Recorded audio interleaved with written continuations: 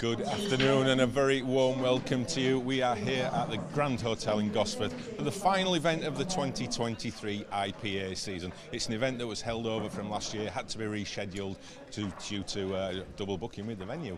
So here we are for the final event, and delighted to be joined by our expert, our commentator extraordinaire, and not a bad player as well, Dan Davey. Dan, great to have you here and great to be here in Gosford. Yeah, it's a good venue. We've been, maybe 5 times now. It's good. It's a good room. It's a good little. There's enough room around. You've got the 4 over there that are sort of like secluded. 5 now, actually, a little bit secluded away. It's one of those rooms that's not too hot. Everyone hates that. You get a room that's too hot. There's a nice little aircon in the room. It's a good little spot. It's in the middle of everything. You get to town easy. It's a nice little place across the road. Everyone loves it. Excellent, yeah. And always a great atmosphere here in Gosford. I mean, we'll talk about this event in a minute, but let's just reflect back on the Isle of Man and what we witnessed in the Isle of Man from Mark Boyle, the new world number 1. Well, you witnessed Mark Boyle, and a bit more Mark Boyle, and then a bit more Mark Boyle, really. He just dominated. He won both. The second time he's done a double. But obviously he's done it at the grand finals where you double prize money, and just what a weekend for him. He just looked invincible the entire way through.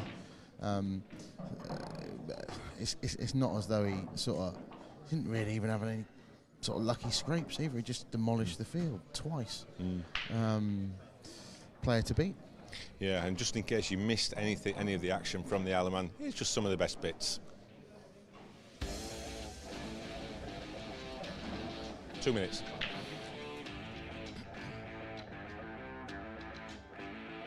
I move it. This is an awkward finish, really difficult. Yeah, and I think that Dan should be liking the way the ball's like at the moment, but that shot's just open. Until right now. Yeah. What a shot, Craig Brown.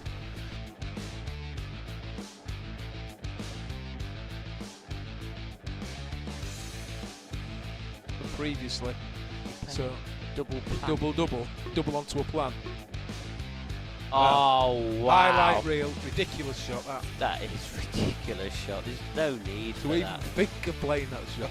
Corey Reese. To even think of playing that when that's the ball that dictates if you're on a colour, that's even more important. Shot of the day.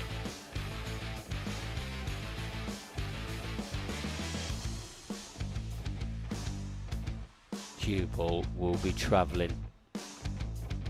Hold on to your hats. He's going to have to punch this. Here we go.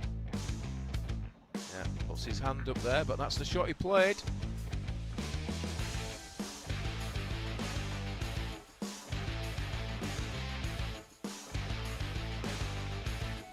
Try and kick it in off the red in the middle. Like that. Like that. Oh my God. There you go. Oh my God. There you go. Oh my word. What a shot that is. Wow. That's ridiculous. Clint What a shot Ianson. Jesus. Even he finds it funny. That's ridiculous. Yeah, brilliant. Absolutely brilliant. Wow.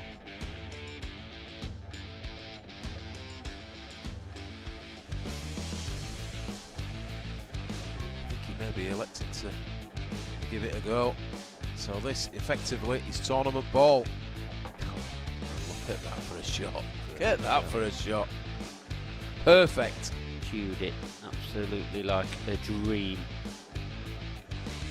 So it's this 8 ball for the title, and it's there. Absolutely phenomenal performance from Mark.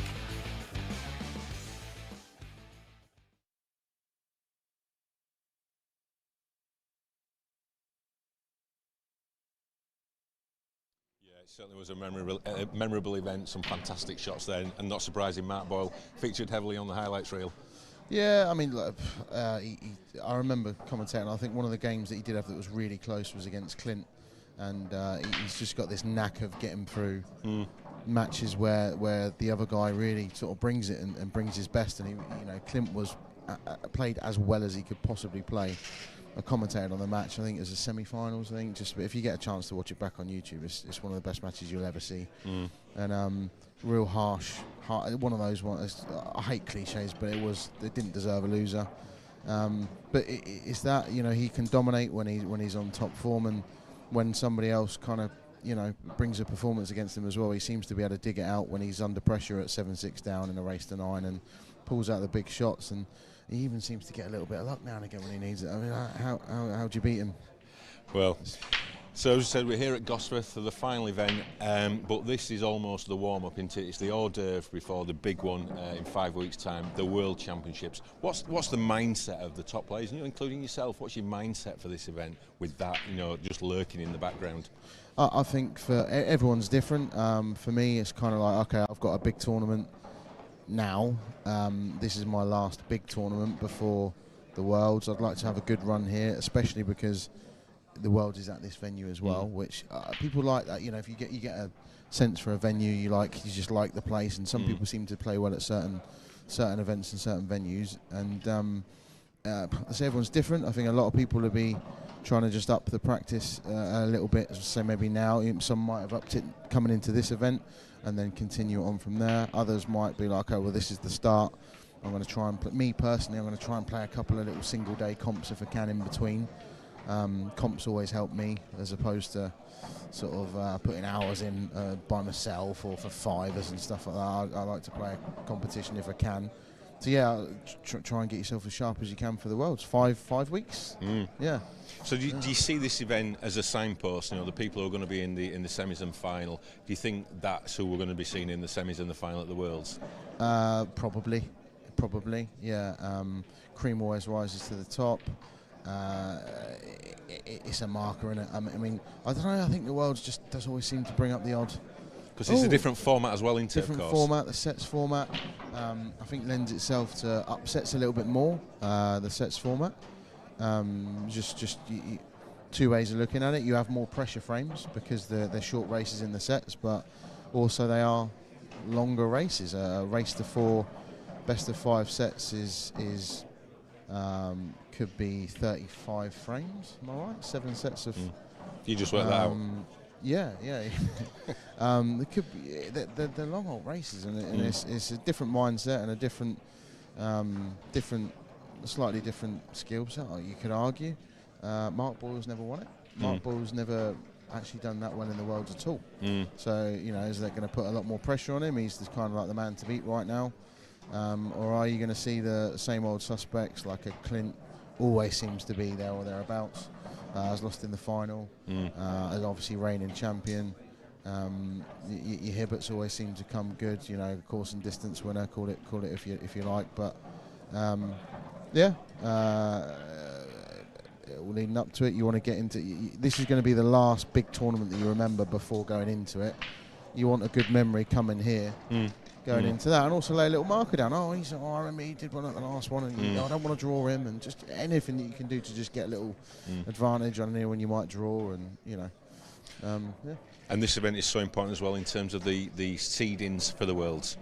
Yeah, so top 32 guaranteed into the last 64, straight into the last 64 at the Worlds. So you avoid the bloodbath of the first 2 or 3 days. Trying to get to the last 64, the last 64 draw. So there's quite a few. There'll be a good sort of 5 to 10 players in it, hovering around the 30 spot, or even some that are hovering, in the 40s. That if they have a real good run here, could get themselves into the top 32 and get themselves straight into the 64. And that top 16, top 8. You know, they're all going to be jostling as well for the positions because that's so important for the latter stages. Yeah. Well, if you're top 8, you can't play another top 8 player until the quarters. So you do want that. I'm 9 at the moment, so it's on my mind. So another thing. I mean, there's so much. I mean, got to try and block out a little bit and just try and concentrate one game at a time, and whatever happens.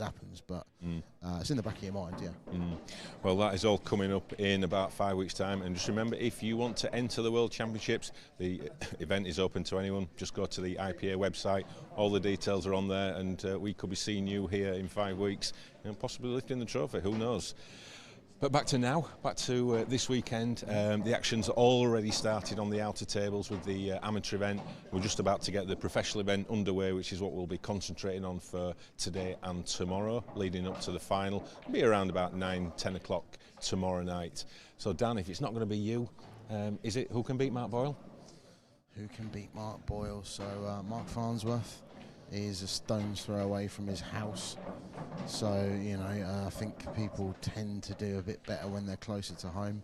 You'd probably have to have him down as a danger. He'd be a danger anyway, but when he's only 5'10". But you've also, talking of stone's throw away, Gav Robinson won the Masters event at Goldricks in December, broke his duck, got his first big title under his belt. So whether that's going to loosen him up and he feels that he's even more relaxed going into it, it's like a monkey off his back, or is it going to put more pressure on him? He'd probably have a few ears supporting him. He's quite a popular guy, so is he? How's that going to affect him? So you probably got to stick him in the mix because he did win the last big event. And obviously the contingent from Scotland, the Boyle, the Dunsters, the Fernies, they're going to be in the mixing pot as well, I guess. Always, yeah. You probably had this season especially, you'd had Corey Reese to that. Dean Shields seems to get to every single final and lose every single final. I'm sure I thank you for that one. Usual suspects, Clint obviously. The rankings don't lie. Yeah. And so our first match-up today, Liam Roberts against David Adenall. For people who haven't seen these two players, tell us about both these two players. I'll probably say quite similar styles actually.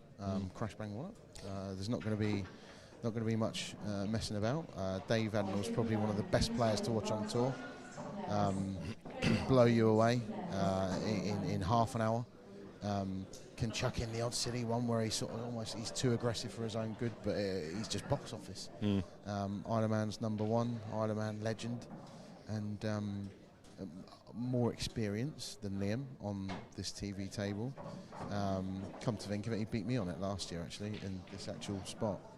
Cheers for that. So yeah, Liam's first season, he's not got as much experience as a professional on this main arena. So is he going to rise to it? Is he going to, sometimes it brings the best out of people, other times it doesn't.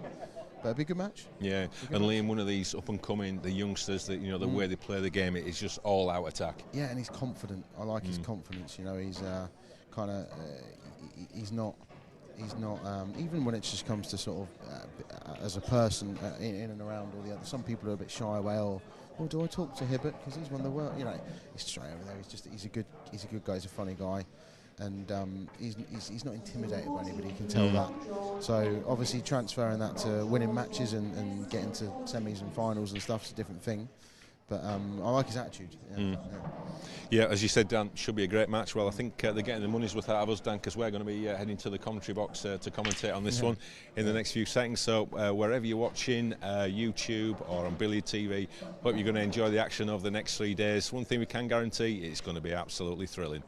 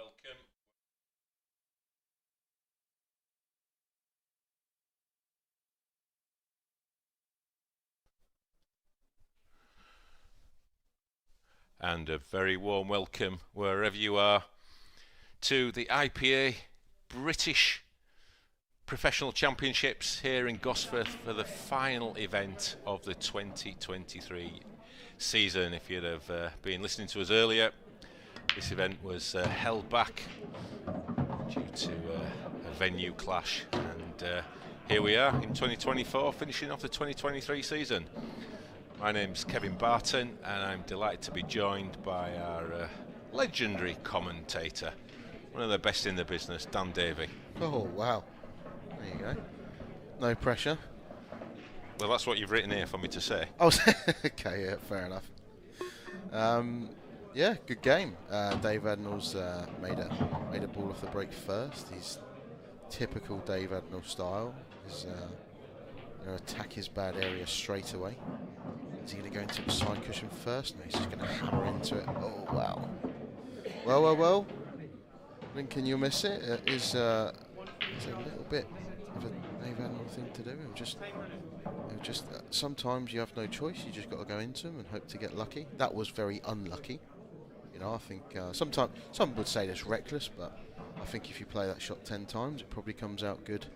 Maybe 7 times. Probably was the right thing to do. But yes, early little bit of run hasn't gone his way. To Liam Roberts. Oh, that was nearly a bad kiss, but it's actually perfect, I think. And these type of frames, Dan, you know, where the balls are out in the open, early doors, they're really, you know, to take these out, well, which you do in the club pretty much every day of the week. You know, in front of the cameras, first frame on the table, first time he's hit a ball all weekend. Never quite that straightforward. No, I mean, you see there, he's just come straight on this ball, so he's going to have to force this to get the cue ball back out. He would have loved for the cue ball to have run on for a couple of inches, and he could have played it quite natural and brought the white up table. These little shots here, the ones that can go wrong, but he's played it well. Again, just cueing slightly off the cushion, but should be fine. I think they're the ones, though, that I find a little bit too often, if I was to criticise myself. The first frame of a match seems to have a little bit too much of a bearing on how the game goes. You make a mistake in the first frame and get punished, and the amount of times where you seem to find yourself 3-0 or 4-1 down afterwards, and likewise if they make a mistake and you punish it, you know, before you know it, 10 minutes later you're 3-0 up or 4-1 up. You never really, as much as I don't like cliches, they are cliches for a reason, and you don't really ever settle until you win your first frame. I don't feel like it anyway. And it's also sending a message to your opponent, isn't it, as well? You know, if he can, if Liam can clear up here in a visit, do it nice and tidily. You know, it just puts a few early seeds of doubt into the opponent's mind. Yeah, body language, everything. You know, it might even just be the way that he does it. You know, if he looks very confident, you often subconsciously sat there studying your opponent, so you know you think he looks. Quite like to see sometimes that even if they get the clearance, I might feel quite good because it looks like they're not confident. Liam's done his job there. Yeah, first blood to the Welshman. A rookie pro, as you said earlier, down against David Adnall, who seems to have been around for quite a few years now, very experienced. It's that mistake from Dave, and Liam pounces. 1-0 it is to our James Wade lookalike, or Ed Sheeran. Which are you going for there, Dan? Ed Sheeran every day of the week. Is it more Ed than James? Much more Ed, yeah, much more Ed. I mean, nothing but Ed Sheeran, really. Is he? Surely. Frame 2. Always got a smile on his face. Yeah. Just exudes positivity, don't he, Liam? Again, a lot more Ed Sheeran than James Wade. Tristan seems to be queuing to the left of to the right as he strikes with the cue ball when he breaks. I don't know if that's a deliberate thing or. Great break, 3 balls down from the break. either way. It's, you take that every single time. He's got a bad cluster. He's got a little cluster on the left-hand side of the table, but if he takes yellows, he's got the angle to go straight into it. And I mean, it's hard to see how he's not going to be on something. I think if you go into it with pace, how are you not going to be on the one in the middle or the one in the bottom right corner?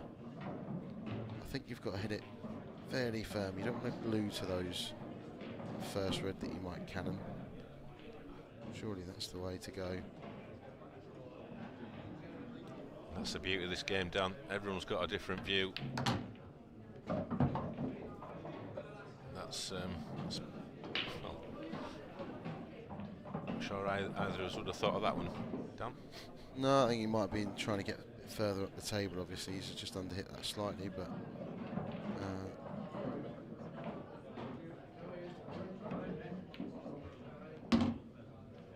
okay, I can see the plan though.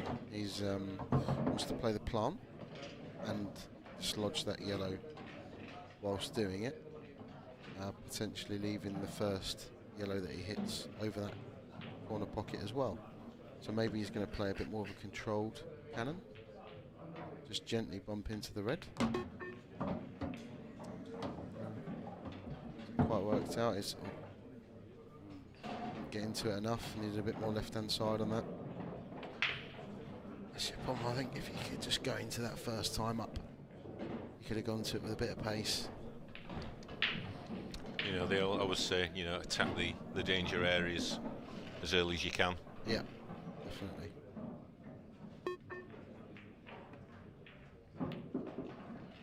So, decided that's the end of the road. No more attacking in this frame. Still he's hardly handed the initiative fully over today, was he? Really? I mean, this is a tough table for Dave as well. There's no clearance on it, right? Yeah, I think that was quite an interesting shot there from Liam. He's obviously showing that he's got his game face on. He's not just here to entertain the crowds. Could have gone for, you know, a pretty extravagant finish, but decided to rein his probably natural thoughts in and try and work a better opportunity. Yeah. Sometimes the best shots you play are the ones that you turn down. Now and again, you just need to rein it in. You do see the very best do it. Liam Dunster's a very good example. As clinical as he is when he goes for the finish, he seems to judge it about right as to when the correct time is to go for the clearance. Now and again he does cover a pocket and play a tactical shot. Dave's got a trick. Well, if he's in the practice, if he's in the club now, he's playing the back double, isn't he? He's playing the back double into the middle, and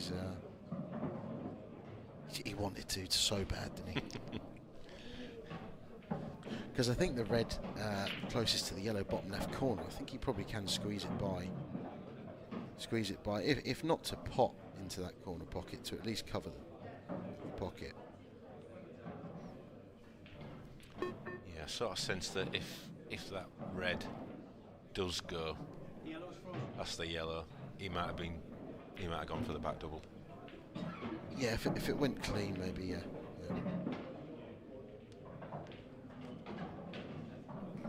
So a bit of early jostling here. Who's got the tactical advantage? Who can develop the tactical advantage? Yeah, I don't mind that from Dave. I know that red really doesn't go now, as it did before, but he's just keeping. He's got the upper hand until Liam moves that yellow on the top left hand, the one that's welded on the left hand side cushion, because the red goes for David and it doesn't for Liam. So it's about as well as Liam can do, but at some point he's got to do something about that yellow. Yeah, Dave's got to be tactically aware here, because you know what's coming next from Liam. Yeah, he can roll into this red, but as soon as Liam gets a chance. So he's covered it. Clever. Touching ball gives Liam a couple more options.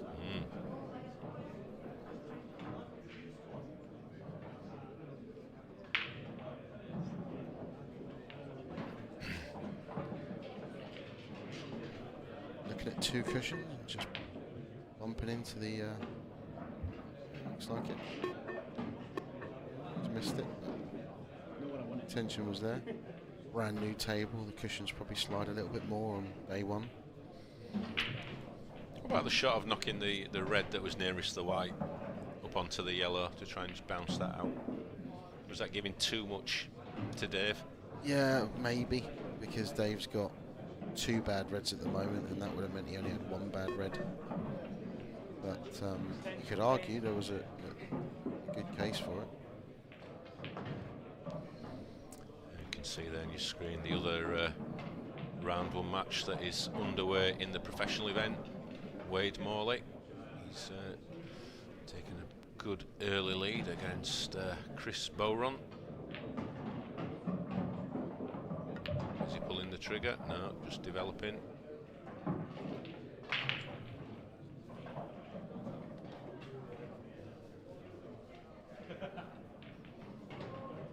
Judge the white ball well there, Dan, so I don't think Liam can get up to that yellow at the top. Oh, is there a gap? Well, also, he can play the plant, he just really doesn't want to. Let's try and wedge him in there.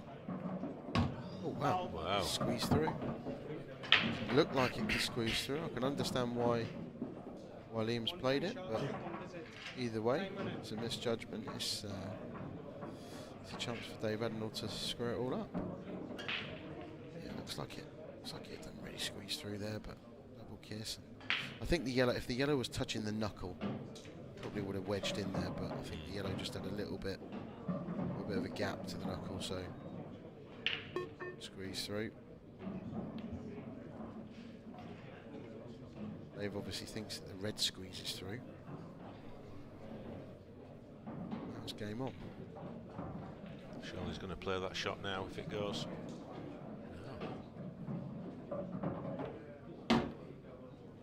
Clear these ones at the top first. Yeah, just mapped his route out, so middle, then top left. And then he'll come down table for the final 2. Just to get as close to the side cushion as he can, really. Just underhit a little bit. Really want to be flicking the yellow on the way back out if he can help it. Might lose the white towards the black a little bit. He's hit it firm enough to come all the way down, so played it well.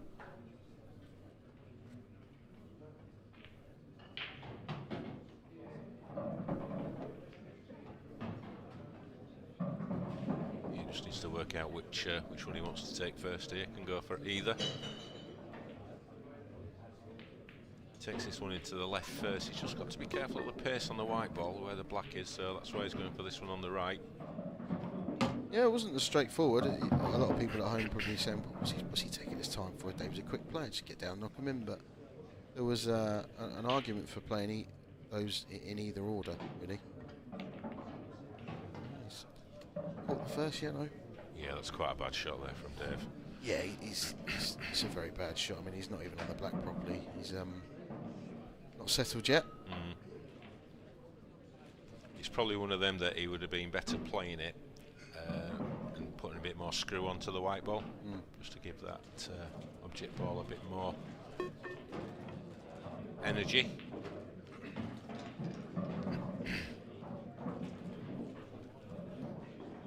Well, Liam saying over to you, Dave. What have you got here? A treble? Can you even get to the angle for the double? A treble skill shot. Hit and hope.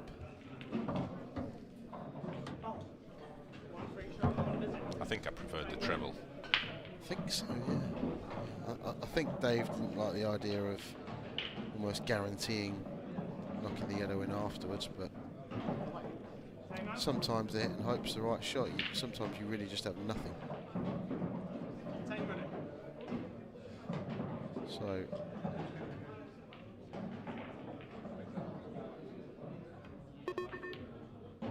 looks a bit pacey. Needs to slow down.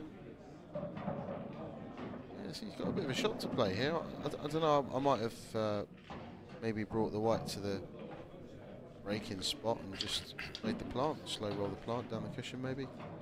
Should be fine still. Anything but under hitting. He's cued that well.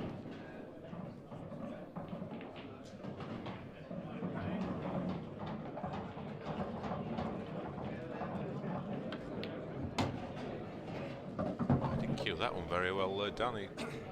Went into the bottom left-hand side of the pocket as we looked, hence the whites travelled a foot further up the table. Yeah, if he pots it clean, he's probably nicely on the black. He's fine. He's fine. I think he's got that expression that he's just laughing.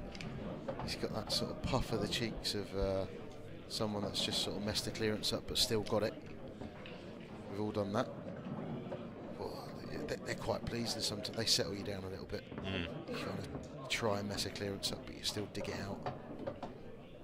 What's Dave's thoughts going to be after those opening 2 frames? Is he going to be concerned? Is he just thinking, well, still early days?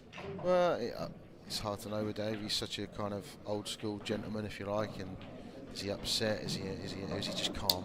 I don't really know. I think he's probably just quite calm. He's very level-headed. You know, he's probably just telling himself there's a long way to go in this match. A little target to possibly get back to 3 each in his head. A mini target. Players often set themselves. Made a ball again using this cut break. But funny old split. Yeah, although reds might actually not that bad if you can get one into the right centre. Yeah, doesn't want to hide behind the black here. He's played that really well. Played that very well. He can actually top it through now and get on his most difficult red on this right hand side cushion. It's developed after that shot into quite a nice chance. I think that is just about spot on. These little touch shots here where he probably wants to go, probably wants to top this through. Yeah, you can see exactly where he's pointing the cue. If you don't hit this hard enough, you're actually in quite a lot of trouble. But obviously if you hit it too hard, you're snookered, or you can't play the red you want to play. I think he's played that perfect. It's straight on this red into the right, into the left middle pocket. Certainly does, Dan. Looks pretty good from here.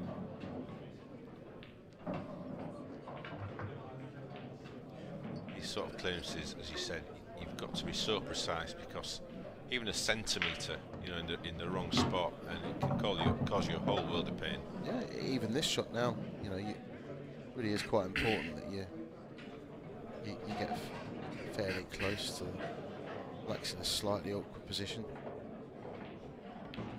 So he's got angle. He'd like to have been closer, but he's got angle. Just as he screw across for the back into the same corner. As he playing into the middle. It's obviously the middle. Just a little there. A little short. Yeah. It's good. It's good. And in it goes. And Dave Arinall reduces the deficit by 50%. Oh yeah, I forgot you're an accountant. Numbers man. I don't think you need to be an accountant to get that one out done. Looks a bit happier now, Dave. Yeah, and Liam looks even happier. Liam looks like he's 7-0 up. The game on here. Just written his next bestseller. Yeah. So 2-1. Still a slight advantage to Liam. It's Liam to break next.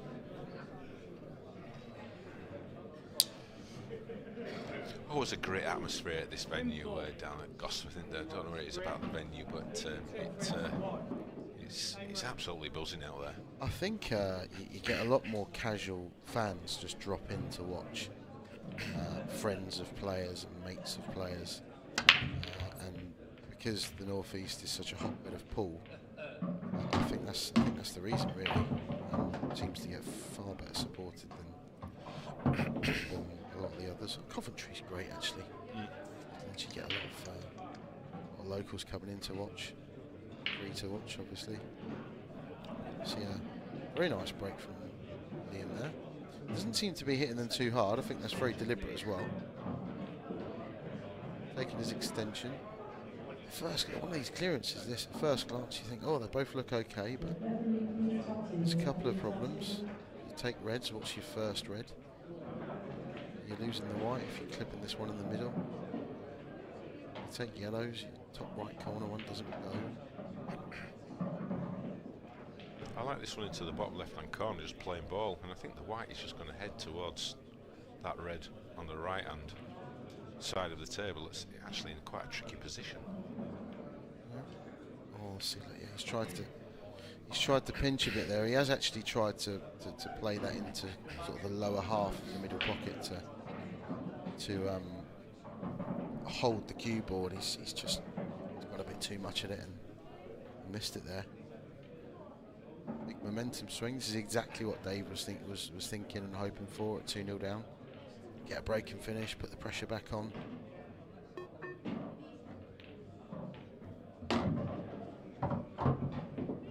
It's all going to be about this red from where you break from, top centre of the table. It's going to be the key to this frame. Probably be his second last red, probably. It's how he gets to that. Does he plan it now? Probably is a good shout.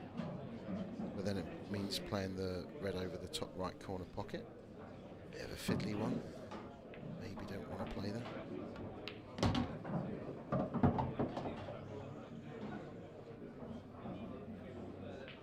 So for me, I think take the one in the middle, and then bottom left, and then depending on what angle you leave yourself, you can try and get on the red into the left corner. Second last ball, or you can just play a delicate little positional shot of the one over the corner pocket.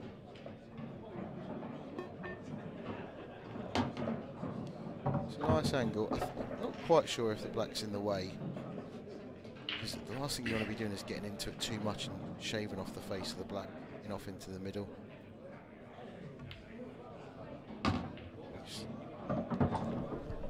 Wiped his feet.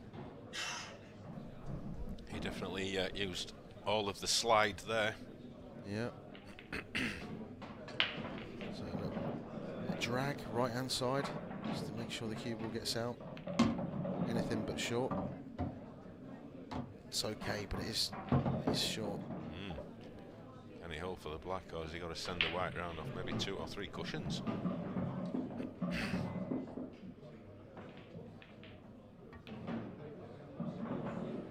Well, he's absolutely butchered that one. He's worried about nothing, about everything but the pot there. 99% of his focus was on position, and he's completely taken his eye off the pot. It's one of those, like, certain shots are good at, certain players are good at certain shots. I think that's not Dave's natural style, a delicate soft screw. No. It's not his kind of shot. He's a puncher. He's a puncher. He'll knock a long one in and look like a Rolls Royce doing it, kind of thing. I don't think he enjoys those shots.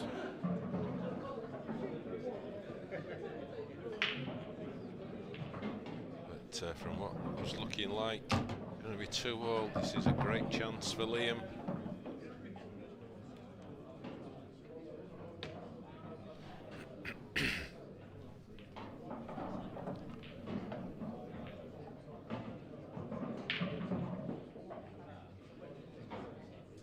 He's going between 2 minds how to play this one.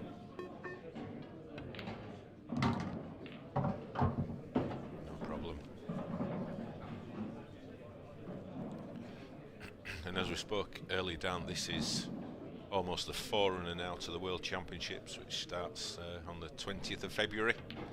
And we are back here in Gosforth for that event for the first time. Something that everyone is looking forward to. Yeah, and I think it's pretty much fully booked, isn't it, as well? There's a few spaces left, but I don't think many. Just get an awful lot of northeast participation. Absolutely love their pool up here.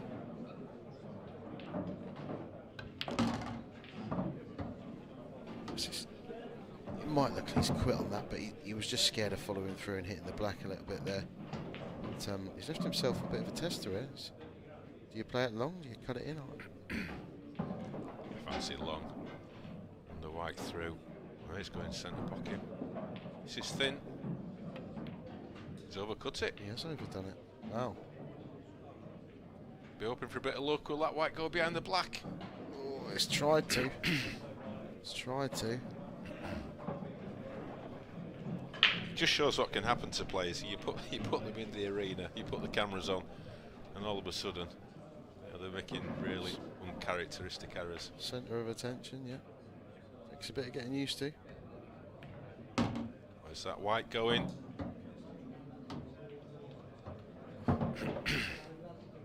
It's okay. It stayed on solid ground, and this easy black, in it goes, and from nowhere.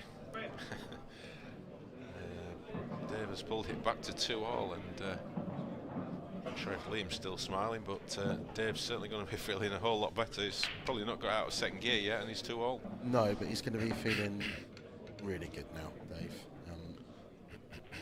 Liam, mildly concerned. Wow, always got a smile on his face.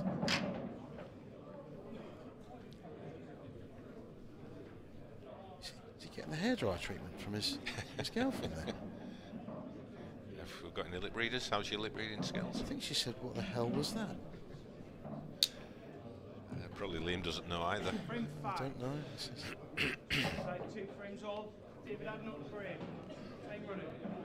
So, anyway, 2-all. Dave to break.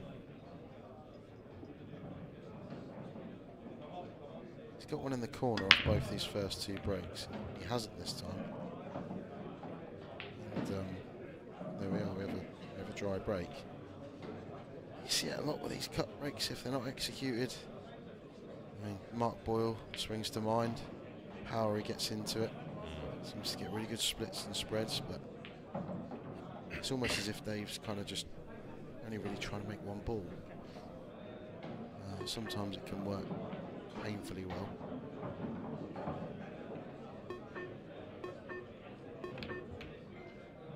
He's left an awkward table, nothing easy.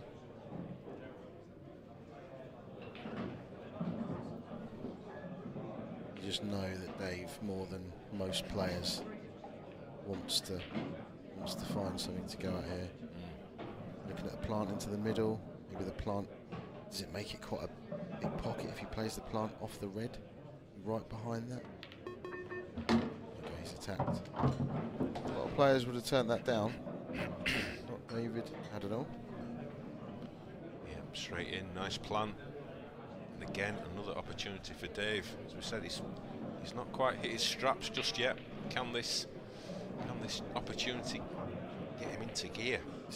Has he got the gap? Can he actually see the yellow into the middle? I'm not 100% sure he can. He's taking his time. No, he's got to play this into the corner. Looks good. Read it well.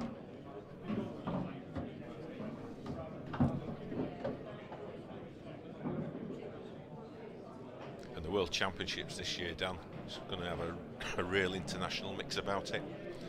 Yeah, tell us more. Yeah, well, obviously, if it's subject to the players getting the visas, but all things go to plan. We're going to have players here from Australia, Malta, South Africa, Zambia, Uganda, Kenya. It's going to be absolutely fantastic. And I don't know if anyone's seen, particularly the African nations, how they play pool and how they support each other. It is something to behold. It's a whole new world, yeah. I've seen, I forget the name, but I've seen a couple of the Zambian players. Yeah. Absolutely incredible talents. Yeah. Really, really good players. For raw talent, it's phenomenal. It's phenomenal. Don't they play on slightly different conditions? And that's that'll be the thing. test. Yeah, whether they can. It's almost like tennis, you know, someone that's only ever played on clay come into a hard court and seeing how they adapt. But it's just raw ability, and if they don't adapt straight away, because I think they're all coming on the tour as well, aren't they? It'd be interesting to see if they how they adapt over the season to come afterwards. How many nations are we going to have for the tour next year? Well, all 10, being well, 12? all being well, the nations that are coming to the Worlds are coming to the tours as well as part of the IPA World League programme. Yep. This is just year one. We're obviously going to look to build on it over the coming years. And it's the top 2 from each country, is it? It is, although some countries are sending more. Yep. 2 is the ideal, but I know some are sending 4. Yep. I believe. It's 4 that can play as professional. Yep. That will play as professionals next year, or this year now. Any others would be playing in the amateur, but I know there's potentially a group of 8 coming from some other countries, which will be phenomenal. See the smiles have just gone somewhat for now. All laughs and jokes at 2-0. Yeah, and that was I think just what Dave needed. Just to get the focus back, get the cueing back, get that consistency. Yeah, and I think Liam's gonna. He wouldn't be human if he wasn't sat there thinking that this could have easily been 4-1. As well as Dave cleared from his break to win his first frame. Liam has had good chances in the other 2 that he's lost. Another good break. Yeah, Not a lot of power behind it, but the balls are in the pocket, which is. He's obviously deliberately. All he's thinking about is timing it, and he's timing it very well. He's getting a good split. Reds look pretty good. So to just slow up a little bit. It's perfect. This match is about to properly get underway.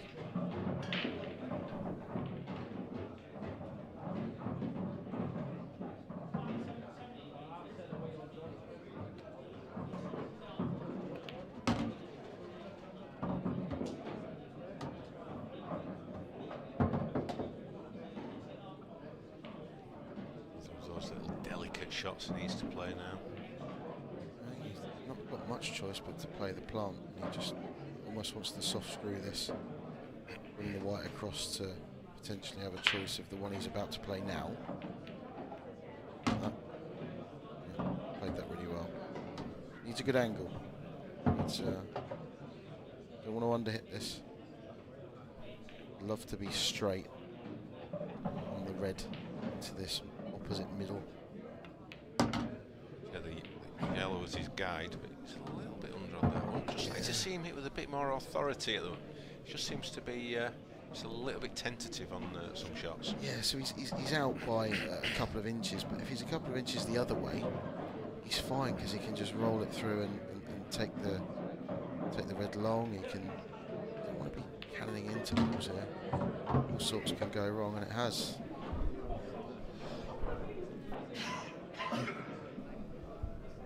Yeah, and that was just an example how he's not really hitting the white ball with any authority at the moment.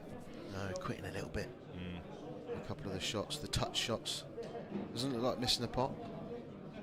But, yeah, little touch shots that catch you out, especially on these arena tables. It's a little bit quicker than the outside tables with all the lighting, and sometimes play that fraction quicker.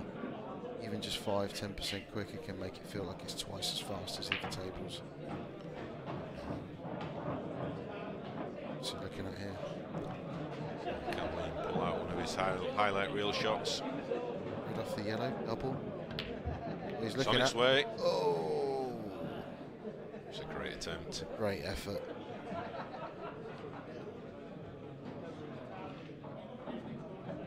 got a little bit of a result in putting one of Dave's yellows on the side cushion. Easiest clearance that Dave's ever going to have. He's got a little bit of insurance though, with the black hiding the red. Perfect angle now to break this one out. Really good. Is he going to keep going? He's in control.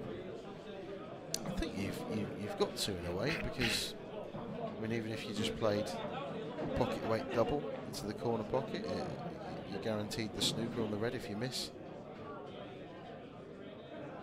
I mean, what are you going to do? Play a safety and snooker Liam? You can snooker him whilst playing an attacking shot anyway. There you go. Played it well. Here's the one that takes a little bit more courage. Since you're going for the... So he's only got a small window for the positional side here. Stay away. Sure, that's nowhere near where he wants to be. He's scared of going too far, too close to the middle pocket. Yeah, hit it way too thick. Yeah. They're the kind of shots there. If you're playing on your club table that you've played thousands of frames on, you can play that shot with so much confidence because you know exactly how the cushions spring. But you know, your club table never tends to be anywhere near as good as this one, and you don't know every spring and bounce of the cushions, so you play it a little bit tentatively. You don't want to look stupid and going off into the middle. The end result is this. So is he screwing, or is he going up and down? He's going up and down. It's a good attempt, but this is a tricky black. These are the ones I really fancy him getting though. This is a bit of Dave Animal, this shot. There we are. Absolutely fired into the corner pocket. Have some of that, Liam Roberts. David Adil 4, Liam Roberts 2, and this match has completely turned around. It looks one-way traffic now, doesn't it? It's there's one player that looks a lot more comfortable than the other. That can all change. It can all change. That's what Liam's got to tell himself. Not happy. We mentioned the World Championships. It's coming up in 5 weeks. The closing date to enter is the 31st of January. If you want to have a shot at the title, and not too shabby, £15,000. 15,000. Get your entry in, and we could be seeing you on the stream table. The biggest prize in pool? In small table pool, it is the biggest prize, yeah. But as we all know, Dan, it is all about the title. Where's that white going? Wow, that is so unlucky. Is your chance, Liam? The money will come and go, but the name on the trophy will be there forever. Yeah. Time running. It's only an elite group that have managed to lift that title. I think there's only been 9 players that have won it. No one's won it twice. That's an incredible stat, that. Nobody's ever won it twice. You look at the names on it. Marsh, Ben Davis. Barton. Oh no, sorry, wrong trophy. Handing out the trophies. Hibbert, Dunster, Farnsworth. Clint, Ianson. Never had a double winner. We'll mention John McAllister as well in the John McAllister, Jack Whelan. The event of fairness, yeah, Jack of course as well. Yeah, all great champions. So can anyone break the hoodoo this year?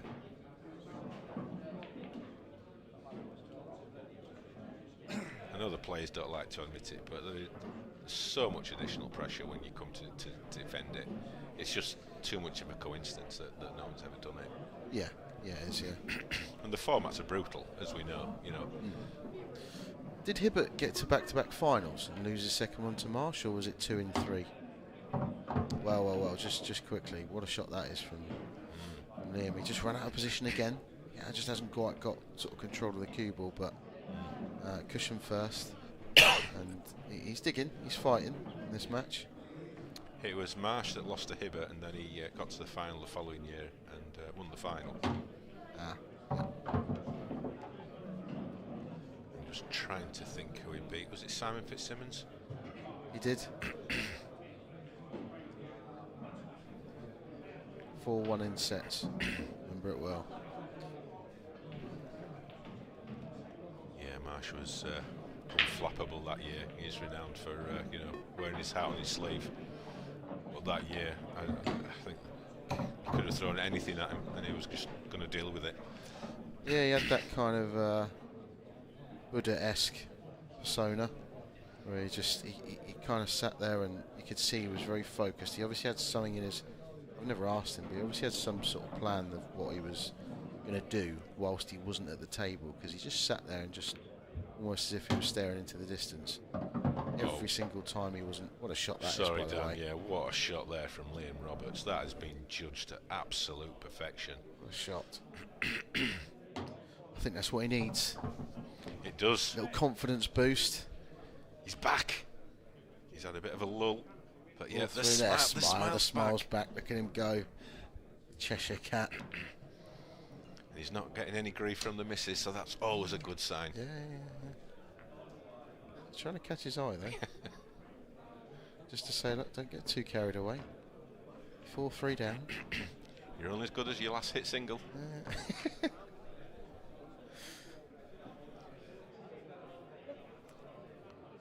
So everything is now back on serve, as it were.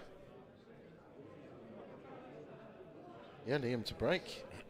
I think he's made a ball off every single break, so if that carries on, he's going to get first chance.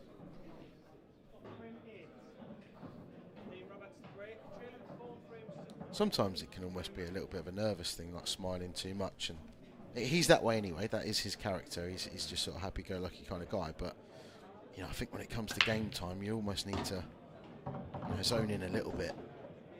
And look at that again. Wow. He's breaking so well.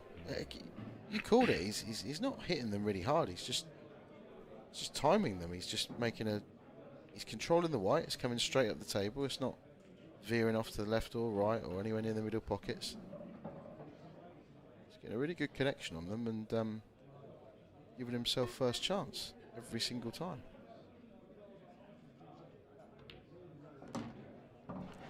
Yeah, we're going to see him just strike this white ball with a little bit more conviction.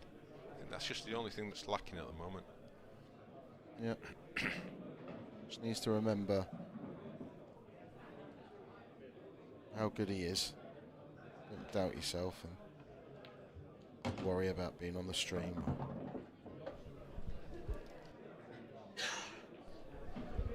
I think as well, I mean, I once tried playing in glasses. I wear contacts now, but how he plays in glasses, I've absolutely no idea.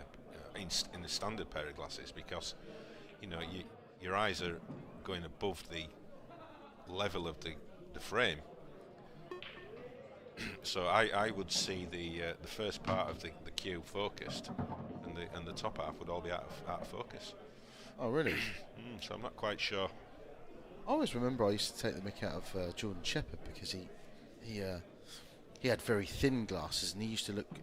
They used to go way below, so he would look. They were redundant. They didn't do their job, whilst he was down on the shot. Whereas Liam does seem to. They're quite big glasses, so he obviously is using them whilst he's down on the shot. Yeah. I wear contact lenses as well, and I've got no chance. Cannot wear glasses. I struggle to wear glasses and walk about, let alone. I really do. The depth perception seems to go. I feel almost a bit. I feel like I've got vertigo, and I just can't. Opticians always go on at me. Oh, wear your glasses, but I can't do it. Any sort of game or sport, and anyway, he's in his glasses, and he's made his way to the black. This is massive. Yeah. Absolutely massive. A bit tentative. Just why? No. Oh, Got wow. there. Pocket weight. Any harder, that doesn't go in. Yeah, didn't expect that to go in, but it's Take that. just clawed itself, and that's two finishes there on the trot from Liam. So he's definitely feeling pretty good about life at the moment. Talking of glasses, He was just putting some eye drops in. fluid in his eyes. Yeah. I wonder if Dave wears contacts actually. Maybe he's just they're a bit dry sometimes. I don't tend to have any problems, but I know some people do have problems with contacts getting a little bit dry. I've seen Dave wearing glasses. Obviously not playing pool, so maybe he does. Yeah. So 8 frames, 4 apiece. Yeah, back-to-back clearances from the break from Liam Roberts. Game on our hands. Yeah, again, all the balls go to the right-hand side of the table from a Dave Addinall break. Yeah. Can he get through to the red? Can he see enough of the red to play that into the right middle? Because if he can, that's exactly what he's going to be doing. I think he can certainly spin it in with some left-hand side. It's just what will he be left afterwards? And of course, because it's the first shot, it doesn't matter if he catches the yellow a little bit first as well. Yeah, it's good. Probably did hit yellow first, that. Yep. It's pretty good. He's not out of the woods yet. There's a couple of delicate little positional shots that will need to be played, but he's in. He's got a chance. As you say, after the break, all you want is a ball down so that you've at least got some sort of chance.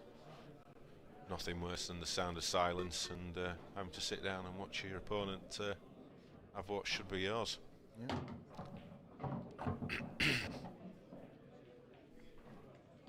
This is possibly the key shot, really. If this goes well, it could be frame over, but there's a lot that can go wrong with this shot.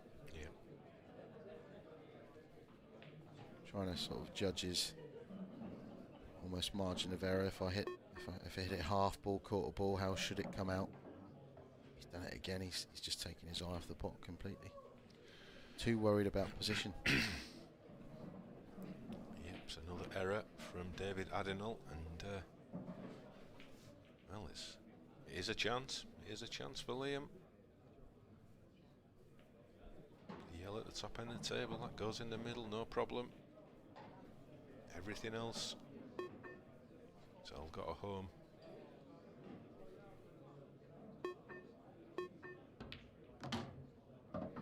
And that's the kind of shot we want to see from Liam Roberts. Just hit with a bit more authority. Yep. Yeah, I want to probably want to get on the one on the right hand side cushion next if he can. Just like a little flick off that. Yeah, that's pretty good. Buckets aside on that one. Yeah. It's all about this angle that he leaves himself to get back up table. Make sure of the pot. Seen it a couple of times in this match. Too worried about position. That's perfect. Yeah, I think that's pretty good. It's nice. It's really nice. You might even be able to screw behind the yellow on the left-hand side of the table into to play on it into the middle. So if you get on that good, it's frame over. Drop into the left middle, drop into the right middle. Yeah, and he's got a big margin for error, hasn't he, Dan? He can be under, he can be over. Yeah, he can be under, play it into the corner. He can.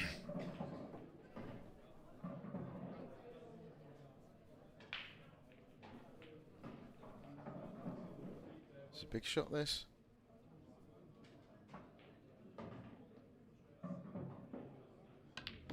Screwed to come behind it, played it well. Wants the bounce. That is perfection. Could not have played that any better. Well, Liam Roberts, he's finally turned up to the party. He looked nervous. He looked tentative. He was quitting on shots just 10 minutes ago. And now he looks $1 million. Soft screw here. Yeah, just he's overdone it a little bit. Bit of adrenaline there, I think. Yeah. I still fancy him to get it. All of a sudden, it becomes missable.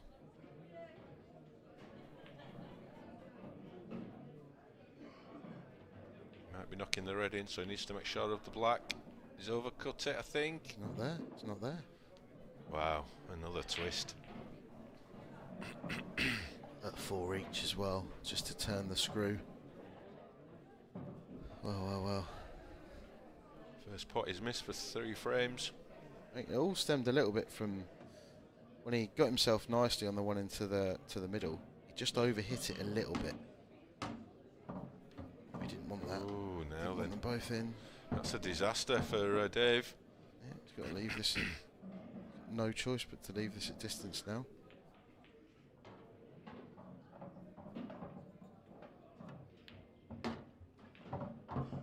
But this is David Adenal shot. There we are. And the white's nice and safe, played it well, no mistake. Both players now seem to be up in their game a little bit. Yeah. Hammer blow. As we get into the latter stages of this match, I think both players are now starting to get into the groove a little bit. I know Liam played an error that missed a shot, but I think that's just position. I think it was just a bit of adrenaline. Yeah, he just slightly overhit when he had 2 yellows left. He slightly overhit the one into the left middle, so he was having to cheek the pocket just to bring the white ball back straight, and it got into his head a little bit, and he's just overhit it. Yeah, because he was hitting the ball with more authority, the one that he played into the centre, as you said, he just hit it too hard because he's feeling more confident. Yeah. Whereas he'd have been better in his old way and just drop it in dead weight. Yeah. Because you drop it in dead weight, nothing can go wrong. Yeah. You can be low on it, you just don't want to be high on it. So 5-4. Liam needs to win 4-2 the rest of this match to make it through to the next round. He's just gone for a comfort break, so whilst he has done, we'll just look ahead to the tour as well next year. This year, keep saying next year, but a couple of events here in Newcastle, a couple in Coventry, and then the grand finals in the Isle of Man. Should be a good year. Yeah, looking forward to the international players coming over. I think they're going to be a great addition. And just freshen it up a little bit. You know, you look around the room and you go, "Oh, who's these guys? You know, where they come from? I've never heard of these." Well, actually, they're the best players in their country, with tens of millions of people in the country. You know, these guys can really play, and it's going to be really, really interesting to see how they brighten up the tour. And again, if you want to enter the tour, all of the tour, or just enter the odd event, and you can do that. Again, it's all through the shop on the IPA website. All the details are there, all the dates, the venues. Come and join us for what promises to be another great year, 2024, here at the IPA. Lots of events this year as well, Dan. There's, I think you've got an event as a pro every month this year, with the addition of the Welsh Grand Prix and the English Grand Prix events. Yes. Yeah, as well as is there 1 or 2 McGoldrick's events? 2? 2, so you've got they're great events. But the hotel setups are brilliant, and there's nothing better than coming from your room and wandering downstairs to play your match. But for me, I mean, we're brought up playing in pool clubs, and if you've got events at elite pool clubs like McGoldrick's, for example, we love them as players, and you know, it's the more events the better.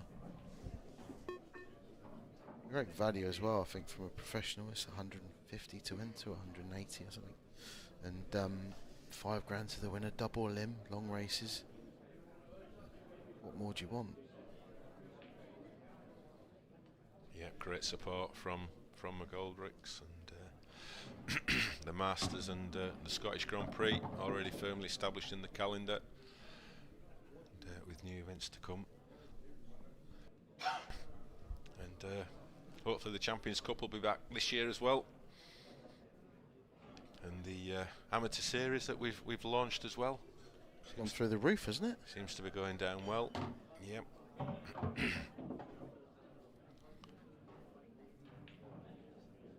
It's all got a bit busy. Very busy. I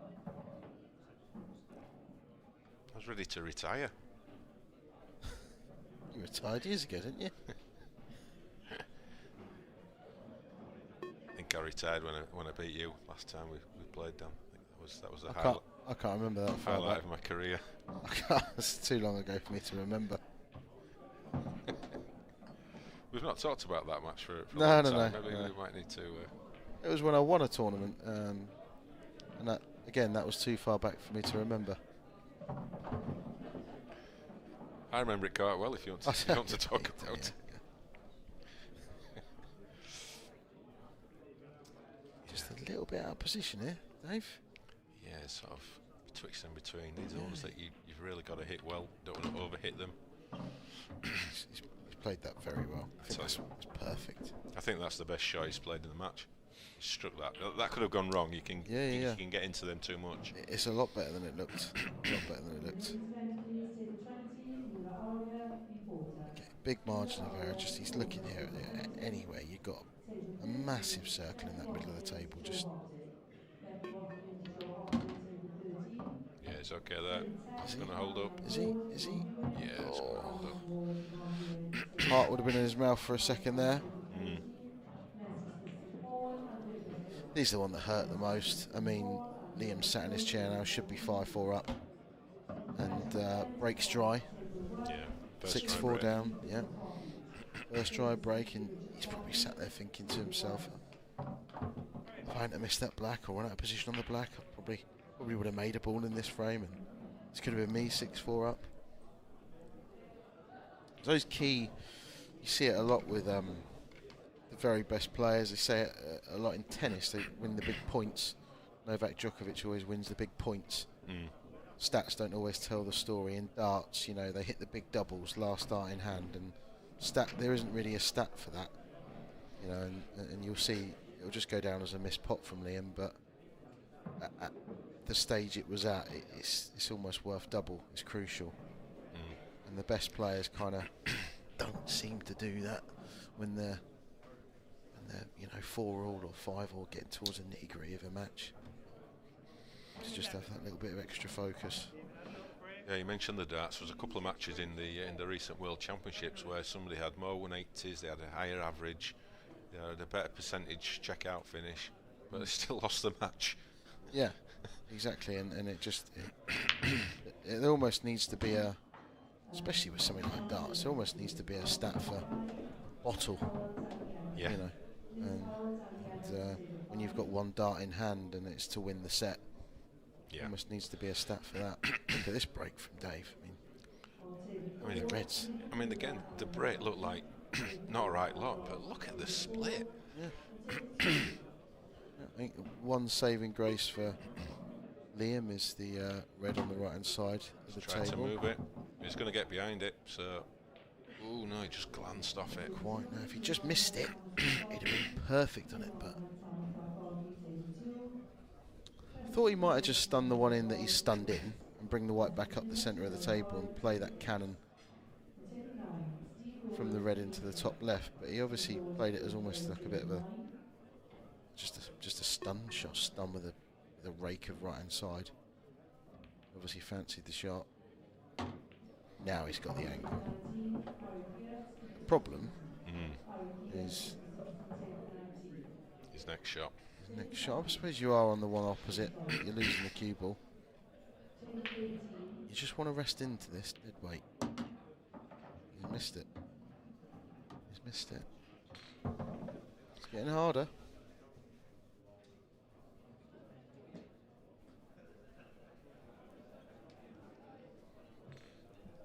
He's going to have to play this one into the left centre with a fair bit of right hand side. Nice play. He's playing this one into the right centre, coming round. Is he thinking of leaving the one in this corner pocket as a double? Sorry, over the problem red as a double. It's an option. Played that one nice, to the white into the gap. Yeah, so you can stun back out, play the other red into the same left middle, and just bring the white towards the very, very centre of the table. No, he's playing it in the corner. He's played that pretty well. It's a good shot. Yeah, is the white going to hit the knuckle though, and come back and not give him great position on this last red? Is it just above the knuckle? I don't know. He can just about cue perfectly at it, so he's not hampered. Yeah, it did exactly that. But played it at a good pace. Needs to avoid this yellow. He should. I think the natural angle takes him just round the back of this yellow. This is. Yeah, I don't think this is going to cause him any trouble. 3 in a row. No, it has. Wow. It has. But he did hit it on the thin side though. Did, and it didn't seem to be that. I think for me, I'll probably be playing that with a tracer right hand side as well. I'm not sure if he did. What a turning point this could be. Unbelievable. Just looking like to be one frame from a place in the next round. Because to pot this, you've got to risk missing the black altogether. Oh, wow. Well. Well, Liam Roberts, what have you got now? See, he's hit that way too thin. Yeah, if he pots that centre of the middle pocket, he might graze the yellow, but he's on the black.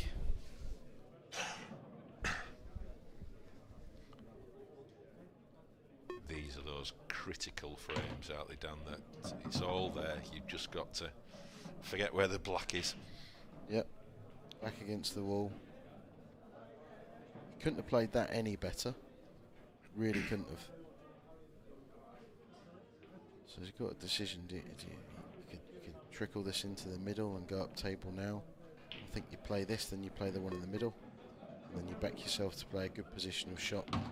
Okay. He's been caught in two minds, I think, there. Yeah. If he was stunning up, I think he wants to play this one into the bottom right corner now. You need to leave yourself the right angle. If this goes right, it's perfect, but you need to play this at a bit of pace to get the white back across. Yeah. Oh, leave himself more angle to send the white round off. Oh, he's played a very good shot. Just killed the cue ball a bit there. Very good. Very confident shot for somebody 6-4 down, and his last visit to the table was the mistake where he should have been 5-4 up. That's quite impressive, this. Yeah, and if he can just finish these off, it'll still be back on serve again.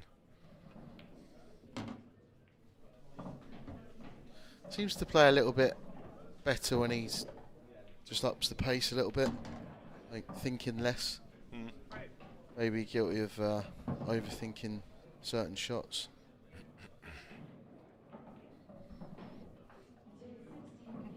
Still smiling. Little smile, yep.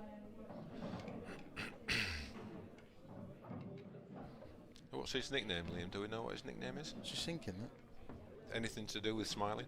A smiling assassin or something like that? The ginger smile. Ed Smiler. I don't.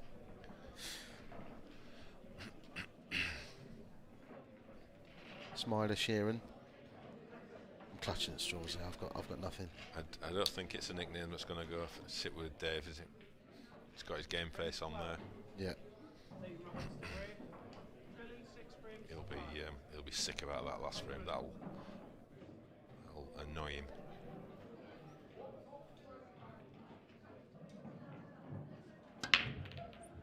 Yeah, very controlled. Bit dry. Dry, is it? Oh yes, dry.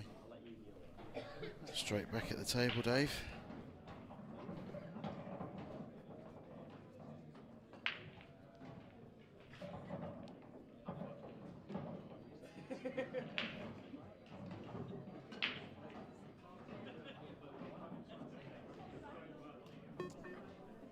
He hasn't really got a yellow to go at. I mean, he could take the thin snicker, the one he's right next to. I think he's got no choice really but to go reds. This is what you get with Dave. He's balls by the horn. He's got absolutely nothing for his efforts. Yeah, again, play that 10 times. It's probably about as bad as that could come out. You're trusting a bit to lucky. He actually played it well and got into that cluster. Got into the cluster exactly as he wanted to. Just flicked that one, sort of half ball, quarter ball, and hasn't really made much of a dent.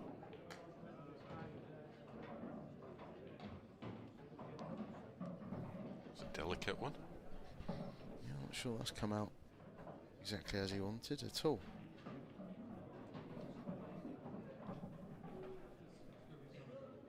Does he play a plant into the middle? Does he?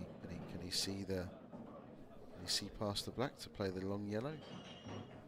If he can, this frame's open.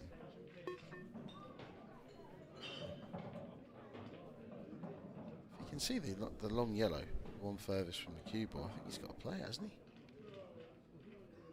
Does look tight.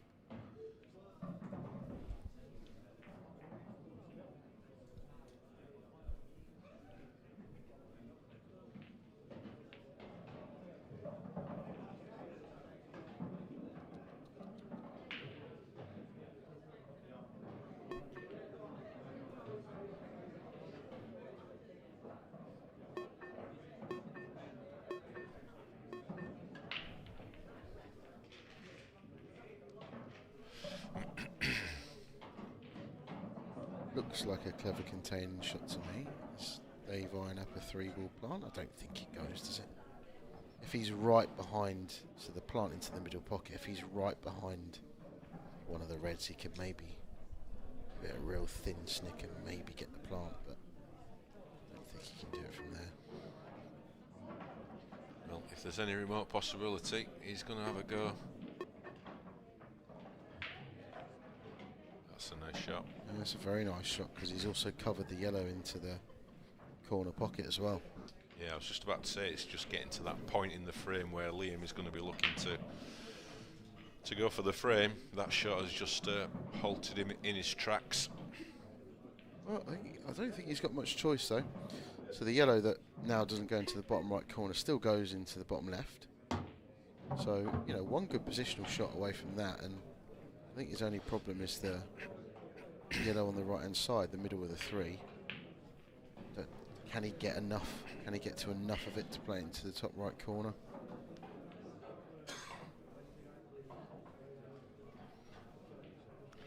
As we start to get to the climax of this match, down to the tense part. That's clever. I like that. Clever. He's not covered the pocket. But it's a clever shot. It's at this point of the frame where they've still got a cluster of his own near that middle pocket to deal with. I like that. And it's all about as well where you leave the white ball, isn't it, Dan? I mean, it's fine to put the yellow near the corner pocket, but he's got to leave it so his opponent can't retaliate. Yeah, can't do an awful lot. And as well as Dave got into that, he was struggling to get into the reds. He's actually found the gap, which is a little bit harsh, but it's a calculated risk from Liam. Clever shot. See, I think that yellow squeezes through there. Now. From Dave's reaction, it probably does. Yeah. I think I'd have played that just the white straight onto the red, into the cushion, just to get in front of the yellow more rather than cover the bag. Just make sure it got in front of the yellow. Covering the pocket is a far harder shot than it looks sometimes, and often you don't really need to do it. He didn't need to cover the pocket there. He just needed to cover the yellow. That's good. It's a good response. See, now Dave's in a position where he probably can play this plant, cut the first red onto that second red, ultra thin, into this right middle, but he's digging. Now, what sort of angles he got? Always looking at kind of player that you fancy him to find something from here. You fancy him to just dig something out. Although the more I look at it, the more difficult that looks. Red in the middle just only has one pocket. Yeah, this is on the postcard. Where's the white? Yeah, I think he was clutching at straws a little bit there. Double into the middle. Skill shot.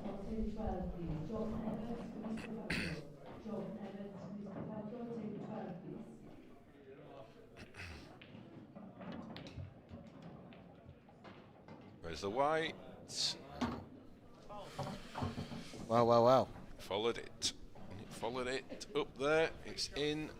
It's a chance for Liam to tie things up at 6-all. I mean, look at these yellows. I mean, It's almost, they're almost so easy that you need to have a good think about it, because you've got about 7 different ways you could go about this. yeah.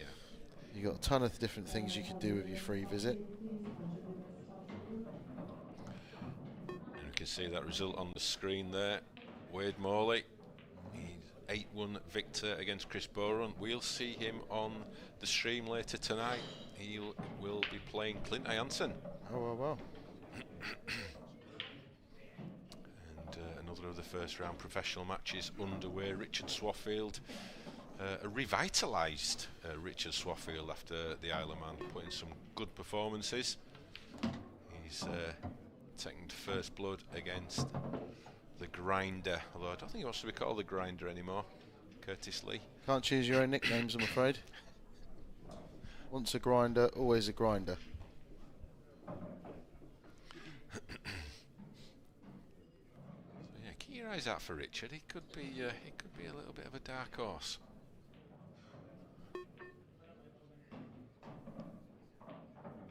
He certainly beat Simon Ward in the Isle of Man. He beat another big name as well, but I can't quite remember who it was. Was it Corey? No. Both Welsh, yeah, it was. I think it was Corey. It was, yeah. I think they're both 8'6". Yeah, a couple of good performances there.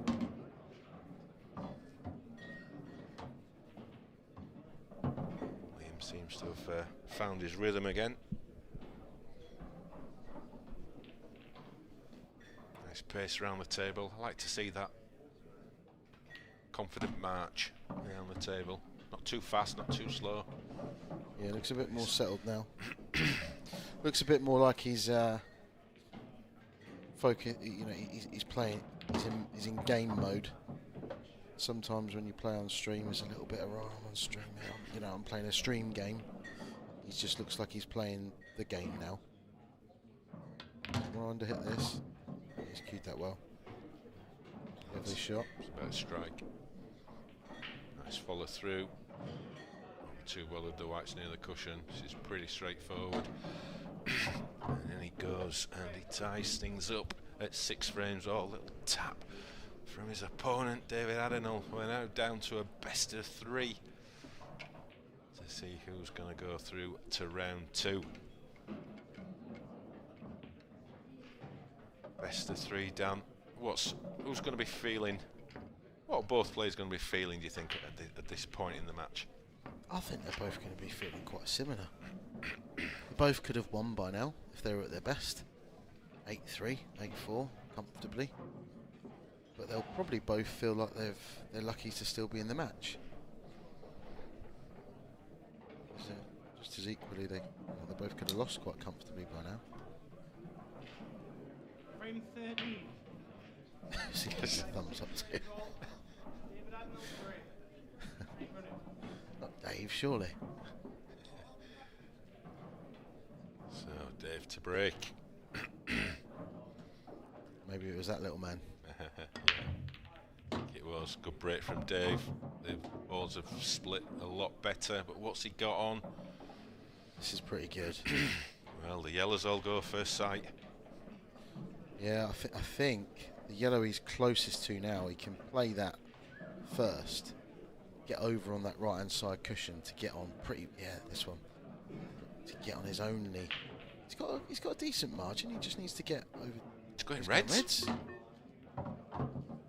Don't believe that, Dan. Neither do I. I don't believe that at all. Wow. I thought he was cueing as if he's looking over as to where he can land the white ball. Well, That is all fooled there.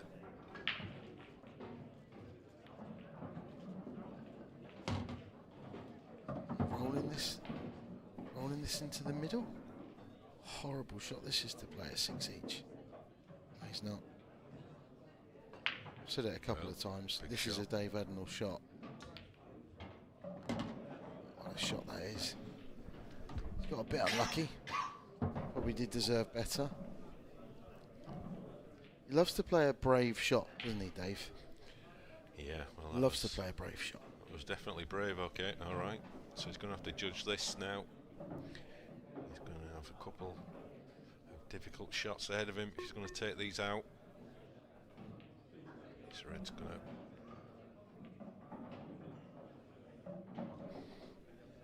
It's not going to go anywhere. It's not gone in. That's a chance missed. Now, Liam, what have you got? Only really got one bad yellow. Because that red is right in the pocket, that is prime combination shot territory. Yeah, if the yellow closest to it was just half a ball further out, that would be it should be a very easy shot if he got right behind it. Got the option to play the one near the black spot as well as a skill shot. He's played a little containing safety. Well, I think Dave's going for the long plant here. Try and play it with right hand side, knock the black away. Yeah, needs to be a little bit careful of crashing into the black at this stage of the frame, but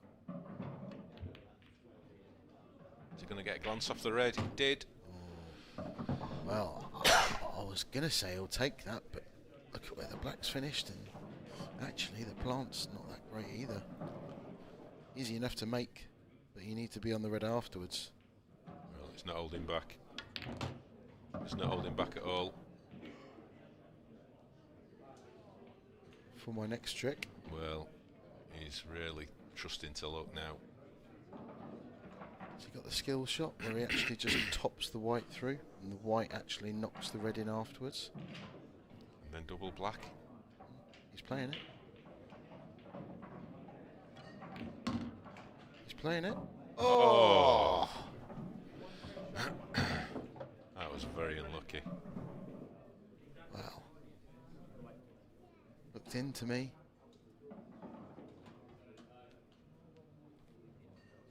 I think Liam's played a couple of very clever shots when he's had ball in hand in this match.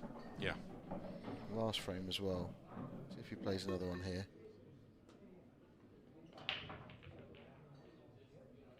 Yeah, I like that. Just pushing the black into the centre of the table. Clever. Almost on its spot where it started. Yeah. This is just like the last frame, this. Dave breaks down on this. He's got a ball or two left. And Liam's just mopping up the pieces. Do you think that was a bit of frustration from Dave? Just not quite the races? Well, I don't think he had much else he could do. You mean when he had two reds left? Yeah. He played the plant. I think you got 30-second shot clock. Sometimes he was going to have to trust the luck a little bit. I think. At least that way, I think he was trying to get. I mean, he was relying on a lot of luck there, and didn't get it. Swaffy 3-0 up. It's only 5 minutes ago. It was 1-0. Racing away. 2 quick frames there from Swaffy. Bit of a clash of styles there. Swaffy against the grinder. Yeah.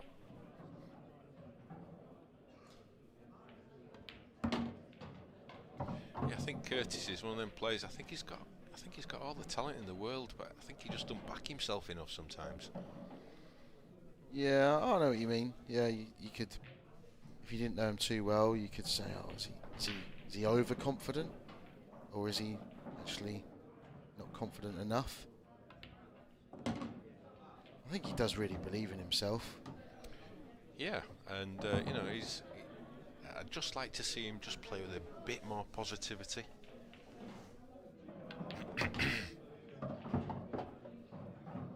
Definitely doesn't lack effort, you know, with his practice and playing other tournaments throughout the season, more local events, and in and around Wales he does very well. Talking of Welshman, I think what's this? It's the first time since he was 2-0 up to take the lead. Looks a different man. And what a time to take the lead against your opponent's break at 6-all. He's now just one break and dish away from a place in round 2. A little bit more of a steely focus there. Yes.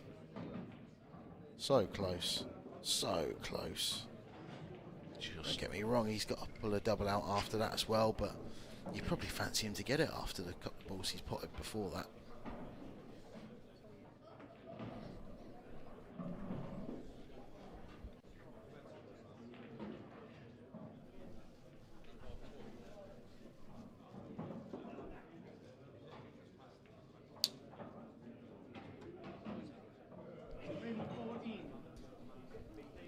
So his last break of the match.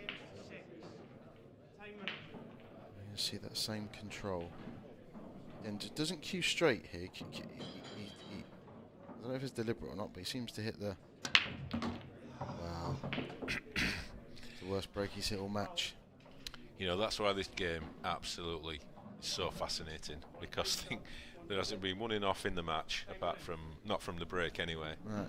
And just when you need it most, his worst break, white straight in the middle. Yeah, as he tried to give it a little bit more, maybe, you know, and just lost the control, lost the timing.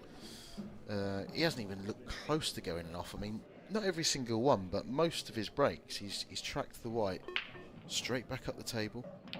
Yeah, really controlled. Anyway, he's gone it off, and Dave's got his chance. What a chance! And that's come out pretty good. He had no choice there. I think he did the right thing. He had to play into that cluster with his free shot, knowing that reds or yellows could both come out good. What's his first red? Can he get onto? Sure, and I mean he's got a long plant down the cushions. A bit of a drag shot, but that just went. Yeah. So we're trying to leave these two in the bottom left-hand side of the table till last.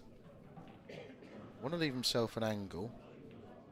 Don't want to be straight on that. It's all about getting there first.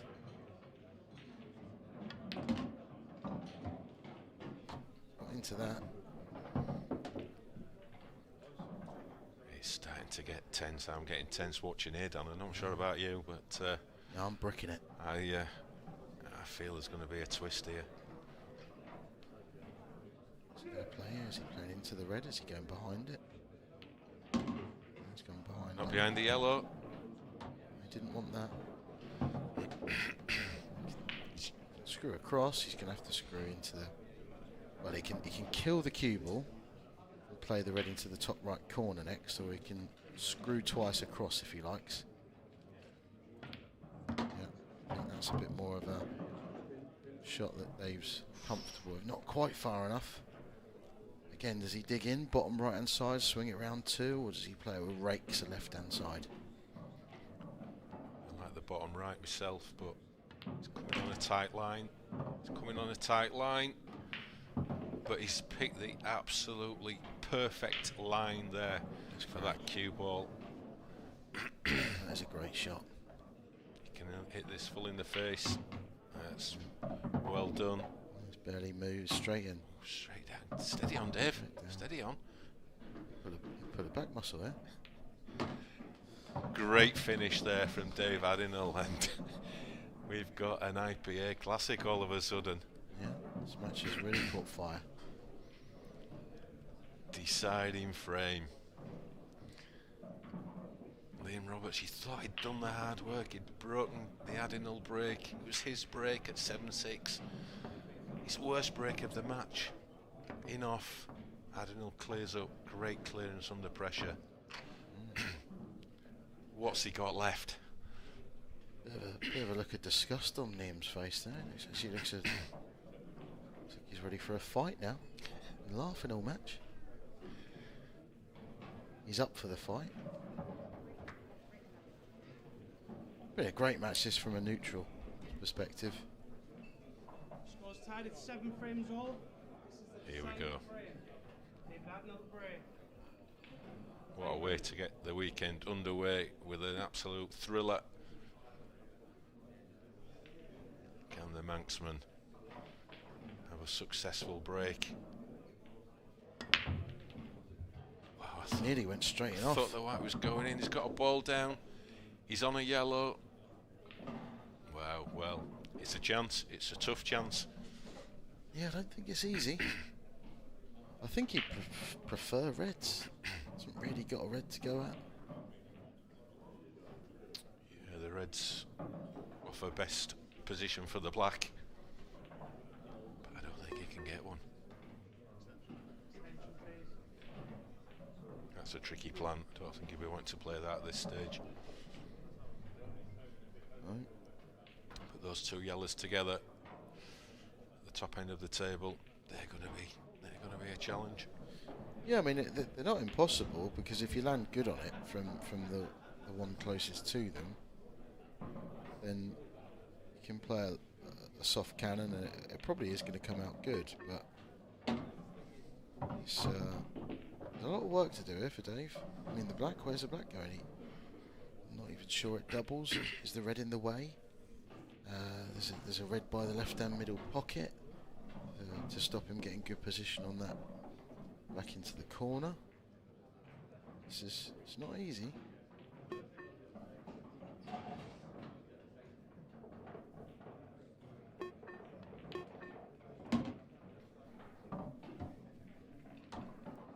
Yellow to centre. Next. How does the top one go? How's he going to play? Does he have to screw back? And the bottom yellow for the other yellow into the top left. It's a little delicate one at this stage.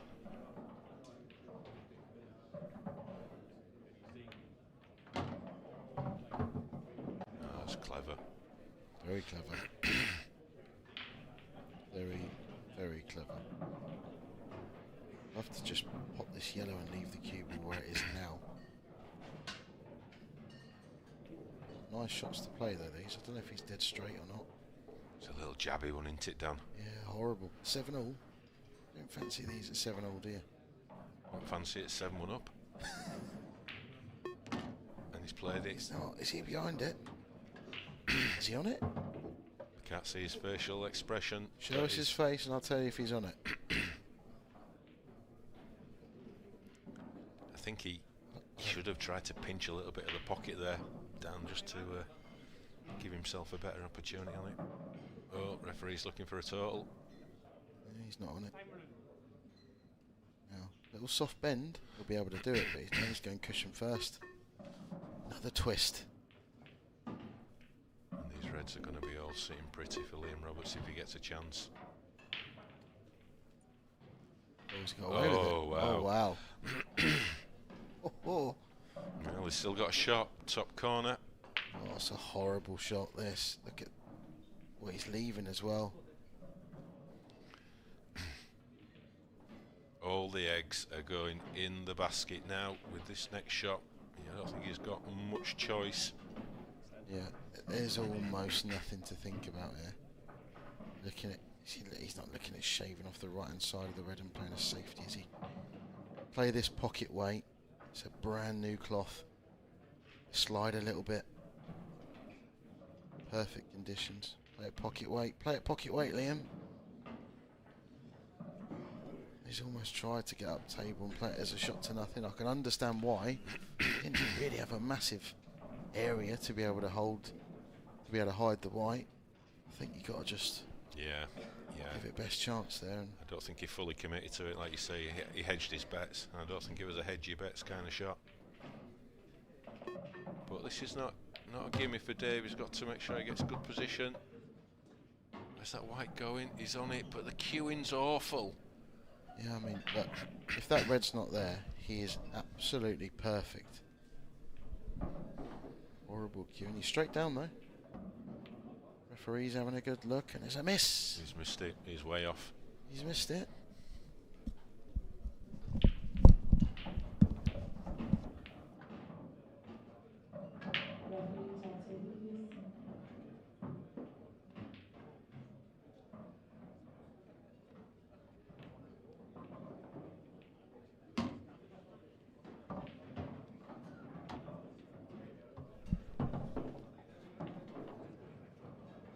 So now for Liam, his choices.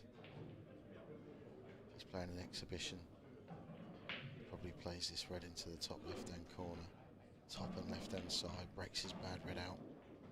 Not going to do that.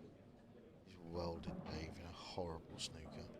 The kind of snooker that looks not impossible to get out of, but hard to see how he can, if he catches the yellow full and pace, it's probably not really going to move much from where it is.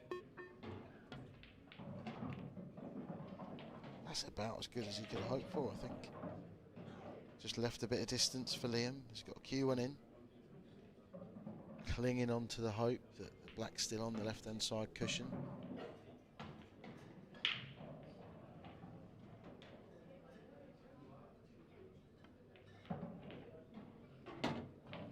Shot from him.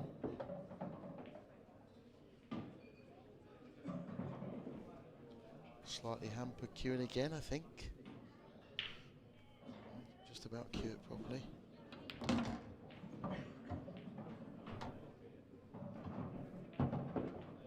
Now, if he's got the angle here, he would love to play this red into the top right corner and screw into the black.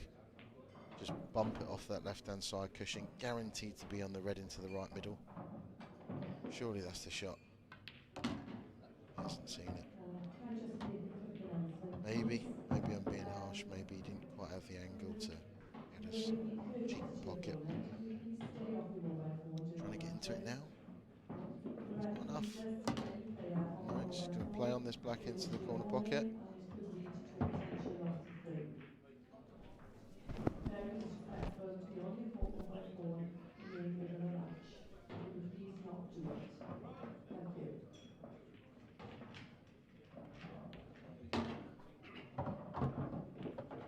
He's gone a bit far. He's gone a bit far, you know. He'll have to leave himself a double.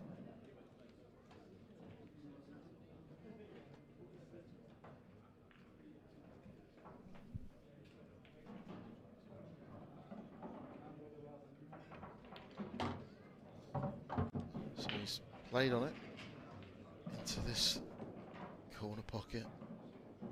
I think a little bit in mind of if he covers the pocket, he's not going to be leaving an awful lot for Dave. Doesn't matter, he's got it. What a shot. Nerveless. A nervy clearance there from Liam Roberts, and then the last couple of balls he's just got down and stroked them in like he's on the practice table. Very, very well played. I'd be really pleased with that.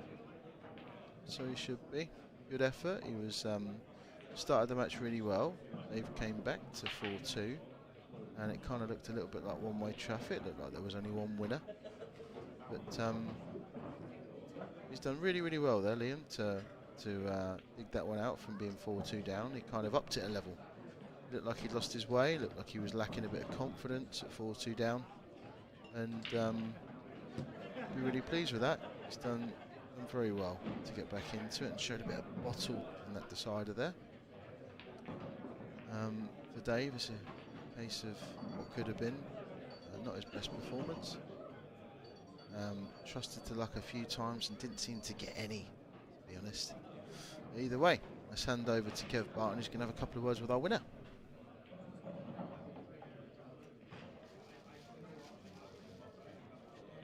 I'm here with Liam. I mean, what a way to get the weekend underway. Another IPA thrill at 8-7. Talk us through that match, Liam. Oh, it was a game of about 5 halves, to be fair. On the table, I felt really good, but a couple of shots just got away, and you miss them by a little bit, and then Dave takes them. And then all of a sudden you might feel, well, sometimes you'll go, oh, I feel like I'm playing poorly. But I felt really good on the table. It was just, say, I think I won 2, then he won about 4, and I won 2. Oh, it was just, say a game about 5 hours. Yeah, it definitely moved in waves, as you say, people winning frames in clusters. It seemed like you both didn't really settle early on, and then when it got to about middle of the match, you both sort of were hitting the ball a lot more confidently. Yeah, well, I think I had a good chance to go. I think it was 3-1 up, and then Dave pinched that frame, and then he's won the next 2, and I feel like I haven't done much wrong. It's like, and then I won the next 2, and I don't think I missed. So it's just such a momentum-based game, isn't it? But Dave's one of the great guys in pool, and it's not the nicest to play him like, but I'm just happy to get that victory, to be fair. When you broke it 7-6 up, you must have been thinking, well, I've brought the back of this match now, and then your worst break of the match to going off. Yeah, we both broke really well, to be fair. I think there was one break where I didn't get left with too much, and I've tried to leave the white down the bottom. And then he's cleared up from there. And I think I had one other dry break, but just going off from there. It was a poor break, to be honest. I was controlling him well all match, bringing him right back, and then I might have just a bit of adrenaline. It's the winning frame. This is straighten off. Thanks. and the last frame there, I mean, there must have been a lot of emotions going through that frame, because you both had chances. It was swinging from one way to another. Dave had a great chance, didn't quite take it, but you managed to hold it together at the end, so you must be pleased how you finished off. Yeah, well, I nearly didn't hold it together at the end. All I wanted to do was just drop both balls in the middle and then play the black into the top left corner pocket on the screen as the people would see it, but I overran it, and then I had to play it into the opposite corner instead, which is a tougher shot, but just glad I held it together at the end there. It's sweet, it's your first year as a pro. As you reflect back on the year, what are your thoughts? It's a tough school, isn't it?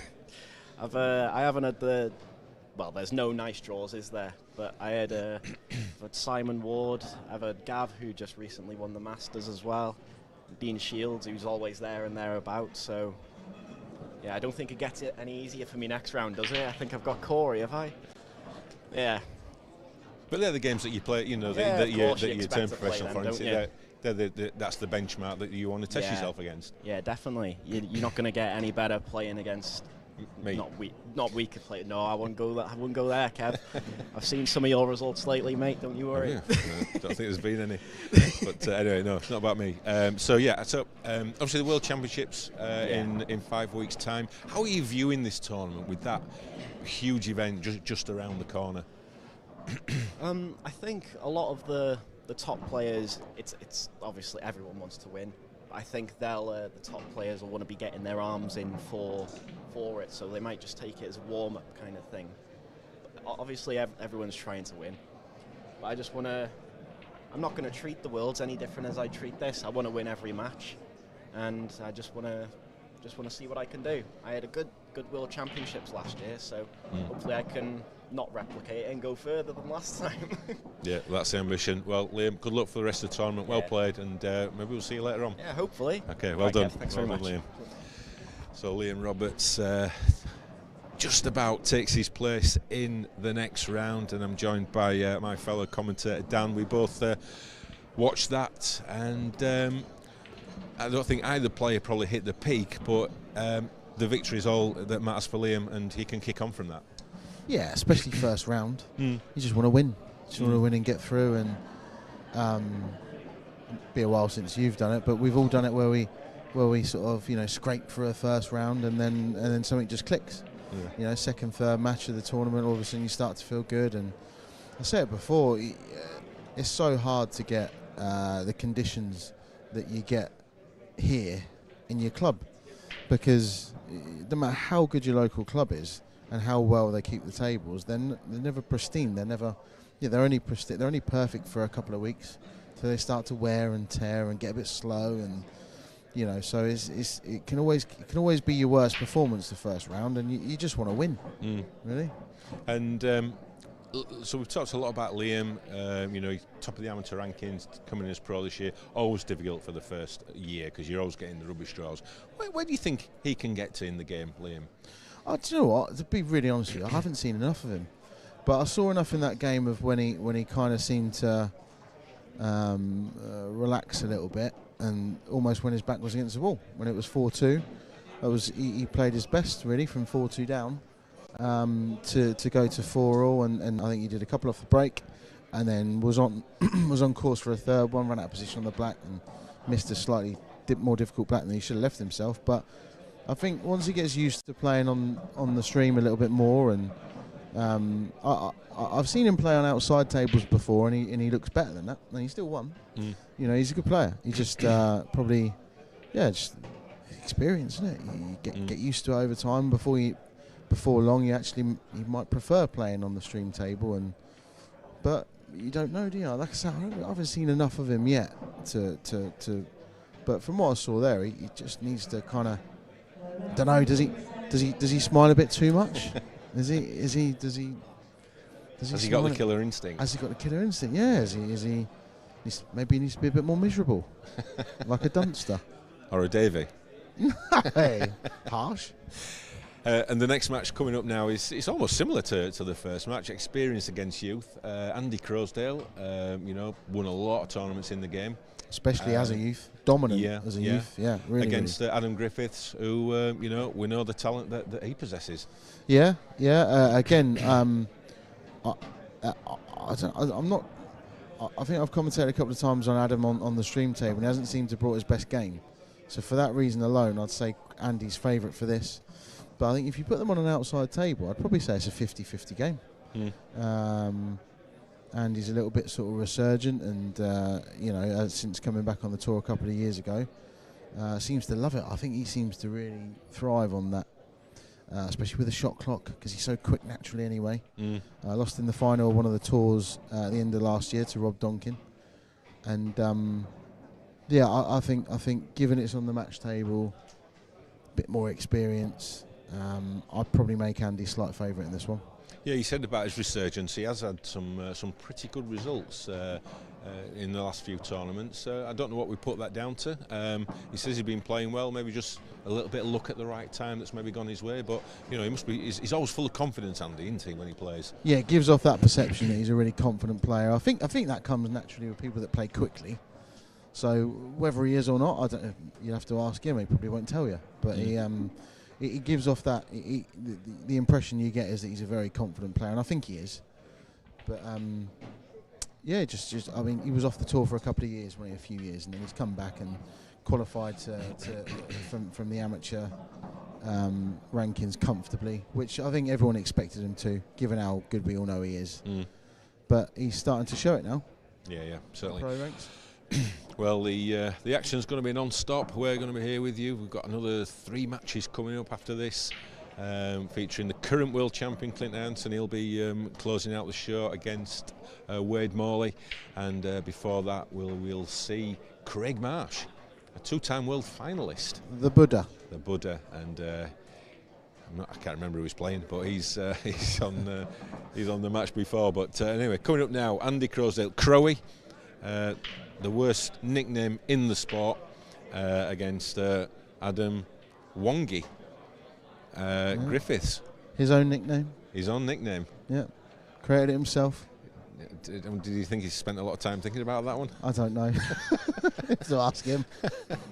Yeah, the players are ready. Referee Rick Lloyd, he's just shaking hands with the players. So, join us in about 30 seconds in the commentary box.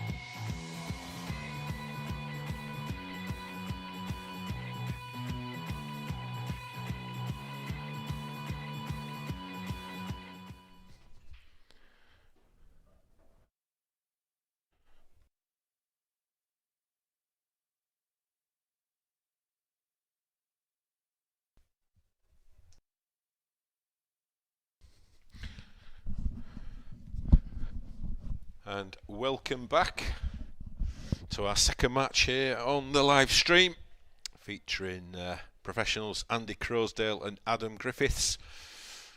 As we said in the build-up to this match, it is experience against youth, and it's youth who's going to break off first. Adam Griffiths, highly talented player, just finding his feet in the pro ranks. It's been a tough year for him. Obviously, when you first come into the pro ranks, you're getting all the worst draws, you're playing all the big names. Not always used to playing on the stream, but this boy's got talent. And sooner or later, we'll start to see that talent come through. He's done it as an amateur. He's just got to transfer that into the professional game. And the results will come.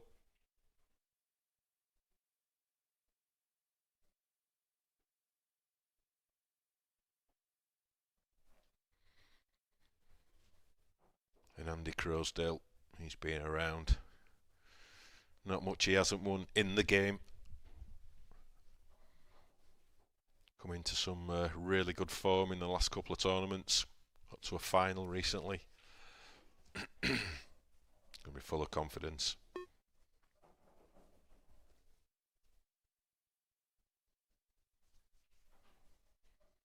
Very, very quick player as well, Andy. Doesn't mess around. One of the quickest on the circuit.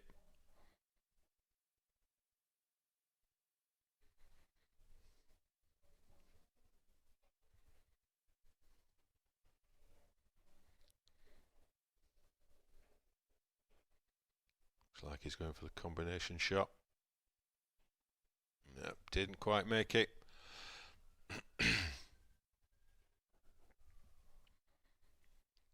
So a good chance now for Adam. See Craig Marsh there sat on the shoulder of Andy Crosdale. Not literally, of course. We'll see him in action later on.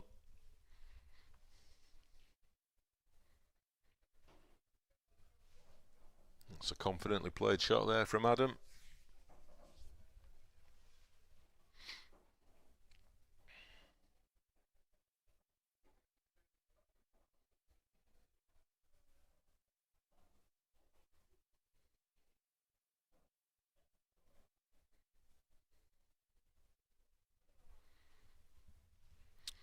Thought he might have left this one till last. This one in the left centre. Gives the best, easiest position to get onto the black. But it's just moved the yellow away a little bit, just create a bit more space there. So it's all just going to come down to the position on the black.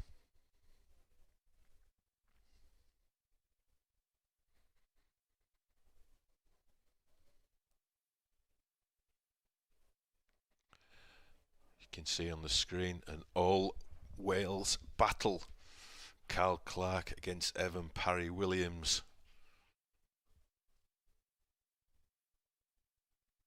Be bragging rights at stake there. Evan Parry Williams, another super quick player. If you've not seen him play before, wow, blinking you miss him.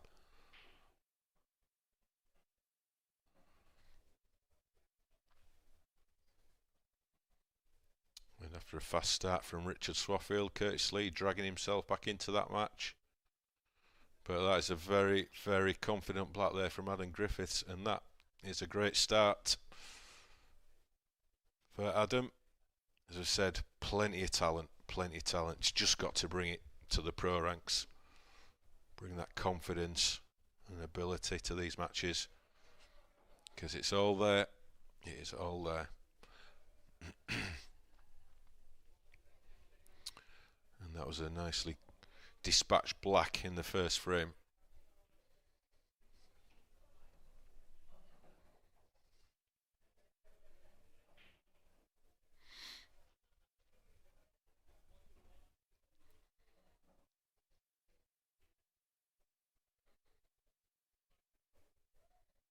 Referee Rick Lloyd.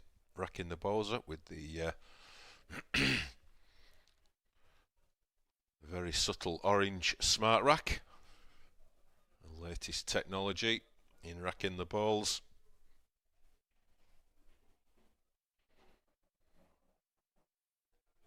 Lots of power there from Andy.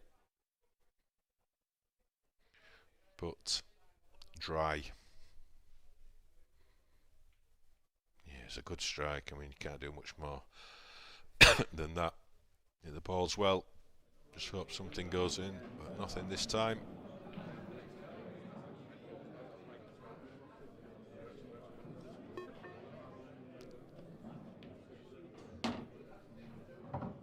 Atmosphere is really building at the venue. Just when we're doing the interviews, could really sense it heating up out there. A lot of noise. Great atmosphere though. You know, people talking, chatting. A few old faces come to this event, so it's been great to see.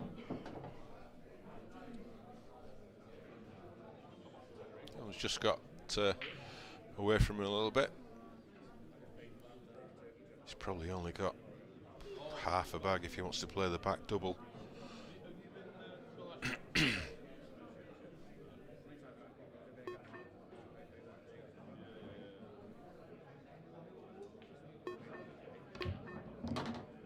He only needed half, in it went.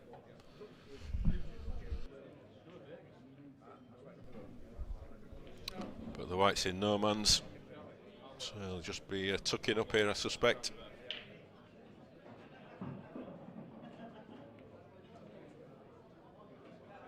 That's a good shot, developing the yellow, keeping the white hidden. So, good signs, good early signs for Adam Griffiths.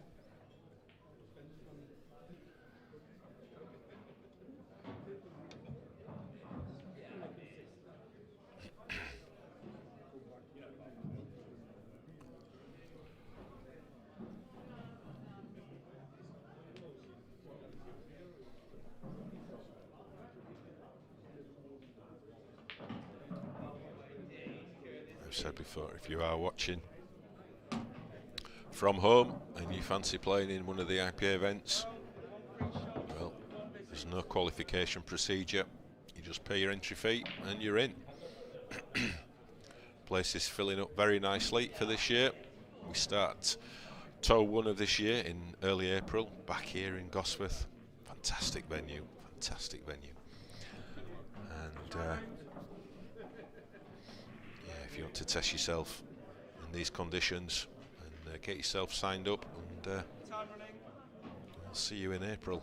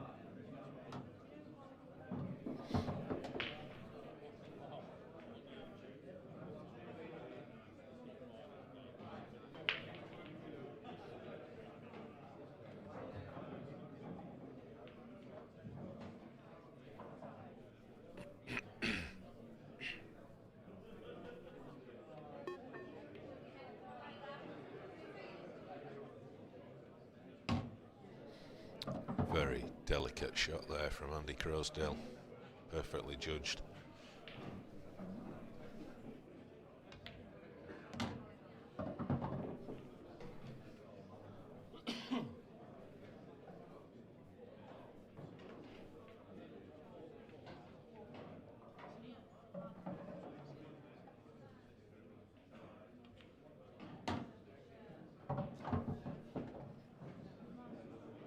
It's not worked out as exactly would have liked. How does it go? Let's go. No problem.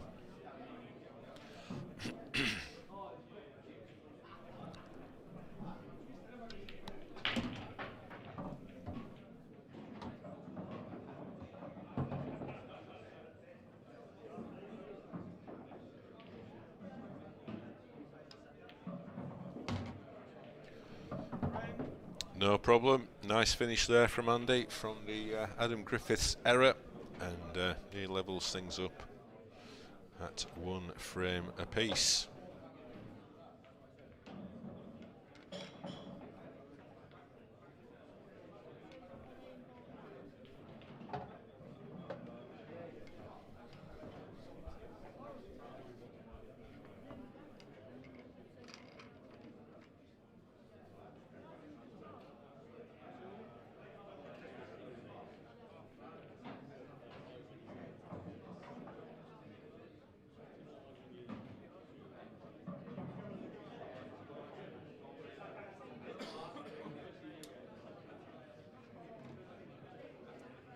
Frame number 3, Adam Griffiths to break, 1 frame all. Time running.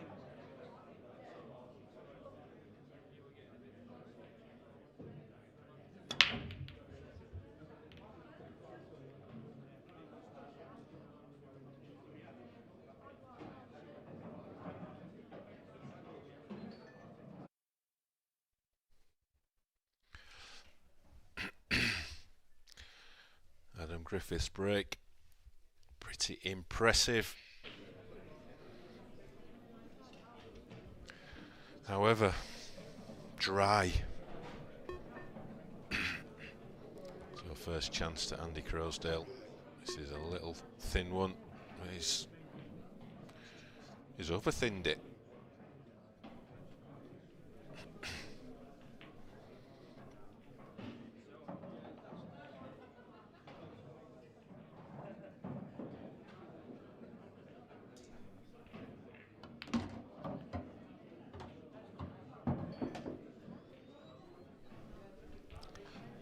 That was a well-controlled shot from Adam.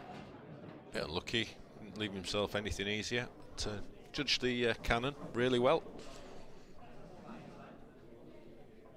Tough shot to keep the break going. But with a little help from the yellow ball, he's back in pretty good position.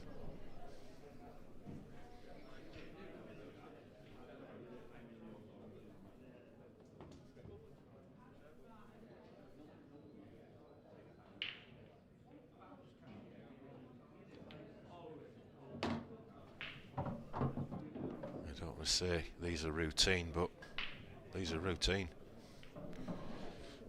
It's really just about this next positional shot.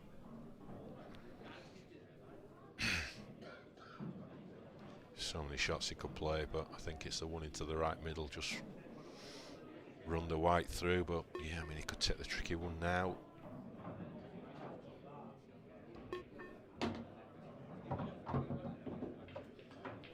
He's probably just gone a centimetre further than he would have liked, maybe an inch, but it shouldn't be any problem. On these cloths, you can really grip the white ball. Yeah, and he's just taking his medicine there, just happy to accept this one into the top right corner. That shows how confident he's feeling. He's just going to punch this one in. No problem. In the next few seconds, it'll be 2-1 to Adam Griffiths. Definitely seeing glimpses of what he's capable of.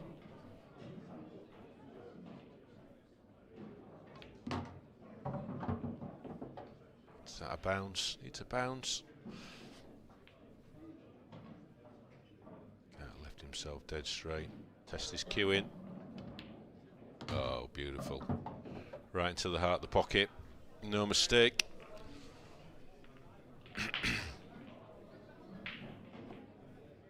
He's looking quite pleased with himself, as he should be.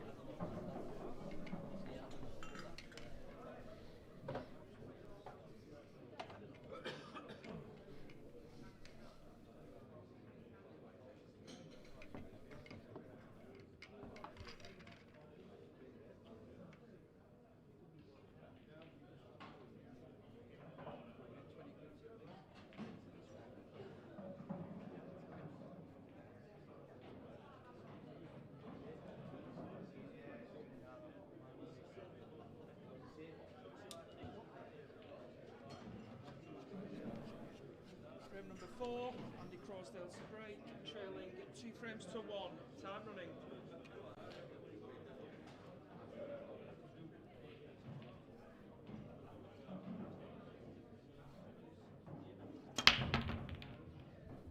Big break from Andy. Good old smash there, and not a bad split. Not the best. At least he's got a ball and he's at the table.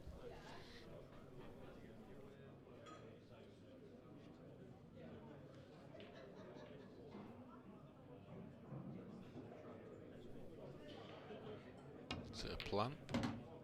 It is a plan indeed.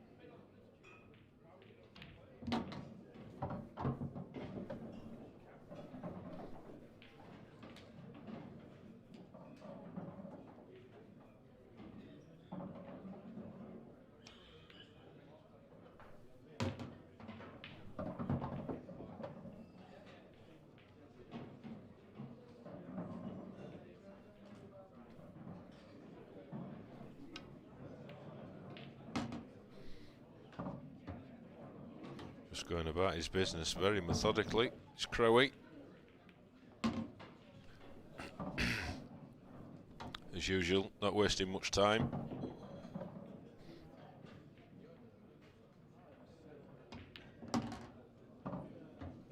Perfectly played, and that'll level things up at 2 frames all.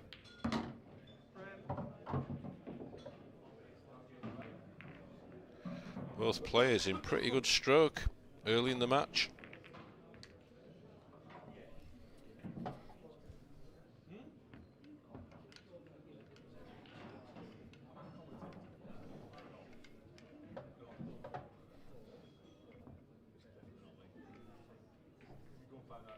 Very popular guy, Andy Crosdale.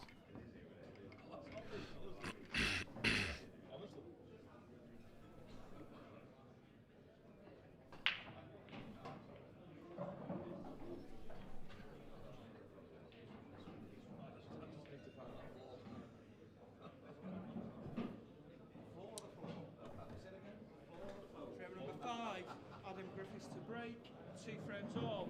Time running.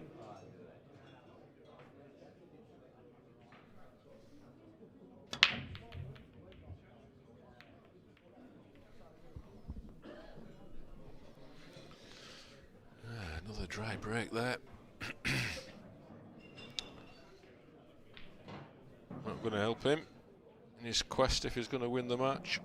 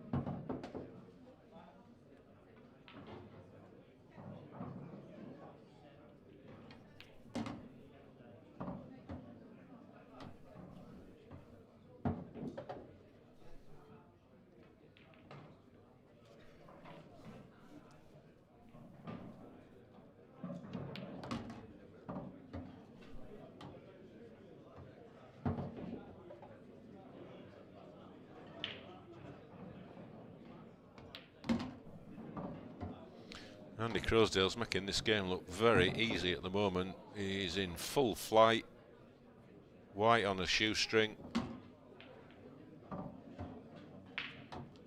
And this is impressive stuff. In it goes, no problem with the black. And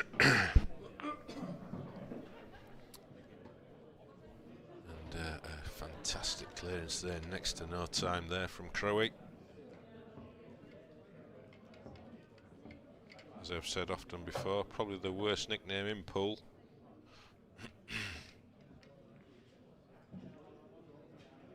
Certainly got to be up there.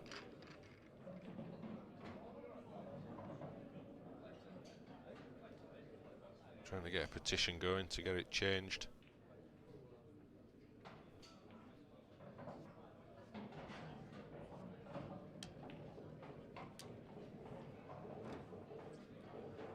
Frame number 6, Andy Crosdale to break, leading 3 frames to 2. Time running.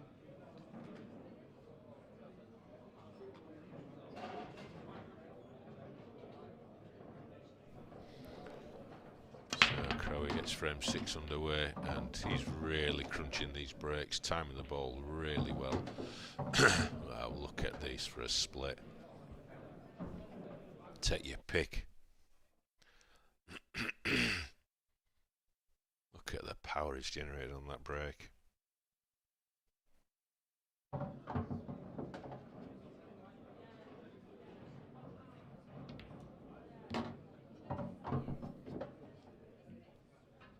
Well, blink and you miss it, literally. This is Fast and Furious from Andy Crosdale.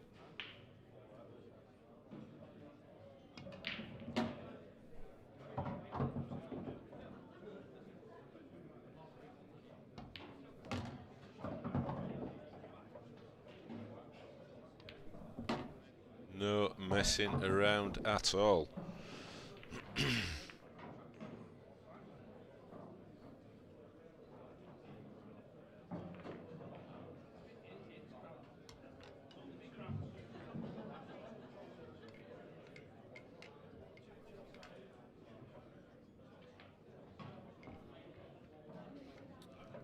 Yeah, I've just had a quick count up, and that frame took exactly 54 seconds by my reckoning.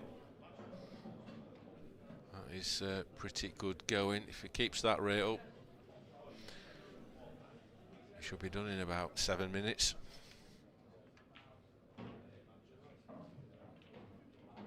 As we know, sport is not quite as predictable as that. Frame number 7, Adam There's a Griffiths fair to break, bit to trailing go 4 just frames to yet. 2. Time running.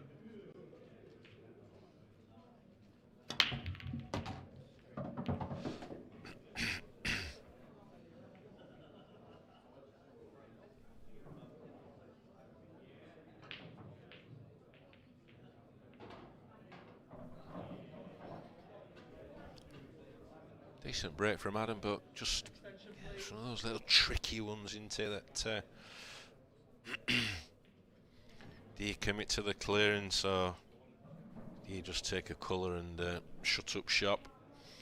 I don't think it's Adam's natural game to be shutting up shop, so expect him to looking to manufacture the clearance.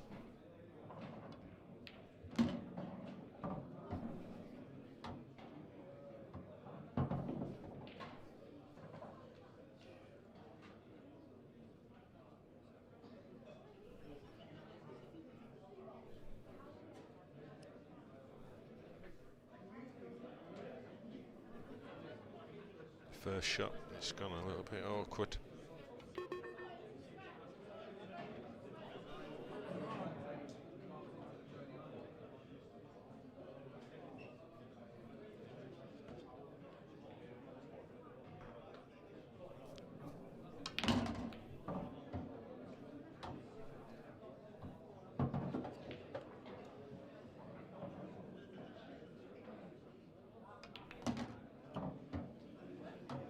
Earl, 1 free shot, 1 visit.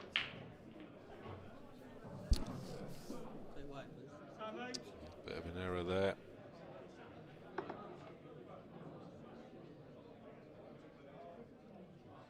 Time running.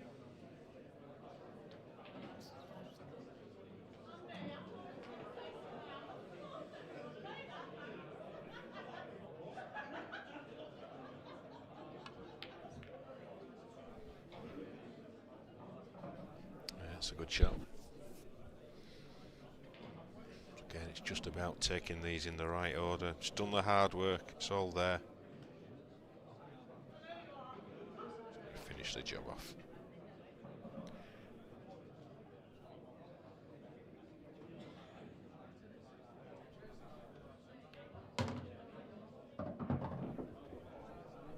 It's a little bit under on that one.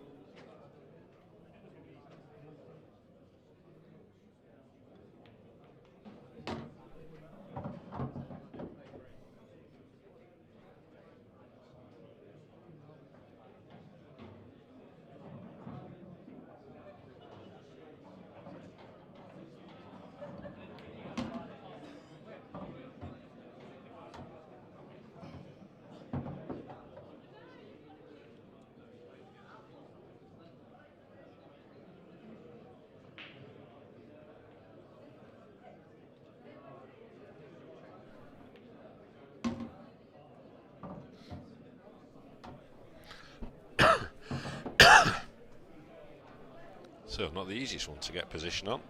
Centre pocket could come into play. But no, just accepting what he had. Leave this little thin black into the corner. No problem. And Adam Griffiths pulls one back. Much needed frame that. Just pegs Andy Crosdale back to 4-3.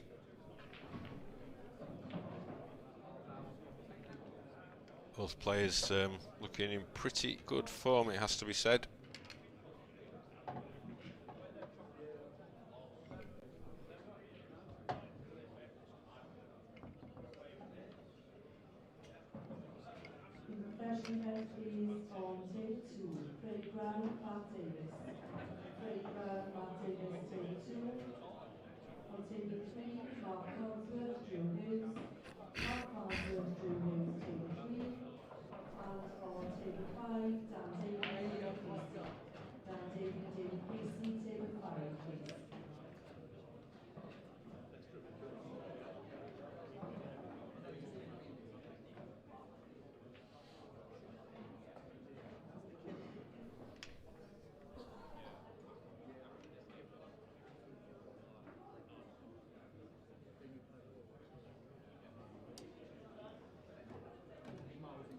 Number 8, Crosdale to break, leading 4 frames to 3. Time running.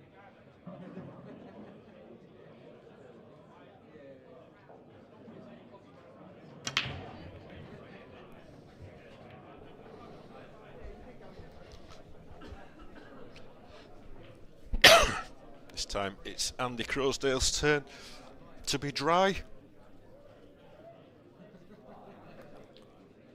I think Adam will be looking at those yellows and licking his lips, but he's got a tricky first opening pot. And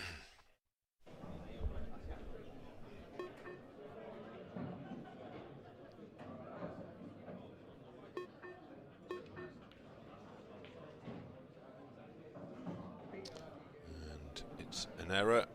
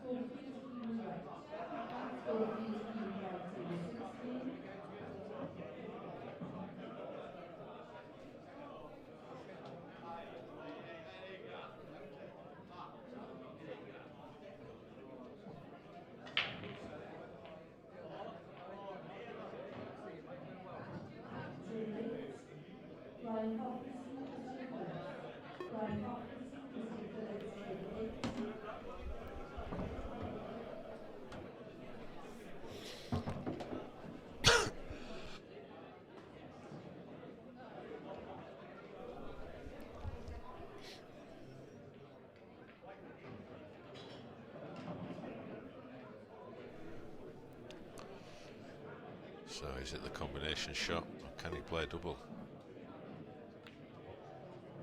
Go for the double, but just needed to give it a little bit more pace than that.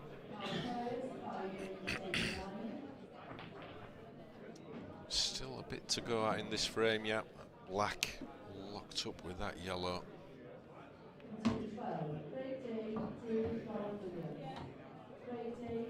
How's he going to look to develop that?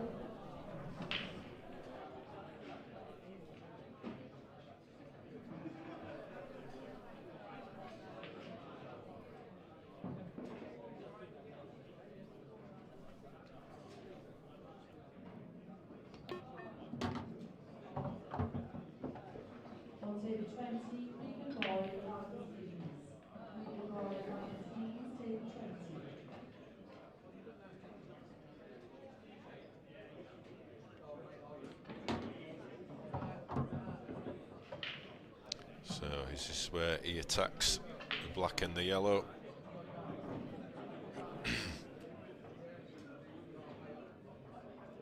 Hoping that he'll have the one into the left centre.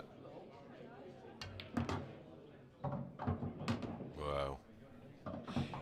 If he'd have tried to play that shot, he'd have done well. That was a little bit unlucky. Time running.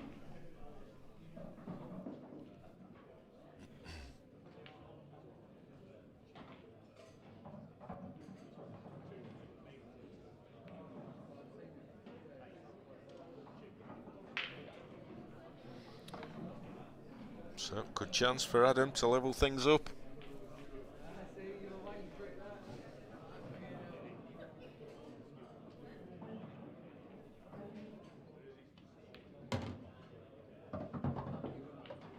Just a little bit short on that one.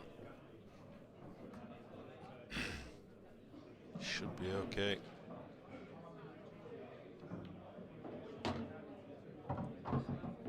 Cutie, nice.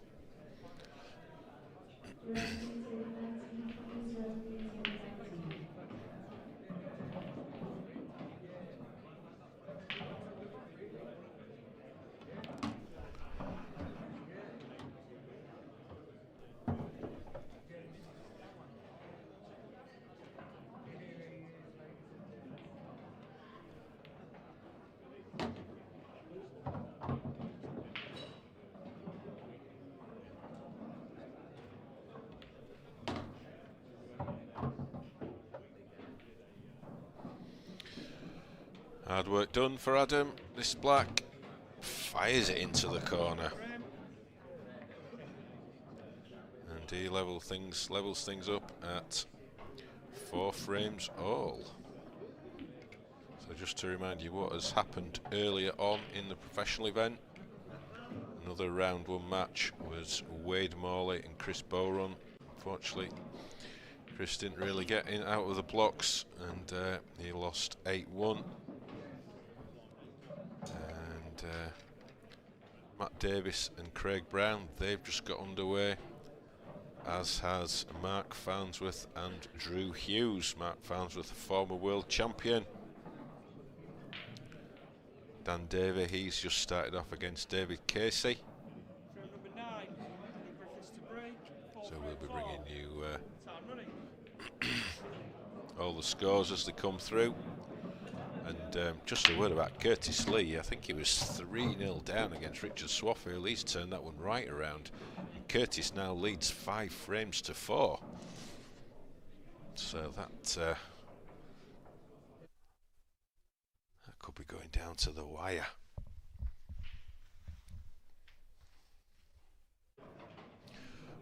Good break there from Adam. Good split on the yellows.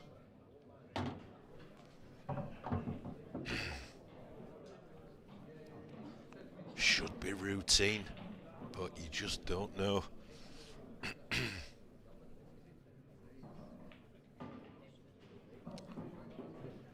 The yellow just to the right of the black, about a foot to the right of the black. That's the one that is just going to have to be most careful with. He needs to make sure he gets good position on it. Otherwise you might not get ideal on the black. So we'll see how Adam deals with this in a couple of shots time.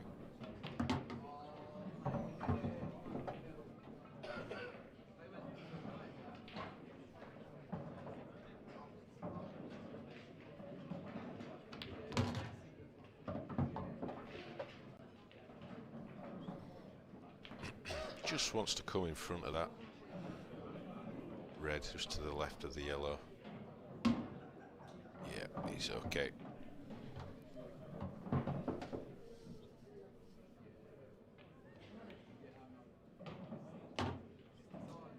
This is a good response from Adam. It was 4-2 down. Now he's just edged ahead 5-4, so showing plenty of character.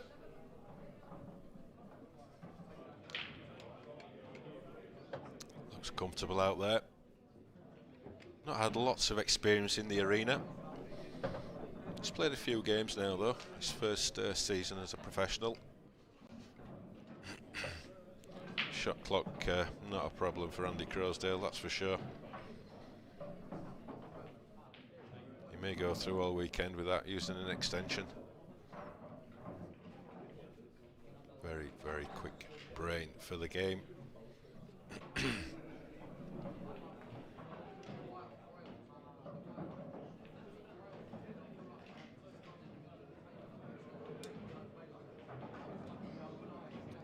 At the next break, we'll talk a little bit about the amateur series that the IPA has launched, working with some great clubs around the UK, and some new events for the amateur players, with a £5,000 grand final prize at the end of it to the winner, and a guaranteed professional place for the 2025 season. So we'll share some of the details of that. First event gets underway next weekend.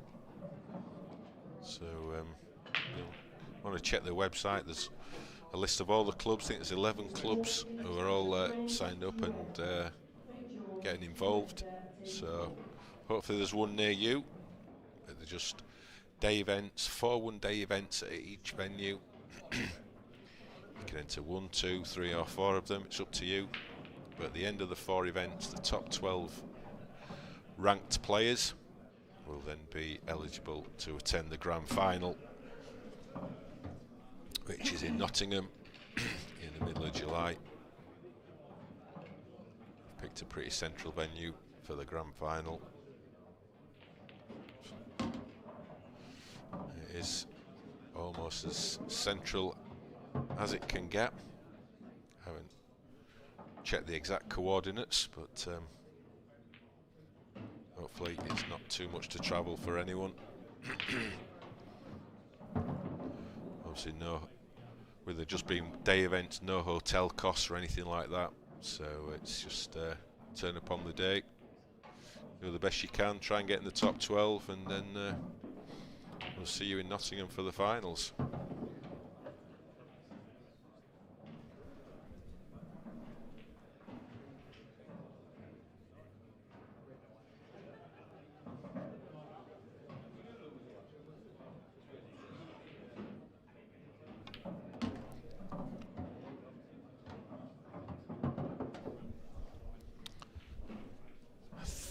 think he's okay. It's very, very tight. He might be pinching a bit. No, it was tight, but he just had enough. And that's another great response. This time from Andy Crosdale, and he levels it up at 5 frames all. Are we going to have our second consecutive 15 frame thriller? It's certainly heading that way. These two are just trading blow for blow now at the moment. It's been a high quality match throughout, to be fair.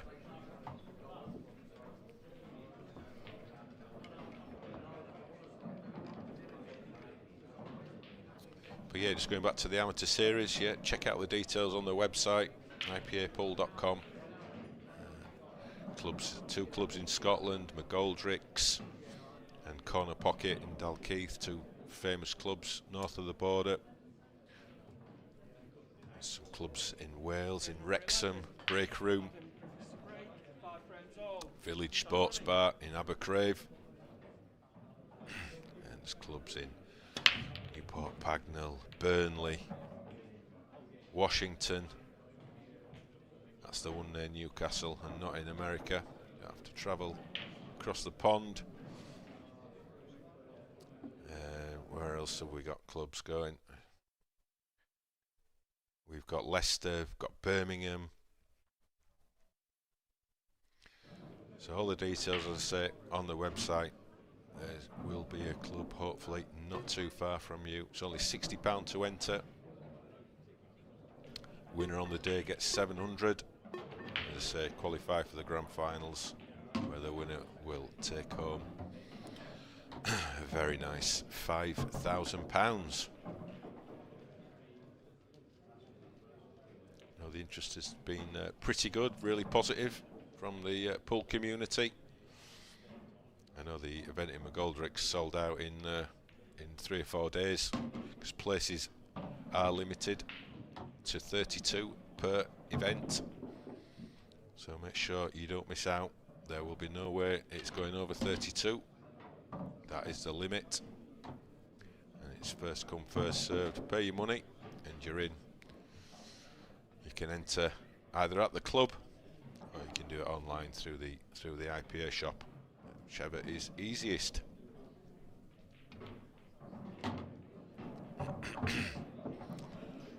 As I said, the finals for the amateur series are in July, and then we're going to be starting the second season of it back end of July. So hopefully a few more clubs will come on board with it.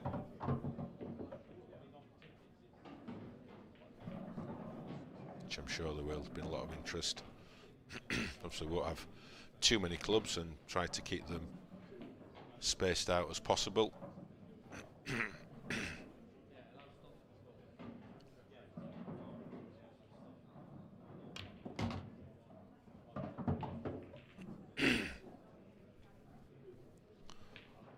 Well, he can probably chip this in, but where the white's going, he's going to need a little shade of luck here.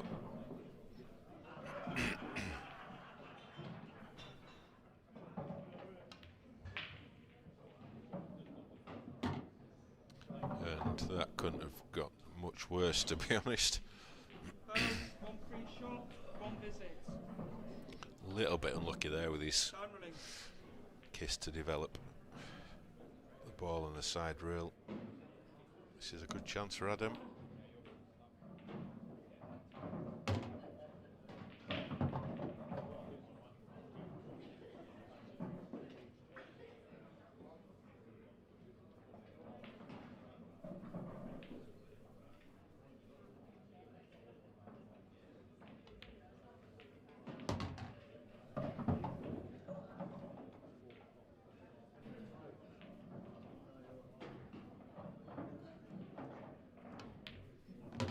See there on your screen, Curtis Lee. Wow, what a comeback. 3-0 down, now leading 6-4 in a race to 8.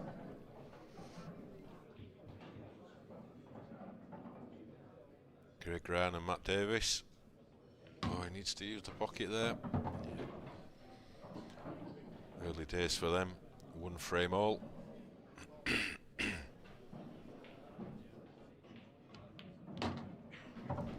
Lots of action going on the outside tables. So we've got 21 tables here in total here in Gosforth.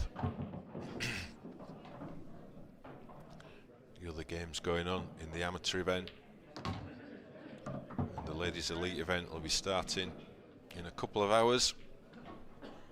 But that's a nice finish there from Adam. He edges ahead 6-5.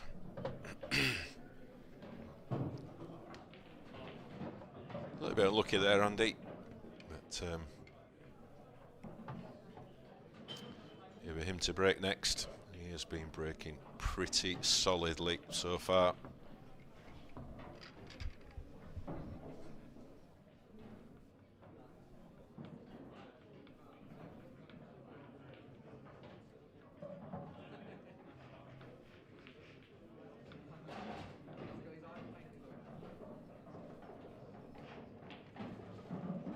Dan Davey, as you see there on your screen, he's just taken the opening frame against David Casey.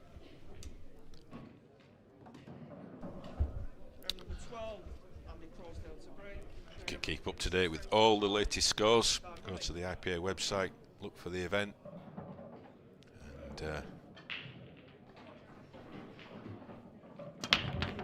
have them all at your fingertips. And as we see there, local favourite Mark Farnsworth, he's had the best of starts. Losing 2-0 to Drew Hughes at the moment, but as we say, a long way to go in those matches yet.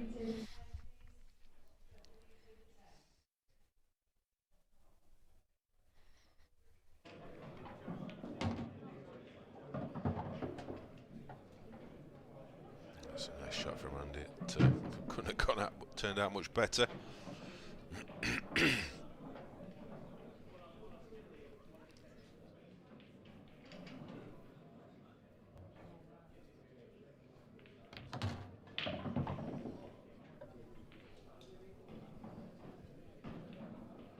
Just take this one into the left middle. Just clears a little bit of traffic there. You're going to run the white up for the yellow into the other centre? No.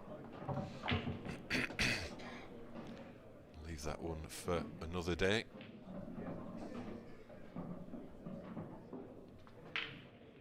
I think he'd like to hit that one a little bit harder. Can he pinch a bit of angle? Stun the white up a touch? It was fine. He was fine.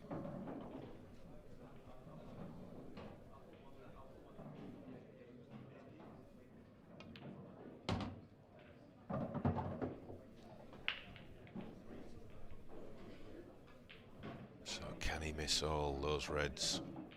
Come round off 3 cushions. 2, 3, played to perfection.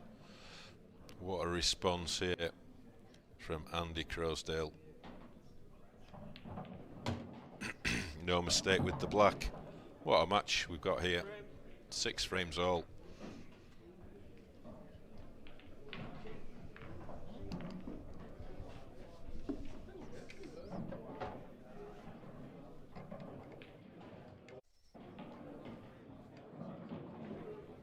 You can see. Which does he do best, play pool or commentate?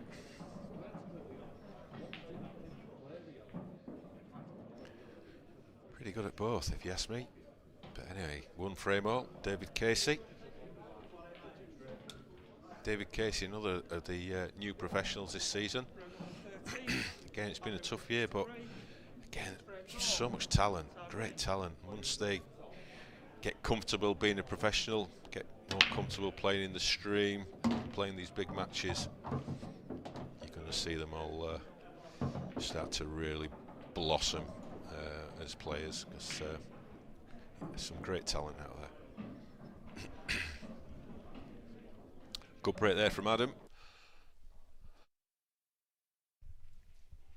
pack the white.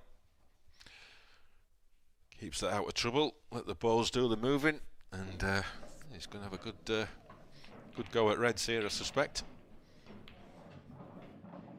But that is what you cannot do at any level. That's a careless error there from Adam.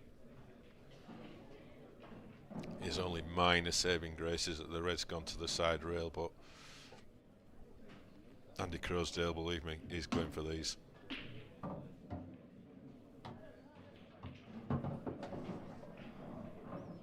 He's already worked his route out. He knows where he's going. But he's not played that one very well. That wasn't a bounce out. That was just not a good shot.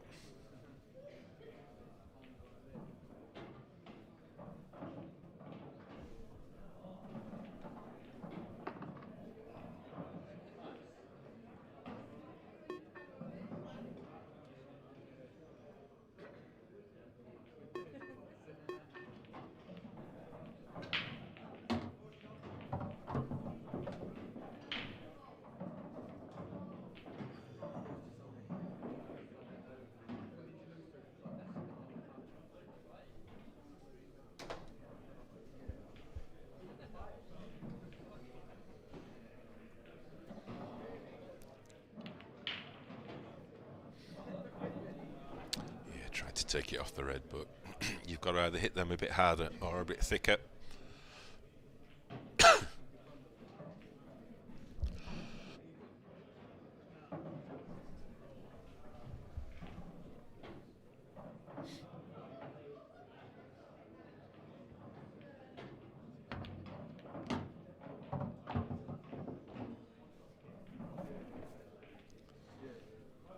It's not worked out too good.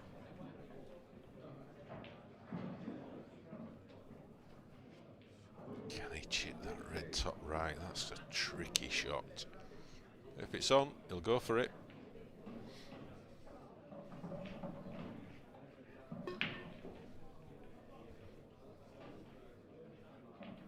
Looks like a safety.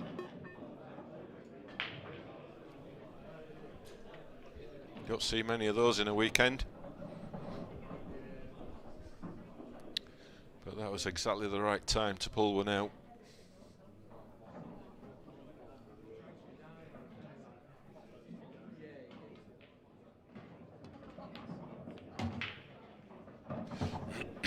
Yeah, I saw what Adam was doing there. I just don't think he fully committed to that shot.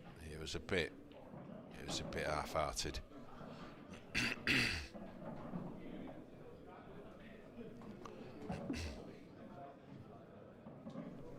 was nowhere near the pot.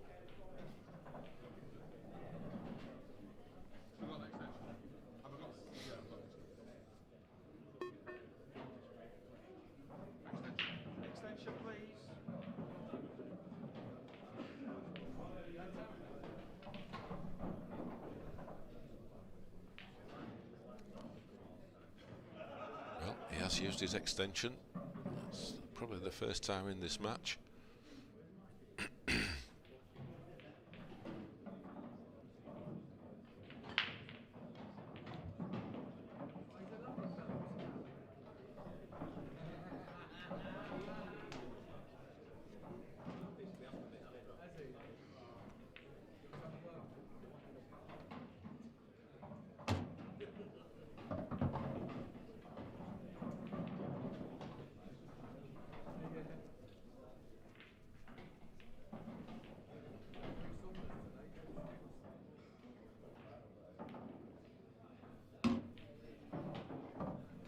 That's a lovely angle. Just to come between the gap, a little bit of right hand side. Zips off the cushion. Perfect position. And that is job done for this frame. And it's Andy Crosdale. Moves into a 7-6 lead. He is one frame away from the next round.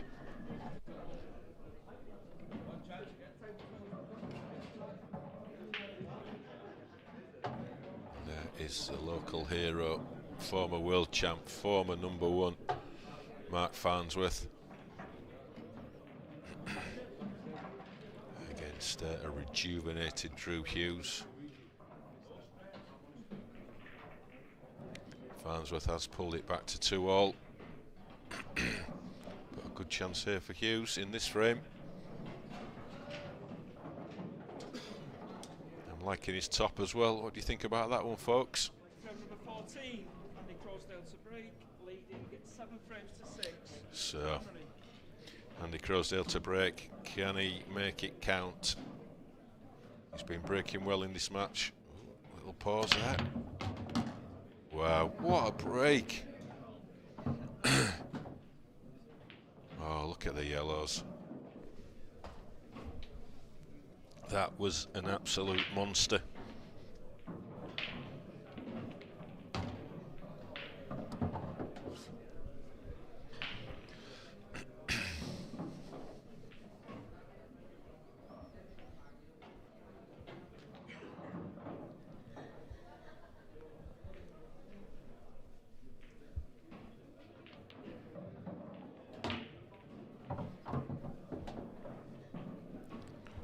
This is looking like the beginning of the end of this match.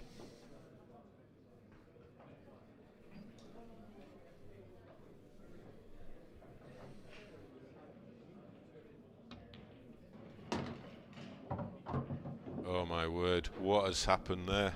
I think he's covered the bag.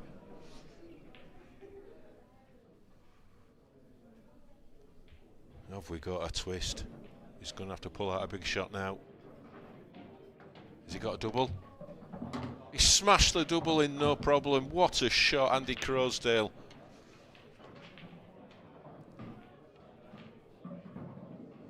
And this routine black to take his place in the next round. What a finish there, Andy Crosdale. Well played. Well, I'll just head over to the studio for a few words with Andy. We'll be right back.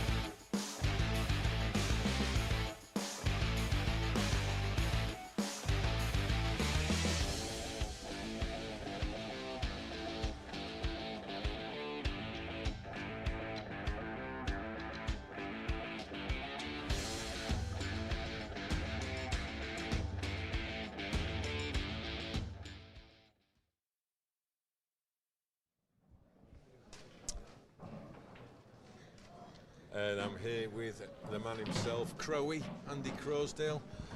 That was a high quality match there. You must be pleased with your performance. Bits and pieces, if I'm being honest. I played well in some parts, and then there was other parts where it was not very good, to be fair. But yeah, in general, I thought it was entertaining. You're a tough critic on yourself. You did play well. I mean, both players were playing well. I thought it was entertaining, which is what we're here to do, is it not? Absolutely. Yeah. So. Yeah, there was a few balls in bits and pieces that I missed. I missed 2 skill shots that I completely butchered. Were awful. But then I brought reasonably well and took some nice finishes when I had to. Yeah, you said on the break that you're breaking well. You've certainly given him a lot of power. You timed them really well. On that last break, did you like have a pause? You just about to break? It looked like you sort of changed your mind, or you? No, I just I do know what you're talking about. To me, but I don't know. I just put an extra little bit of. yeah. And lovely finish, and obviously you went slightly out of position, but you smashed that fantastic double in. Was that a bit of frustration and annoyance? Well, to be honest with you, it was the very first shot. I don't know if you noticed. I got a kick on the very first shot. The ball just stopped dead when it should have just run through. If it runs through, I've got drop, all drop-ins. Can't miss. And then all of a sudden I've got a kick, and then I'm screwing into the cushion to try and screw back out to get position, and then I'm not quite perfect, and then I'm thinking, right, no, don't go for that. Take this one, and I'll just screw off the cushion, and the cushions react differently because obviously the lights are on the table, and it's in comparison to the outer tables. I wouldn't know because I've never played them. Well, I think you just all of a sudden next minute you're in a bit of trouble, and I've got a double to play to obviously win the match. I get the double and obviously win the match. So I got out of trouble in the end, but just need to polish up really. I mean, generally, the last sort of 2-3 events, you have played really well, haven't you? Obviously, you got to the final. I've improved. Yeah. I know I have. I am a tough critic, as you just said on myself, because I kind of know what I used to be able to do, and I still think I can hit them heights to a point. But I play a little bit differently nowadays to how I used to play, and the stream table takes me back to how I used to play, which is very quick. Yeah. And when I'm on the outer table, I don't play that fast anymore. I'm a bit more, I don't know, methodical. I think a little bit more about what I'm doing, so I try not to make a mistake. But the stream table seems to take me back to what I used to be like. Yeah. But then I make mistakes, because I'm not as good as I used to be. Well, but listen, it is what it is. You got different skills when you get older, haven't you? You obviously got more experience than you had when you were younger, and you're still playing to an incredible standard. I mean, when you got to the final, you were playing absolutely fantastic. I mean, you couldn't have done much more. Oh, yeah. No, so I was playing well. You're right. And listen, again, as I've said a few times when I've been interviewed, for me, it's about enjoying it. As soon as I stop enjoying it, I'll stop playing. I'm enjoying competing. I wish that I enjoyed practicing as much as I enjoy competing. Yeah. Because I might get better. I hate practicing, so I don't do enough of it, unfortunately. But no, I'm enjoying competing, and as long as I keep enjoying it, I'll keep playing. It's a while since we've been back at Gosforth. We've got a bit of a run here. We've got this event, obviously the Worlds, and then the first tour. Yeah. Great atmosphere up here. The buzz in the room, it's fantastic. It's amazing. Yeah, it's good. As I think it was Dan David was saying earlier that in the northeast, it's a great hotbed for pool.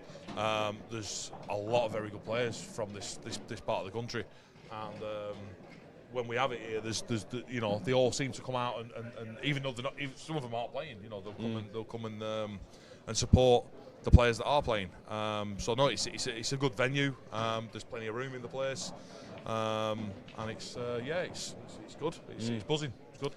Obviously, 5 weeks' time, it's the big one. It's the World Champs, and that's here, which is great. Yeah, the one that everybody wants on the CV. How are you sort of treating this event with that just round the corner? Is it to try and get match sharp for the Worlds, or are you just taking it as an event and the Worlds will be what it'll be? It will, if I'm being brutally honest, I nearly wasn't coming this weekend. I'm in the pro event. I'm not in the open. I'm flying to Tenerife on Sunday. I decided, as I said, I'm enjoying competing. That's why I'm here. I wanted to play, as much competition as I can, really. I'm looking forward to the Worlds. I'm enjoying competing, and playing people. I wished I had probably impressed them a little bit like the North East, really. They seem to have like an abundance of practice partners, who they can all play against, who are as good as each other, and that's what makes you match sharp when you're playing people who are as good as you, or possibly even better than you, And currently, in Preston, we don't seem to really have that at the moment, which is a bit of a shame, really. But it is what it is. And you crack on, really. Andy, pleasure as always to talk to you. Thank you very much, Kev. Well done. You're in the next round, and maybe we'll see you later on. Cool. Thank you. Thanks a lot. Well done, mate. Cheers. Well Thank done. you. So Andy Crosdale takes his place in the next round. Now coming up, we've got a battle between Wales versus Wales. It's Carl Clark against Evan Parry-Williams. So let's sit back and enjoy this one.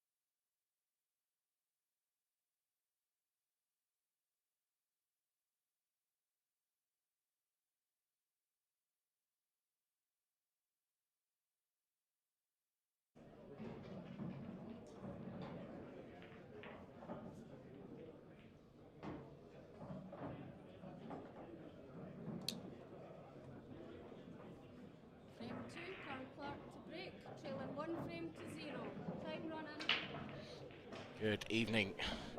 Apologies for the break in transmission. Caught between commentators. Not the easiest commentary box to get to, this one.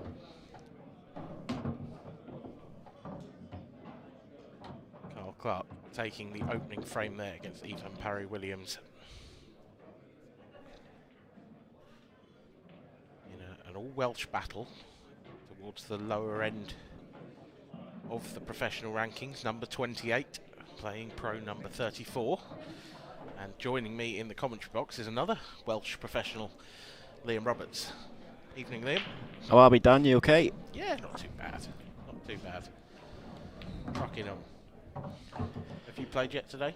Yeah, I played on the stream earlier on. I played Dave Adenall. I saw the result. Yes, I was playing myself at the time, but deserved win, or it was a game of ups and downs, to be fair. Hopefully I keep it more consistent next game and just see where you can go from there. Yeah. Now obviously it's a little early. Well, it's a little late actually for this question, but how do you see this one playing out?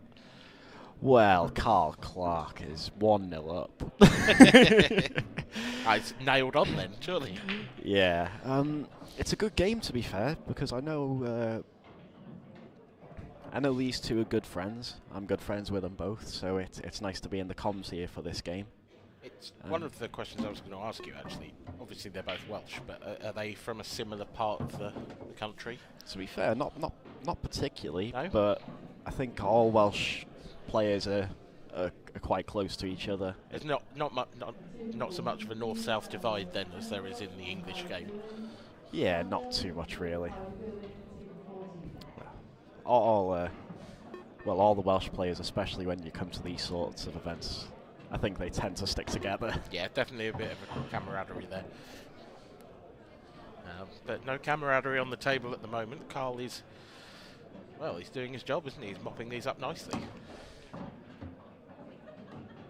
Yeah, it's I know Carl struggled in the pro rank so far. I know he's been telling me, ooh, that just skidded in there off the jaw. Yeah, sorry, you were saying. Yeah, I was expecting it to go centre pocket kind of thing, that 8-ball. But yeah, Carl struggled in the pro rank so far, and he always seems to get close, but it just doesn't seem to be happening. So it's nice to see him playing well here. Yeah, I played Carl in the Isle of Man maybe 2 years ago now.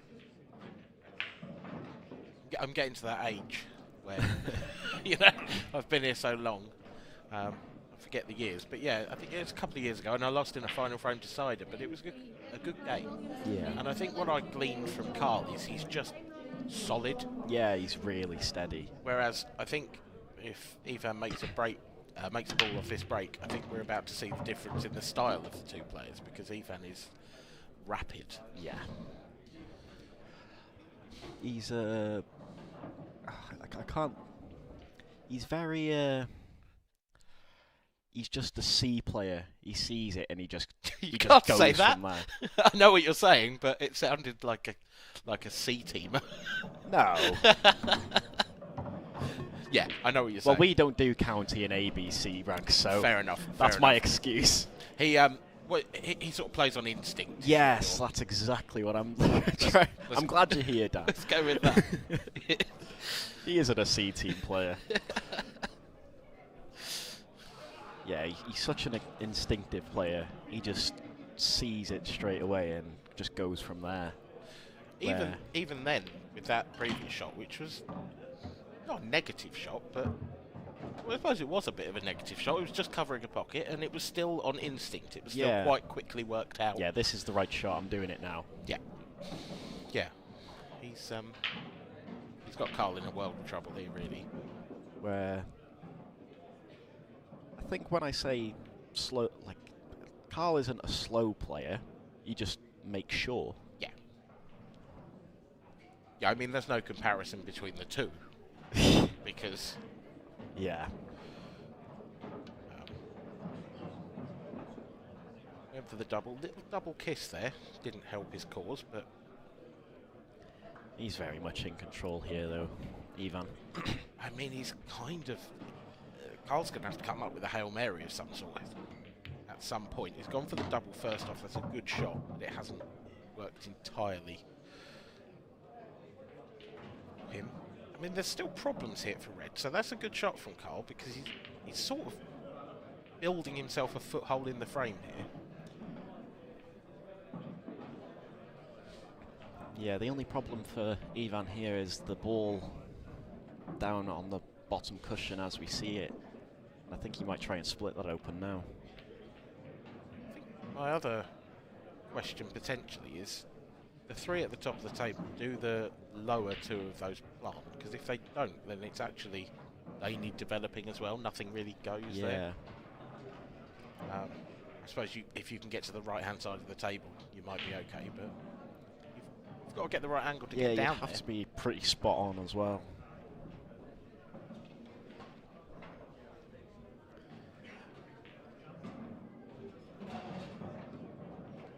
I think he might just try and cover the pocket again here. Yeah. That's the plan. It's going to drop in. That really did fall in. That wasn't a great shot. Now there could be a little safety shot here. Yeah. Just wonder if he'll roll into the middle. That's good enough. Yeah. I feel like he could have got 2 out of Carl there though, and finished the frame off. Because this red in the bottom left corner, although that's the ball that's keeping him in control, it's now become his problem red. Yeah. And even though Carl keeps sending yellows towards it, those yellows are causing Ivan a problem as well, because they're a problem for the 8-ball, even if you pop the red. Yeah, it's a nice shot that from Ivan. Expect Carl just to touch this yellow up the top. Going down the table. For the slide. He's hit the red, is he? Oh, wow. It's mad how often that happens. He's had a bit of a result. If you're going to foul... Yeah. Ivan has now got to pick the cue ball up, which means if he's going to break the 8-ball and the red out in that area, he's got to do it from distance. There's things that can go wrong here with the free shot. Yeah, I think if he can play the yellow on the top to the left-hand side of the yellow underneath it, they're both going to come away and the red won't drop in still.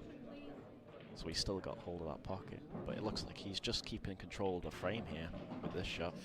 Yeah, I mean, perhaps he doesn't fancy that. Perhaps he's worried that he might cover the pocket. Yeah, maybe. To be fair, even if he gets another foul out of Carl, he's still got to do something about it at some point. Yeah.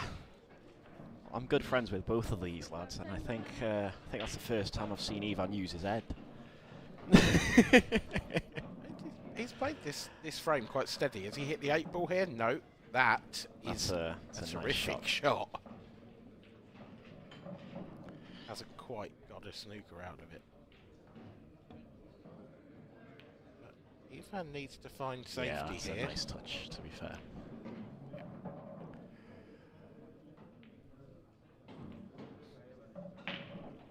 There's an angle here, though, isn't it?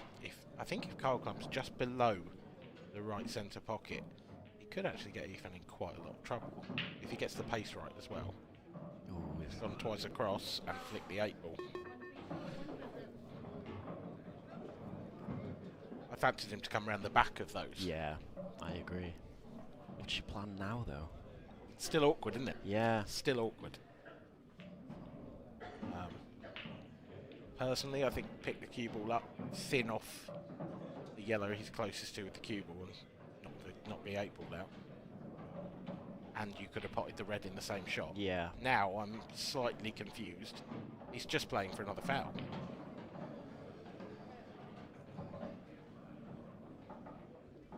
If Carl can get this yellow into the open,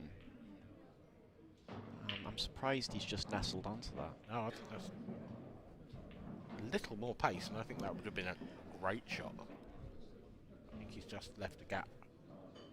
Go up table. Oh, this could be a...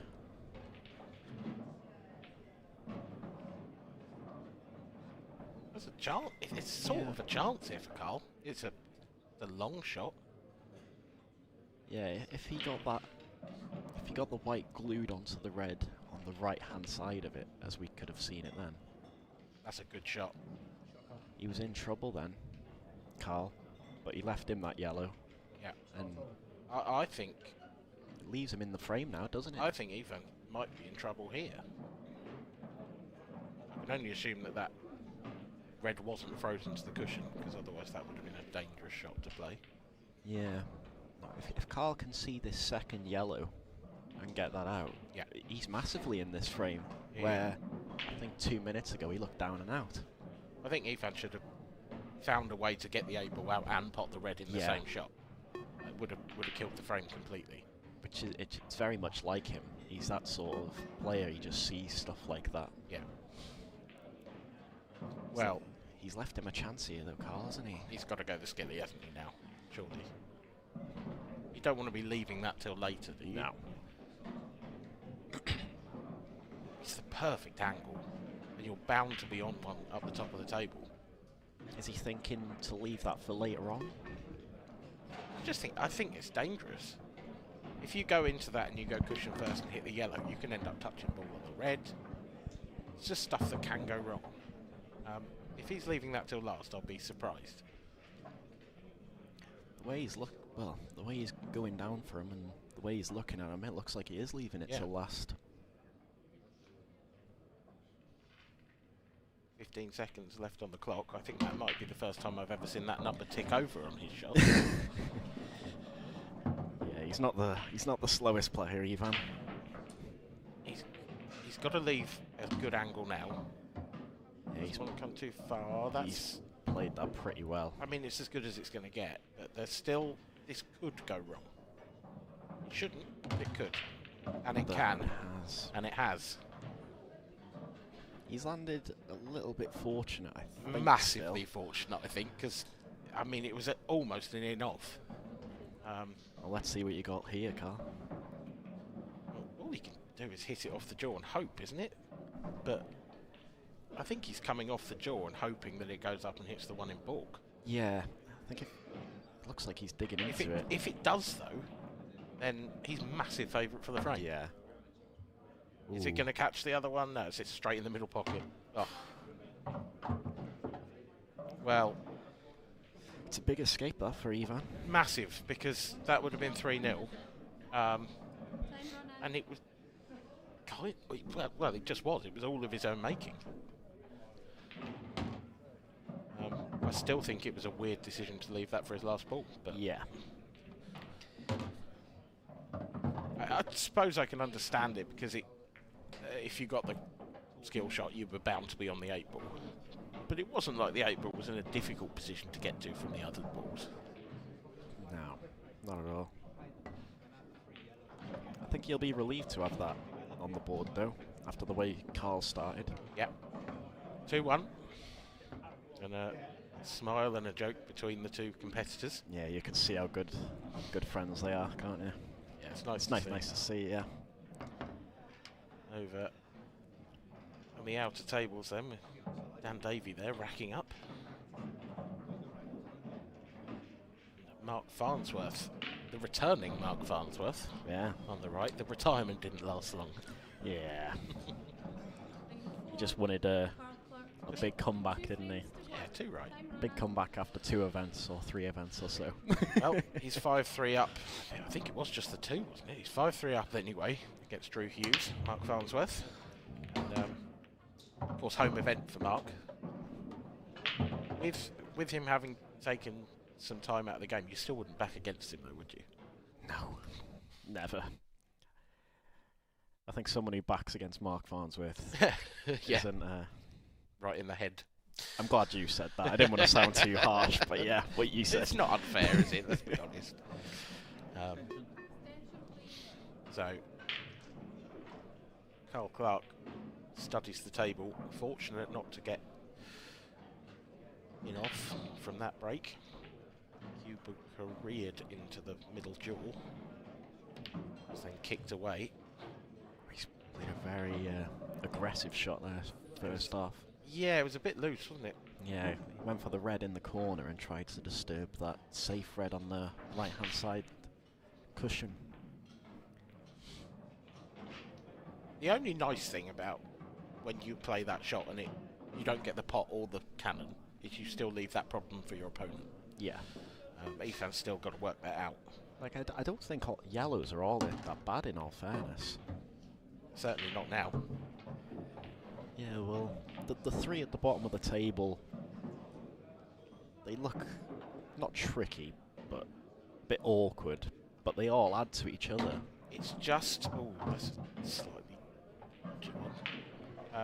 for me, it's just about where you get the cue ball for the first of the three. If you can land sort of between the 8 ball and the red to the left of it, then that's perfect. Doesn't really have the angle to do that now. He's got to screw up and round. This could go badly. Has it? Does that go? Yeah, of course it does. Look at him. Like a train. I think the camera angle was slightly deceptive there from our overhead. Did not look like there was room. But what, 10 seconds later? Yeah, 10 seconds later, it's 2-all. That's... Yep, 2-all. Superb. Quick fire work there from Ethan Parry-Williams.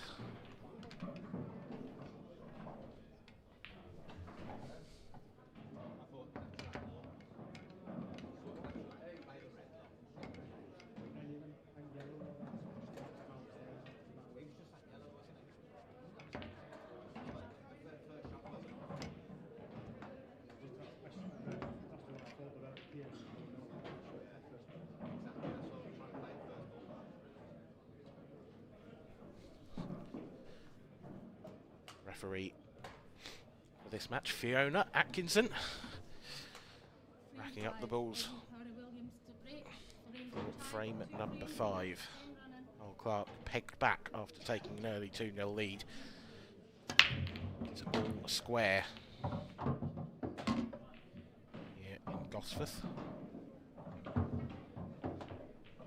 That is a more than decent looking break from Ethan.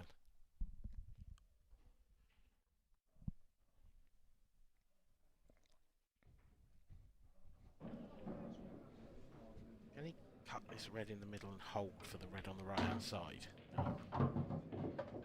It's quite almost expressive with his use of the cue ball, isn't he? Yeah.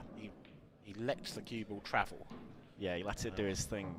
Which isn't necessarily something, if you were to teach a youngster how to play, you probably wouldn't advise that. Yeah, you say just not as much as possible. Yeah. Just try and keep it under control. He lets it run wild, but it works. It does, yeah, clearly. So the key shot, I would say, coming up, this one now. But he basically wants to play the one on the right-hand side and leave it where it is now. Yeah, there or thereabouts. Oh, he's come miles too far, so he's actually played this to the bottom right.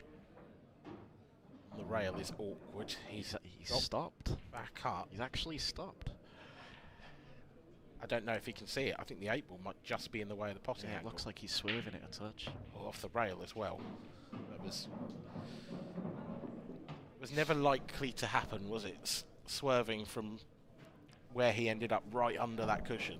Yeah, as we said, like, he's such an instinctive player. He just went straight down for the red before that one he's just played, and I think he should have thought about it just a touch more and try and drag it in, just to leave his options a bit more open. Carl there, I think, was playing safety and cover the pocket. He won't be too disappointed that it's gone in, because he can now get a yellow off the side rail, get a yellow off the bottom rail. Might be able to get them both off.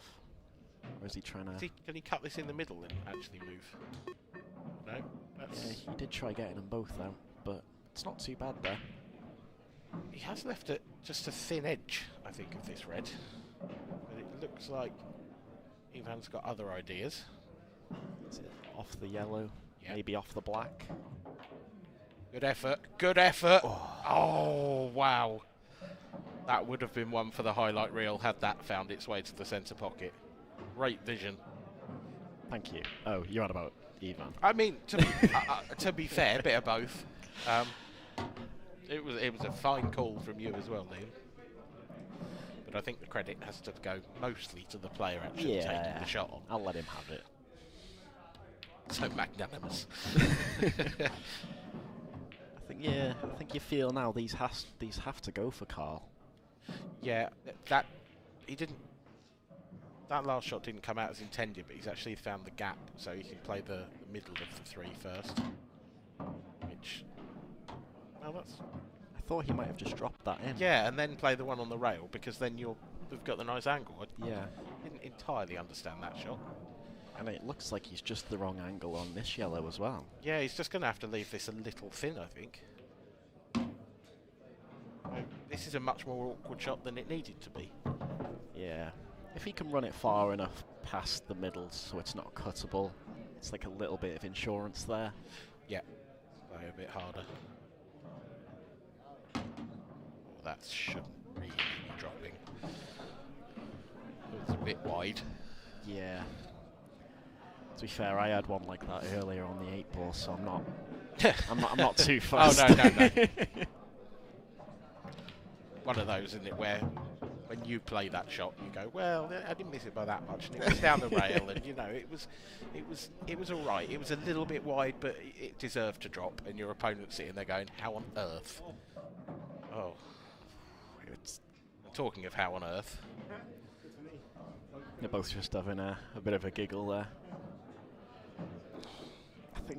I think he's got to just drop this over towards the corner and leave Carl something to do. Oh, I'm really surprised he's played that. He's played it well, but I would never think of something like that. When we did the Champions Cup, Carl's nickname was Double It. Yes. So I'm just going to throw it out there. In theory, he should be getting this. Yeah, it's in the name, isn't it? Exactly.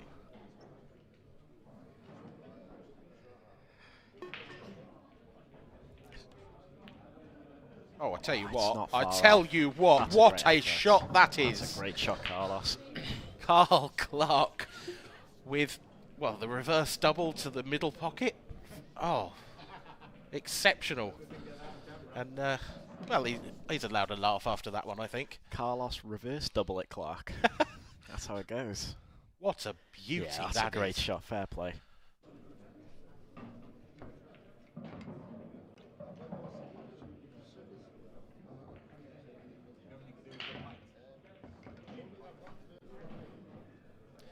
Look at that latest score. Curtis Lee and Rich Swaffield, and there they are. On the table 1 there. I was going to say that's been 7-all for a while as well. Well, that won't suit Swaffy. No, I know it'll definitely suit Curtis. Absolutely, the grinder.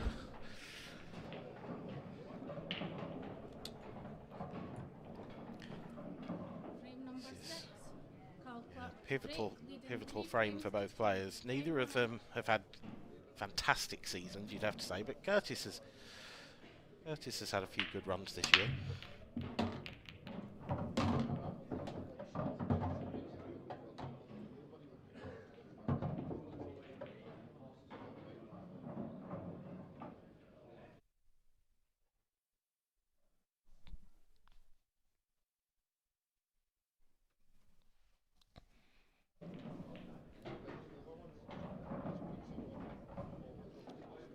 Immediately down to work after a fantastic break. I was going to say, not a bad break. It's landed some trouble straight away. Yeah, well, I don't think it's as bad as it looks, actually, at first it goes sight. up to the top right. Yeah. And you've got a perfect ball to land on it. Exactly. You don't need to move it still. Yeah, I don't think it looked worse than it did at first sight, didn't it? Yeah. Now, you've just got to thread the needle here. This is a tricky little shot. Yellow to the left of the, touching the 8 ball, and the yellow to the left of those two. Got to find a way between them. Yeah. Or he's going to come round the outside. Yeah, I think that was the more sensible way to play it. Yep. Just It's just less risk, I think. I think when you play that kind of shot, particularly when you're topping through a bit, I always worry about the slide off the cushion. Yeah. Because it nearly killed it coming back down the table. He missed an 8-ball in the previous frame, not dissimilar to that one, but Carl Clark, in quick-fire fashion, gets 4-2 ahead. And that frame was all about the break. Yeah. And in that time, 1 ball has been potted. Yeah. I think, on table 1. Yeah, I think Curtis is on reds as well, isn't he? So just 3 drop-ins basically. I mean, yeah, for the match. These should be gone, you would imagine.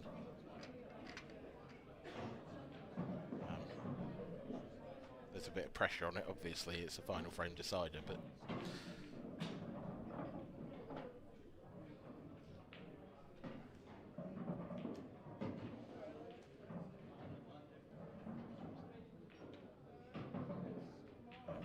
Stay with this match and watch Curtis Lee, you would assume, set himself. Pot the winning 8-ball. And there we go. Some discussion about what had happened, and I wouldn't want to be a fly on that wall. Well, I tried to snooker you here, Yeah. and then there's definitely a bit of a post-mortem going on there. I tried to isn't cover the pocket by here. Swaffy and I tell you what, actually, these two can talk for days as well. So yeah, they're both good boys, to be fair. they certainly are. Two of the chattier, more affable players we have. Moving on, who have we got there? Matt Davis. Matt Davis against Craig Brown. Yep. And Matt's 6-4 up there. That would be a good result for Matt. Yeah, very good result. Again, like Carl, I know Matt struggled on the tour, the circuit so far, but he's got the game definitely to do these sorts of things. Again, the way you described Carl was just steady and solid. That's pretty much how I'd define Matt as well. The same sort of player. Then a sort of slightly bored-looking Drew Hughes in the top of your screen, up against the return of Mark Farnsworth, the return of Big Bray.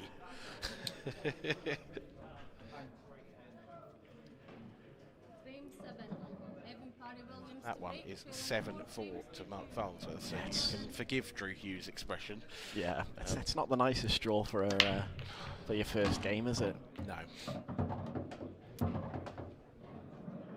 Another brilliant split, that, from Ethan Parry-Williams. And one thing, I didn't see your game earlier, but this table seems to be breaking really well at the moment. That is literally what I was just going to say.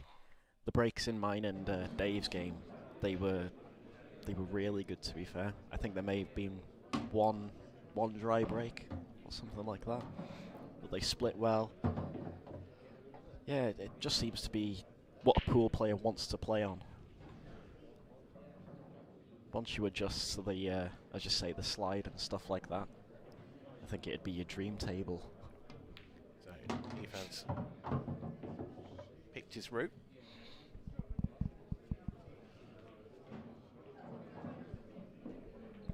And appears to have just slightly tempered his pace a little bit. Yeah. I don't know if he...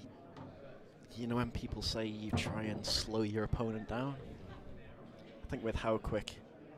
I don't think that's possible. I don't think how... Yeah, I was going to say, I think with how quick Ivan plays, it might feel like Carl's sitting down after he's just missed. Maybe. And say Ivan's potted 4 balls, and it feels like for Carl, he's just got straight back up because how quick Ivan plays. This is a big shot in the frame. Yeah, just about got enough angle. Would have probably liked a bit more. So it's had to punch it. That Could not have come out much better. A great shot. I'm assuming he can just stun across into the yellow here. Doesn't want to glue himself to it.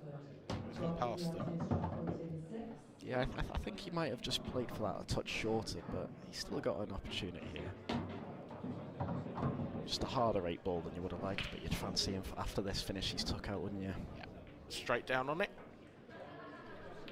Not like Ivan to go straight down on a ball, is it? And straight in the heart of the pocket. 4-3 between the two Welshmen. This is turning into a bit of a ding-dong battle, I have to say. These two are... They're not hanging about, are they? No, and they're going toe-to-toe. It's a really good match.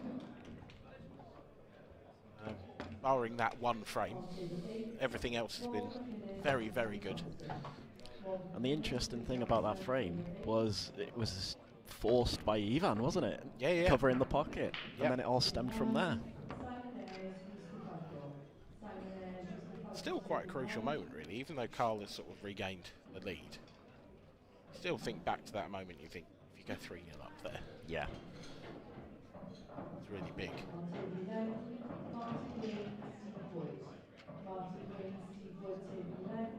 There's nothing more frustrating than being sort of roped back in by your opponent every time you get 1 or 2 ahead and they just reel you back in. Yeah.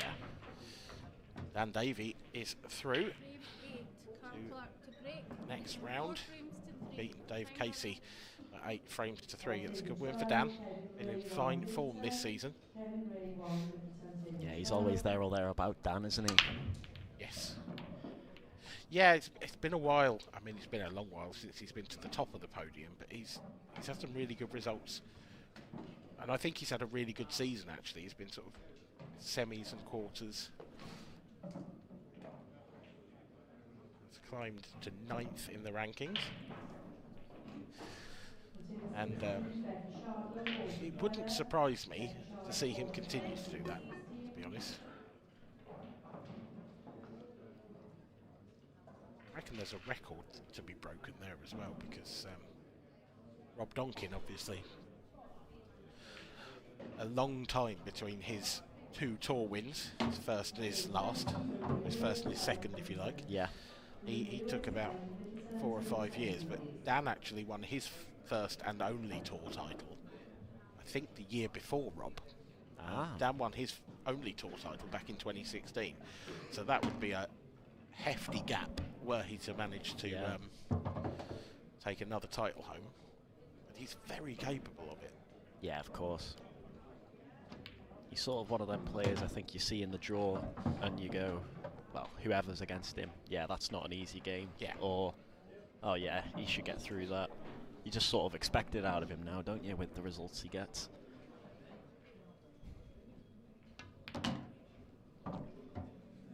He's made light work of these again, Ivan. Yep. One nice positional shot here. Yeah. Ball into the corner. Wants to finish straight on this last yellow. That is anything but. He's now going to have to screw across the table, isn't he? Twice. Yeah. Becomes more difficult, puts a lot more pressure on this pot. Nailed it. Has he got the bounce? That's good enough, I think. Yeah. I think he if can just you stun run into the it. black, yeah. Went for the skilly. He's landed fortunate there. If that goes on the cushion, he might have a bit of a problem. Yep. No hanging about though, is there? It can be quite hard to watch. Not hard to watch as in it's difficult, but it's hard to watch from our point of view because you can't actually work out exactly what he's doing. Yeah. You just don't have the time. But it's great to watch from Yeah, you don't know. a neutral perspective. I don't know many players who just look at the balls at the table and go, yeah, I know what I'm going to do. Yeah, it's a real talent. It's nice to see the guys having a good natter as well, isn't it? I think they're probably both enjoying this match as much as we are, to be honest. I agree. Well, as I say, as a friend of them both, I'm enjoying it. But it's being played in the right spirit as Yeah, well. definitely. You know, there's no pretense there. This is just 2 good mates Just doing what they do, playing isn't in it? an international tournament. But yeah, you're right. They are just doing what they do. That's another big split. It was a nice nice cue ball as well. Yeah. Came straight back. Got kicked over to the left-hand side as we see, but yeah, you definitely take them. Straight down on reds. What's your prediction for how long he takes to clear these? I mean, I haven't got a timer, but it's going to be about 45 seconds, isn't it? If this red goes in, the Oh, but it didn't. I was going to say if they all go, but that was the big red. You're not supposed to curse your friends like that. Ah, I'm friends with Carl as well, so I might have done it for his sake. True. He's got a little bit fortunate that it's rattled in the jaws, but still covered the yellow on the bottom rail. Yeah. Carl has a big problem.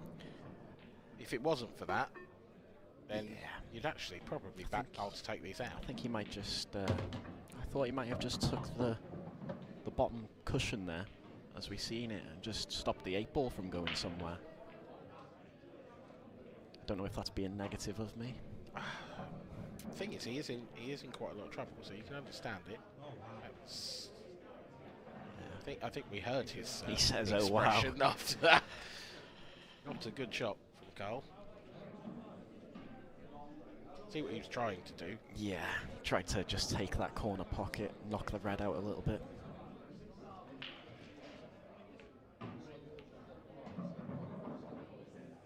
Yeah, I think that's a nice shot. It was nearly.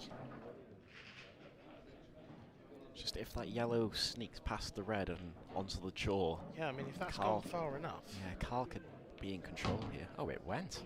Well, I really didn't expect that to go from there. Well, opportunity knocks, because one shot here, I mean, I think you've got to drop this in into the middle pocket and then take the yellow on the rail next. But if you get it, then it should be frame over. And to be fair, if you don't get it, you've got the pocket for the 8-ball.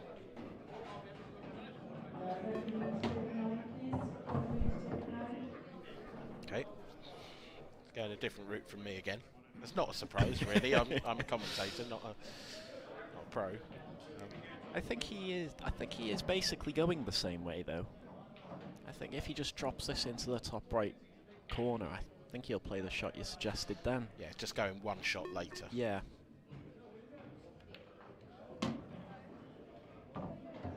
Yeah, I can see the advantage to that, because it's essentially the same shot now, but that slightly awkward one where his hand wants to be now. Yeah. Is out of the way. It's wow, that's so wide. You heard another oh wow there from Carl. Yeah, that's poor. At worst, there, you've got to take the pocket.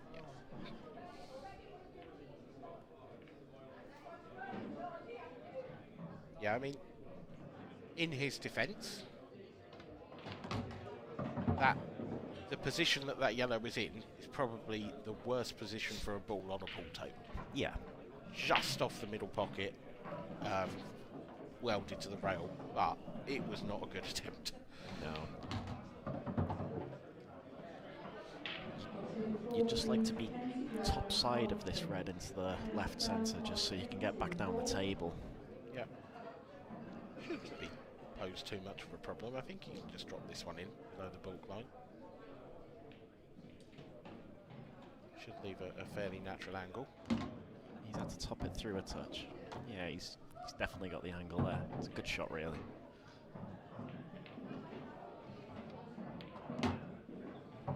Could be a big frame in the match. This, I know it's to bring the lead back into Ivan's side, 5-4. For the first time. For the first time, yeah. But it's a frame that Ivan should have won. Yeah. And then a frame that Carl should have won. Should have definitely at least took control of. Yeah. Yeah, it was a bit of a topsy-turvy one, but you're right, those are the ones that whichever player loses, it hurts. Yeah, yeah, definitely. Back the outer table. Drew Hughes won that previous frame. They got it back to 7-5, but it looks like it was all for nothing, because Mark Farnsworth has this black. The retired Mark Farnsworth. The retired. If that's not on his shirt next week. I'll be disappointed. Also, talking of shirts, what a shirt that is from Drew Hughes. Yeah. Phenomenal. It's on the colourful side, isn't it? Yeah, too right. I think all of them should look like that. What's your shirt like? Orange, isn't it? Yeah, black and orange. Black and orange, yeah. Nice, classy. Yeah, it goes with my hair. Yes. Just looks like you've got a really big beard. If it Yeah. Yeah, I didn't think of that in the design. That's all right. Next season's coming soon. Are you going to have a change up, do you think? Or? No, you're making me think now, Dan. New season, new shirt. New season, new me. Absolutely. Oh no, let's keep the same you. We like you. Oh, thanks, mate. Needs a good cannon here. Yeah. The first break I've seen in this match that's really come out awkward. And that's not really a poor shot from Carl. He was trusting to luck a bit. Yeah, you are trusting to luck. You had to pot it, and you had to go into them and just hope they both opened up. I mean, he's still got a shot on, so if he can pot this yellow to the top left and leave himself somewhere near the right-hand side rail, missed it. He's come all the way around the table. He's obviously trying to cut the one below the black next, I would think. It's a tough shot to land on. Yeah, I thought he was going to sort of leave the cue ball over on the side rail. Yeah, he has done. I mean, it's okay playing that skill shot, and I can understand why he has, but he's now got to take on quite a tricky long pot, or take the one on the rail and then take on quite a tricky long pot. Yeah. I'm not sure. I think personally, I might be tempted just to cover the top right pocket. I know there's no yellows about, but just leave Carl a shot and see what he can do from there. Yeah. You can see the advantage. Kind of what he's done. He's also tried to cover, I think. Right hand side yellow. Yeah. He hasn't done it though. And it'll take a bit of queuing, but I think if Carl can get this yellow in, take the cue ball off the side rail and get it across, he might have options here. But he needs some pace on this, and it's going to be queued well. Oh, he's playing a double. Playing a double. Tell you what, that's a great spot, that is. Yes, Carl, it is. Because I didn't see that. No. Got to get this, but if he does, it should be frame over. Oh, he's fluked it. He's fluked it. He's fluked it, but he's not on very much afterwards. I don't think he's on a double this time. Yeah, I think the red on the right hand side of the table is just in the way of it, I think. Tell you what, that double was close. Even though he's fluked it, it was close. But actually, he's lost the cue ball quite considerably there. Very much so. He only had to adjust slightly, and he makes it. Yeah. He lands in the same position. Yeah, he just skimmed past the red as well. He didn't touch it, so I think if it was online, could have gone. He would have. Yeah, I think he might have just caught it. I think that one could have gone. Now this is another one of them situations, same as last frame, where Carl should have won it. Yep. Well, not should have won it, but definitely at least take control. And now it's Ivan who's got the chance. Let's see if he can take these.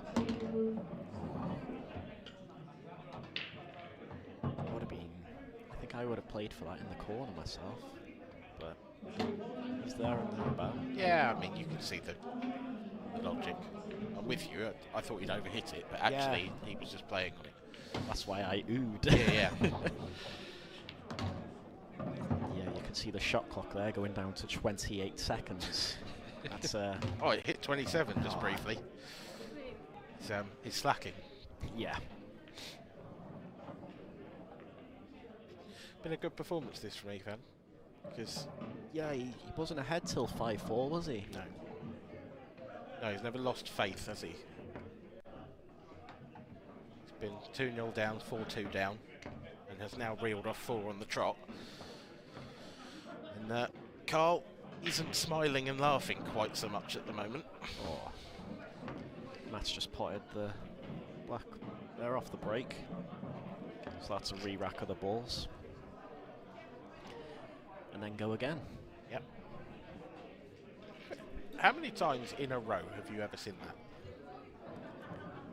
I've seen it happen twice. I've seen it twice. I've seen it twice a lot, but Yeah, I've never seen twice. 3. I've done it twice myself. Yep. But I've never seen it 3 times. No. One day. Yeah, they broke so well again. He is just hitting them so flush. He's hitting them so sweet. What yellows are you going? You say that. This is the kind where if I'm playing a mate, they'll say go reds for the challenge.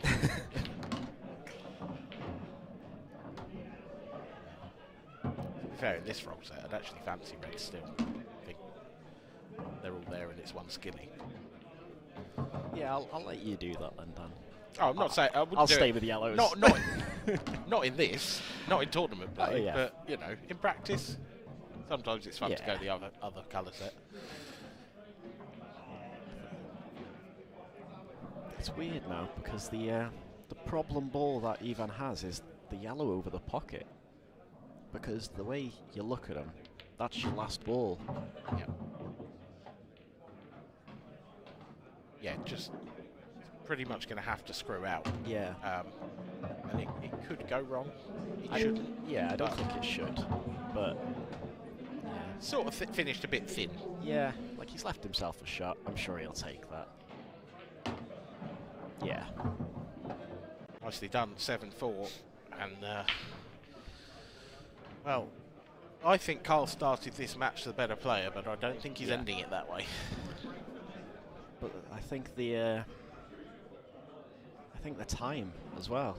I think it was 4-3 to Carl, and all of a sudden it's 7-4 to Ivan, and it's probably been about 15 minutes. He's the type of player who can just do that to you, with the way he plays and the way the ball's laid out, and especially how he's breaking like this, because he's broke superb, hasn't he? Yeah, it's been a destructive performance for the last 5 frames. And to a certain extent as well, Carl's break has deserted him, whereas Ivan's has just gone through the roof. Stepped up, hasn't it? Yeah. Yeah. Frame 12. Carl Clark to break, trailing 7 frames to 4. Time running.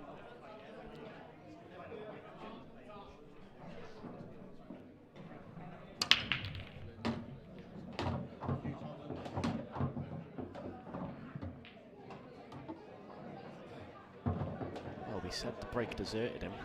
It seems to have come back. That's a great split.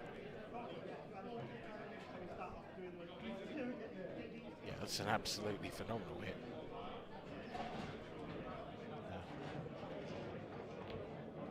Again, a case of which yellows are you choosing? Yeah. Honestly, I don't think Reds looked that bad either. Again, they No. didn't look too bad at all. But I think that was the toughest yellow Carl had. It didn't really go anywhere, and he had a shot on it first shot. Just got to be slightly careful getting on the 8.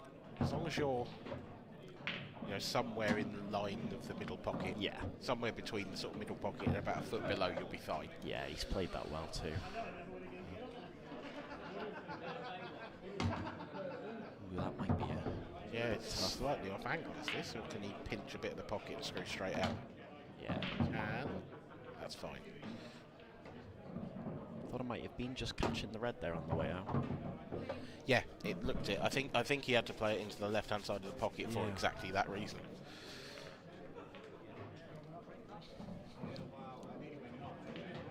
There's been a few run-outs in this game, hasn't there? It's been a good game. It's been a really entertaining match. Are you hoping that Carl gets the next couple and we have a final framer? Yeah, I think. Got to, haven't you? You've got to. I think as a friend of both of them, I'd love to see a decider, but then I'll just say, oh, I don't I'm not fussed who wins it out of the both of You know they're both going to watch this back, right? Yeah. Is that why you're being so nice? No. Oh, okay. I can turn the mics off if you want. You can tell me what you really think. Yeah, okay, let's do it now. I think for mutual friends of both of these guys, I think they'd like to see it go to a decider as well. I don't think Evan would. Oh, no. Not right now. No, of course not. But it might do. It might do. It might do. Oh, and they've broke like a dream again. Yeah, just... It's slightly awkward because you kind of want to go reds because of where the 8 ball is. Yeah. But you've got 2 problem balls on reds. You've got the one in balk and the one on the right-hand side just below the balk line. If you could find a way to clear both of those out in the first shot, then reds are definitely the colour. Yeah. Can you play the red into the yellow over the pocket? Just off of the knuckle? Yeah, he has done. And that's a good shot from Carl there. Yes, it is. Now the one on the top right-hand side goes past as well. Yep. Yeah, that's what cleared you were everything saying, in wasn't it? one shot, hasn't it? Finished a bit straight on this, possibly.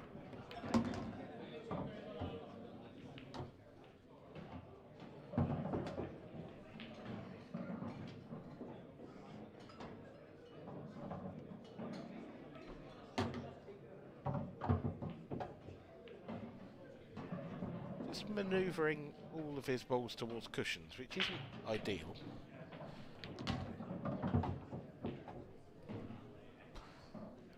This is... I'm quite surprised he's went this way. Yeah, it's getting difficult. Well, actually, if he needs the white sort of where he is now, I think he would have liked it a bit more, just to leave a natural angle for this. This ball on the right-hand side. I think he's got too much, hasn't he? I think he's got to cue it really well now to get across the table. See, for me, I would have wanted to finish straighter on that. Yeah. And top down. For the one on the left-hand side. Yeah. Yeah, I think what he wanted to do sort of was just leave it centre of the table and then cut that ball in and then leave the one on the bottom right-hand corner. Yeah, I just wonder when he... I think that's just what he was looking at. Yeah. Evan looks like he's playing safe here. If he can get it right in behind that, it's a great shot. It's still good enough. Yeah, he's left an edge of this red in the at the bottom of the table on the left-hand side. Tell you what, is there a gap between those 2 yellows? And if the cue ball goes through it, can he pot the left hand of those 2 reds? That's some edge. It is, but I think it might just be possible. It's really tight. I'm not sure what I like here.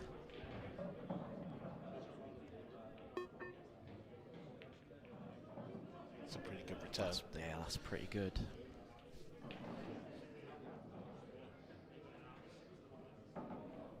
The only thing is, from Carl's perspective, is actually those 3 yellows all go. Because I think you can take the top of the 3 yellows there together down to the bottom right. I think he's going to try and run in behind the yellow again here. He hits this yellow half ball. He's not going far away. Going for it. Not a bad effort, but I don't know. I think you go there. Yeah, so do I. Because Carl now could get a safety of his own here. Because I think at worst, if you go for them, at worst you can take the pocket where the 2 reds are by, don't you? Yeah, exactly. Whereas and then you've got control of the frame. Could Carl now get the cue ball in behind those 2 reds? Yeah, potentially. Tricky one. I think he might be tempted just to try and drop it over the other corner pocket as well. I think if you catch it thick and play with quite a lot of left-hand side, just... I think that's what he's tried to do. Yeah. Just called it too thick. Yeah. He's not in a bad position, though, here now. No, he's sort of forced Evan into going for these, really, because there's no safe option anymore. Yeah, good opening pot there. There is a safety option now, and I think he's going to take it. Just going to put him in behind this yellow, isn't he? Yeah. By the look of it, I guess he can still get a snooker whilst taking control of this pocket too. Yeah, that's a really good spot from Ivan there. Yep. Yeah, got the total snooker and full control of that corner pocket now. Now you say full control, but I don't think it is. From this position. From this position, certainly. But if Carl, you know, if those balls are still in that position the next time Carl comes to the table, that's a good escape. Actually, the left hand of those two reds, I think, goes off the cushion of the yellow and unblocks the pocket as well as potting it. Yeah, I feel like if this... I'm going to pot this. Yeah, it's a nice touch. Can he drop the red underneath the black into the corner? I'm not too sure. Possibly, if he can see enough of it, and then the cue ball holds on the 8 ball and he would have that shot. Yeah.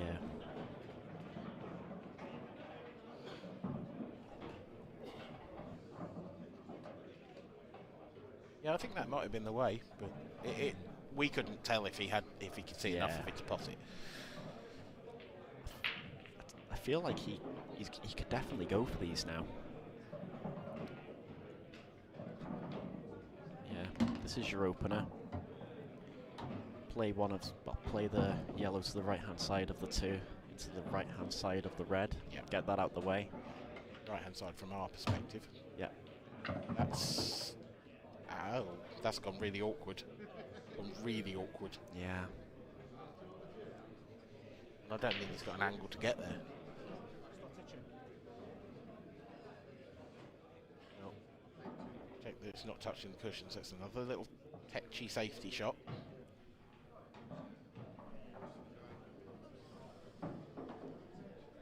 I'm not sure what your options are here if you Carl.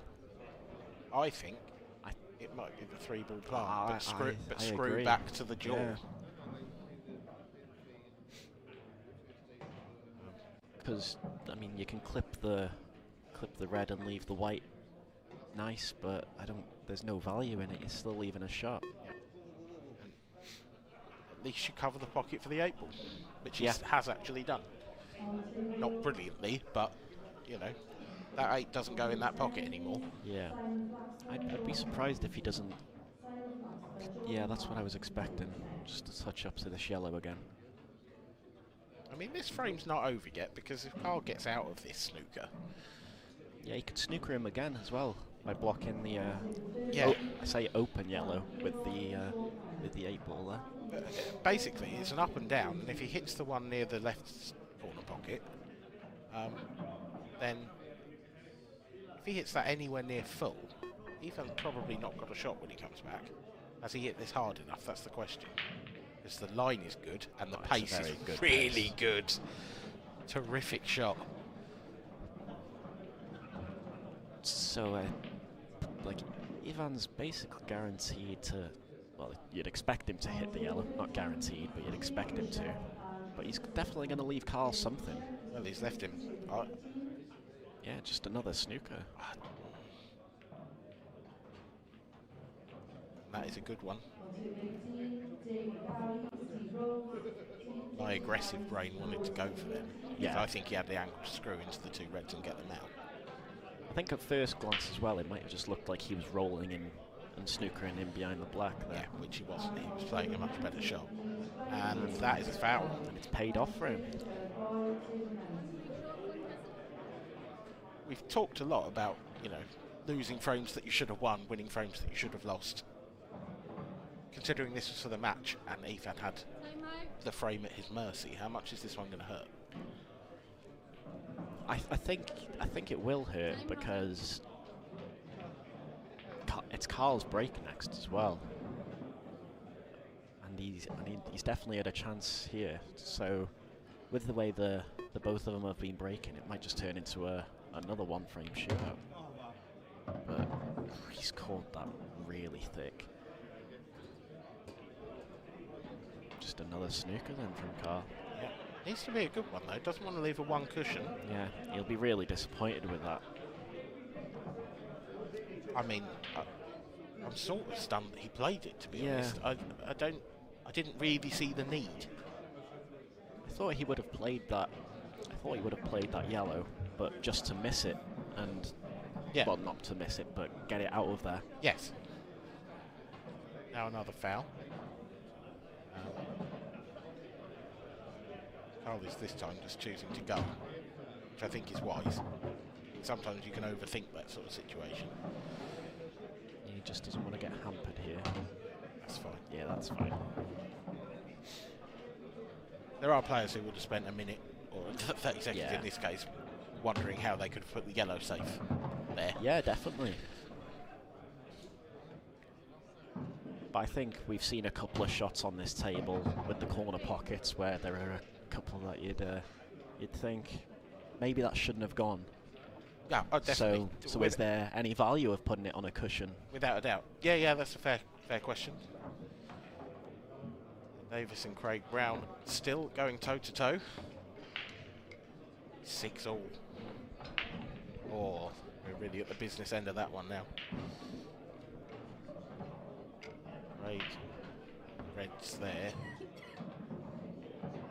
It's obviously those two reds are a problem, and Craig looks like he's finished absolutely. I was going to say, it looks a bit short, that, doesn't it? He spun straight on it to the centre pocket by the looks of things. Liam Dunster. Battle of the Scots there with Dan Wiley. And, you've got to feel for Dan there, because what a moment for the camera to pan over. He's probably took an unreal finish out till there as well, hasn't he? And then the first shot they see him is that shot. Yeah, harsh. I think it's going to be less harsh for Carl Clark. Well, good news, he's made a ball, and the cue ball is safe. It's not bad, but it's not amazing.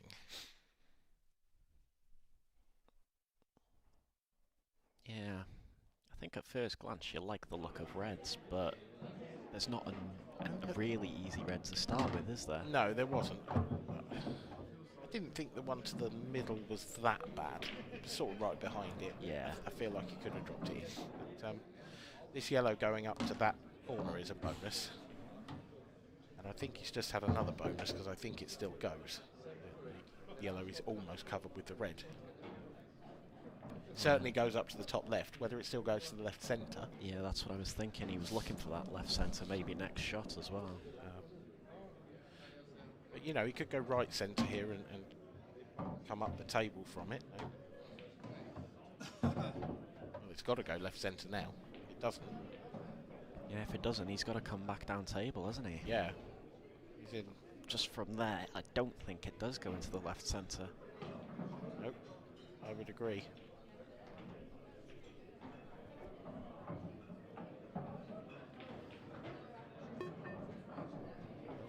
Change of route required, and that is a long way off from Carl Clark, and he's had a big result. Yeah.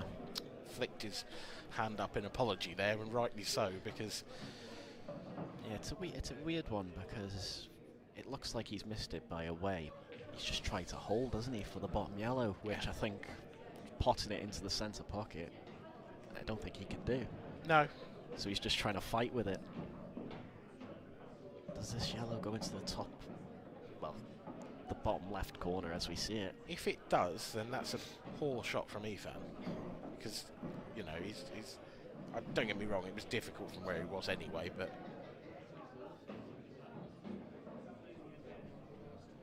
I don't think it does.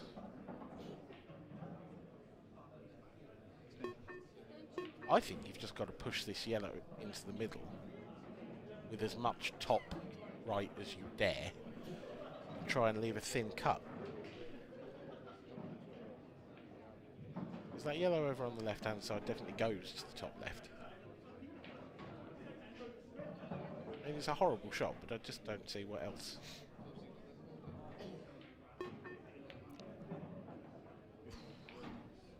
Don't get that shot.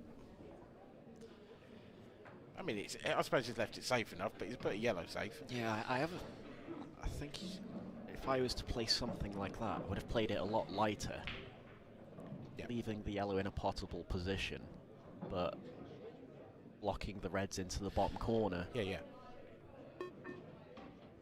So it's like a positive and negative shot kind of in one. Does that make sense? Yes, it does.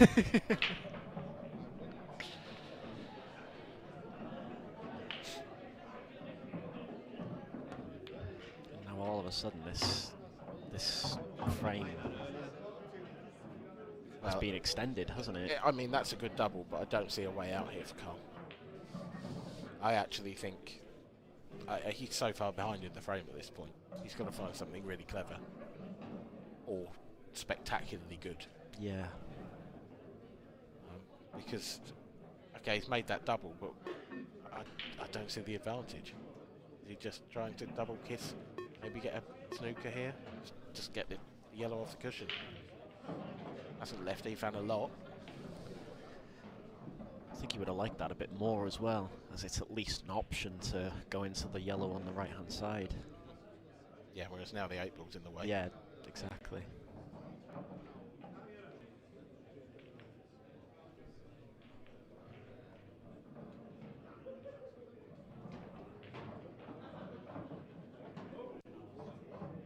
I think he might be looking at the yellow into the yellow, do you think? I think so. But from that camera angle, it doesn't look like it goes.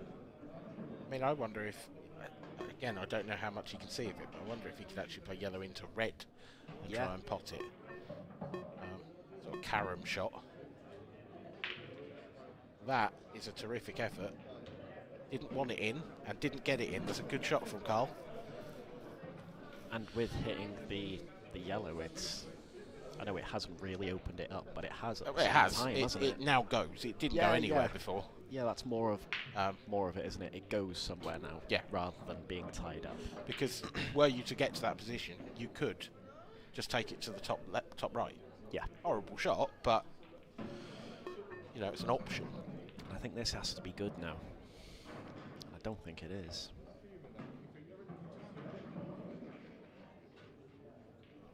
Carl could certainly see enough of. Do you play to knock the 8 ball over towards the yellow on the pocket here? Maybe. Just as another insurance, bit of insurance there. Yeah, the problem is that, I mean, I don't think that's a great shot. You know, Ethan could pot one. If he could cover that top right pocket, top left pocket, sorry, top right from this camera angle.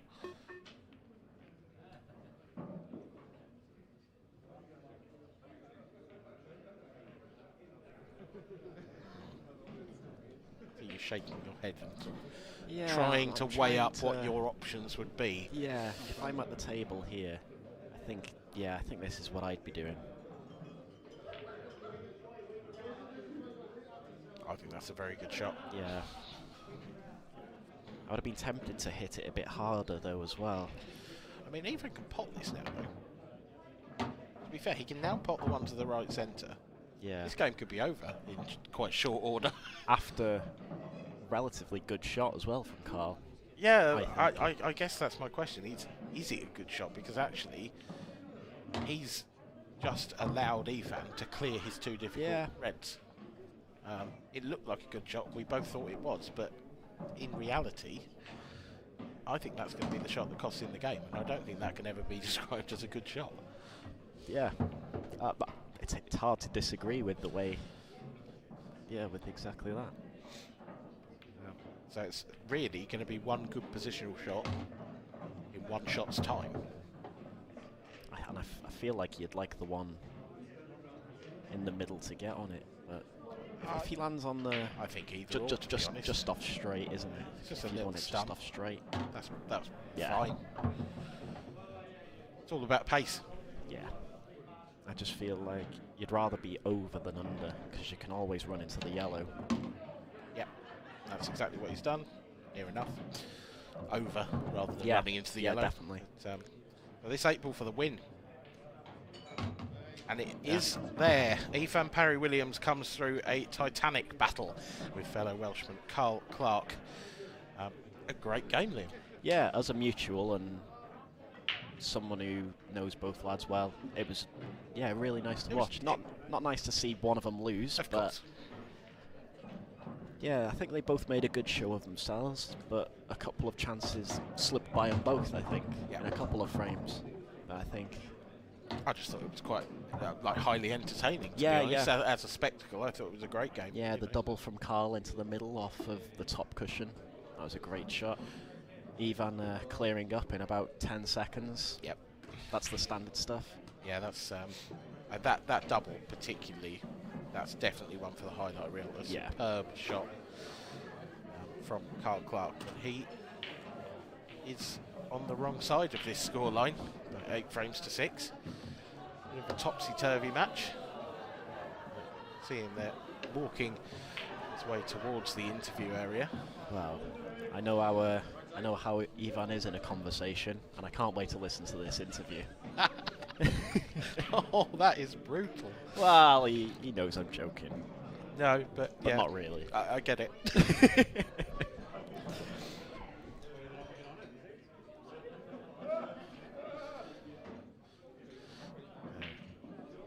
See our next match already. Tom Barley sat there on the right. That's not Ivan Parry Williams. He hasn't had a quick change, and he'll be playing Craig Marsh next on your screens. But before that, we're going to go over to the interview room. Mark Pickworth is with Ivan Parry Williams.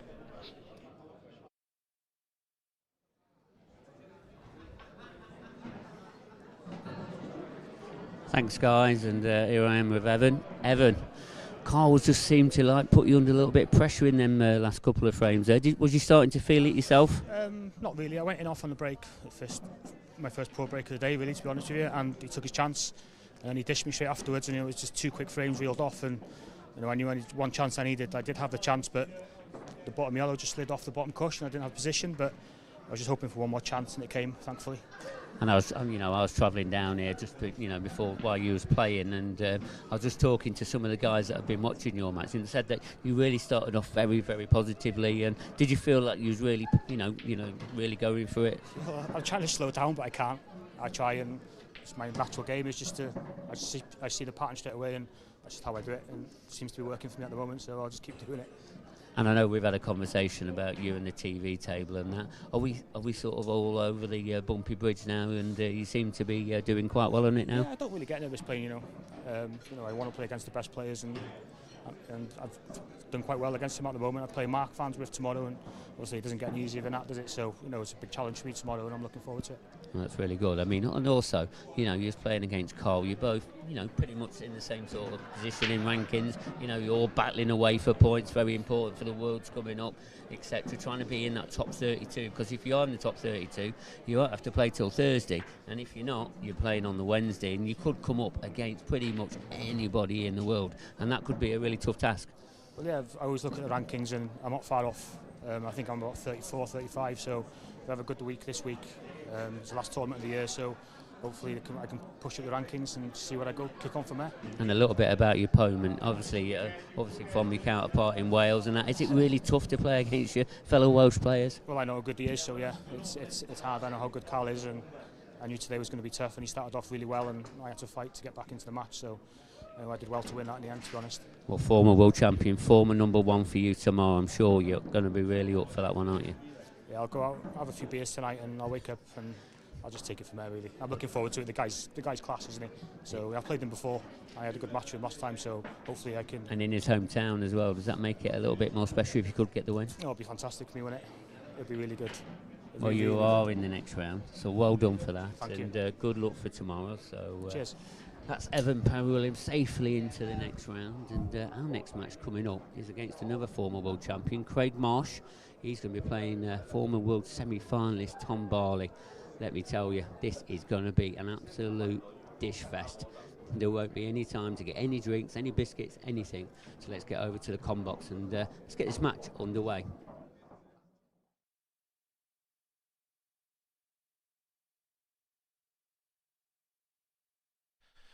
Craig Marsh versus Tom Barley then on the IPA stream here. This should be a really entertaining match. And we are straight into it, and we're straight into it with an 8-ball in off the break. So we'll have to have a re-rack anyway.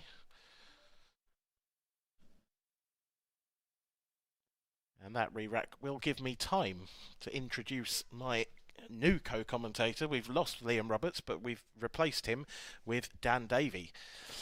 Good evening, Dan. Evening, Dan. Marsh is having fun out there. He's loving life, isn't he? Very happy for a man that's 0-0 down. Jolly. Yeah, jolly. The Buddha. Yes. The jolly Buddha. That sounds. Do you know what? That sounds like a restaurant. Doesn't it? I'd go to the I'd go Buddha. to that, yeah. Right now, actually. I'm starving. Yeah. He's got quite a few sponsors on him, hasn't he? Yes, he's Marshy. Okay, autism awareness, fair enough. And the Autistic IPA. Society. So yeah, I mean it's only 3 actually. It's 3. There's a lot of badges though. 6 badges looks good, doesn't it? Oh, there's another one on the arm as well. I've just noticed. Yeah. Yeah, it was. I mean, sort of looks like a Formula 1 driver in that. Yeah. Respect. I think that's where the similarities end. Possibly, yeah. Formula 1 drivers. He's one of them though. He'd probably be good at that as well. Yeah, yeah. Irritating. Yes. Yeah. Unbelievable at table tennis, apparently. Is he? Yeah. As well as having lungs like Tom Jones. Meatloaf, shall I say? I've gone Tom Jones for the Welsh thing, but it's Meatloaf that he does. I'm sure that he could do both. Have you heard him? Do you know? Not live, actually. I think I've seen a video. Goosebumps. I've still got some goosebumps left from the last time I had him. Wow. We need to get that going again.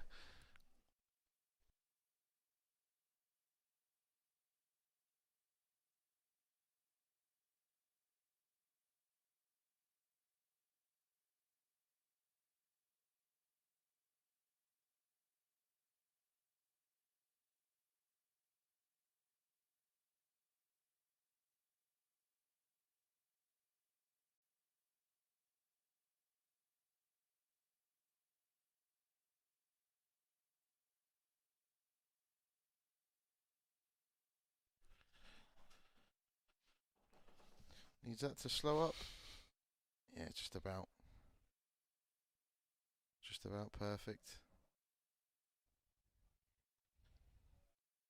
Does it want to flick the black on the way? Yeah. Or the red. Yeah, I thought... It was a slightly awkward one, wasn't it? It was a bit more awkward than it looked. But I thought he might have gone the other way first. Yeah, I'm always wary in it because you don't want to make yourself look silly, which I do very often, but you... So why worry? I thought... I don't know. I thought it just sort of looked... It looked like he may have flicked the black, actually doing that. I questioned that. And I think maybe he was a bit too worried about that as well, and he's running to the red. Well, has he got a pocket for this? He's tried to play it off the yellow, I think. Off the yellow in the corner, yeah. Yeah, it's not gone anywhere. First frame jitters.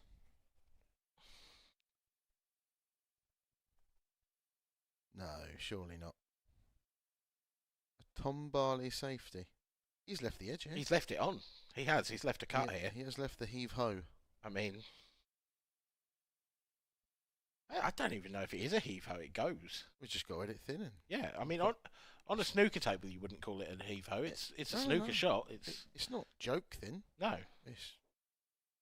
It'll get close. He'll get close. What a shot! Oh, he's close. That's a terrific pot.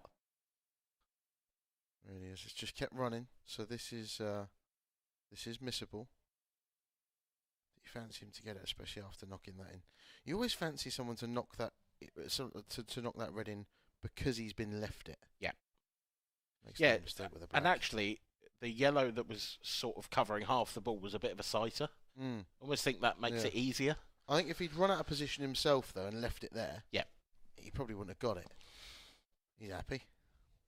Jolly Buddha. That is a magnificent pot, though.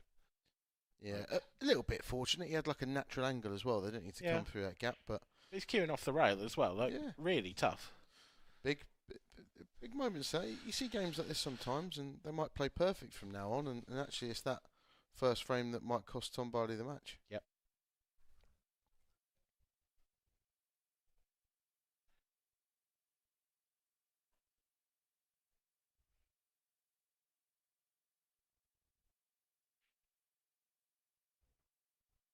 Getting his order in. Quite literally.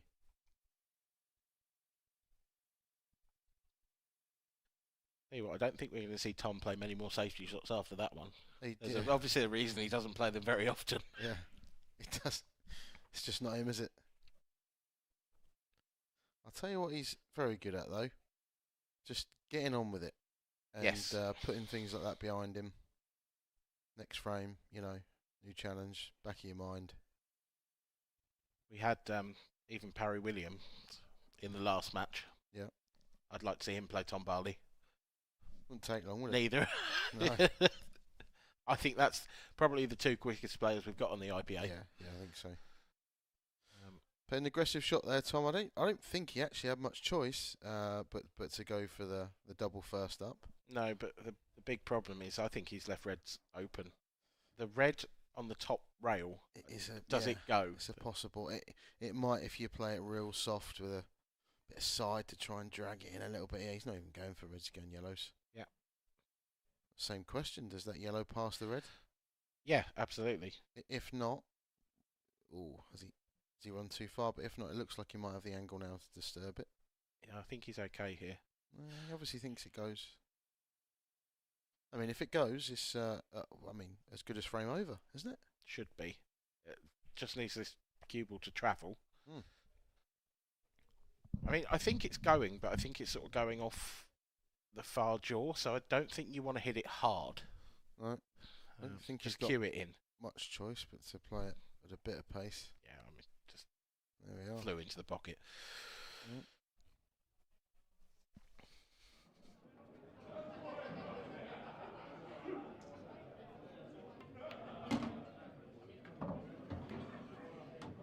Lovely use of side spin there. I like those shots. You just play it with extreme side to control the white and control the line of the cue ball. Which margin of error lower.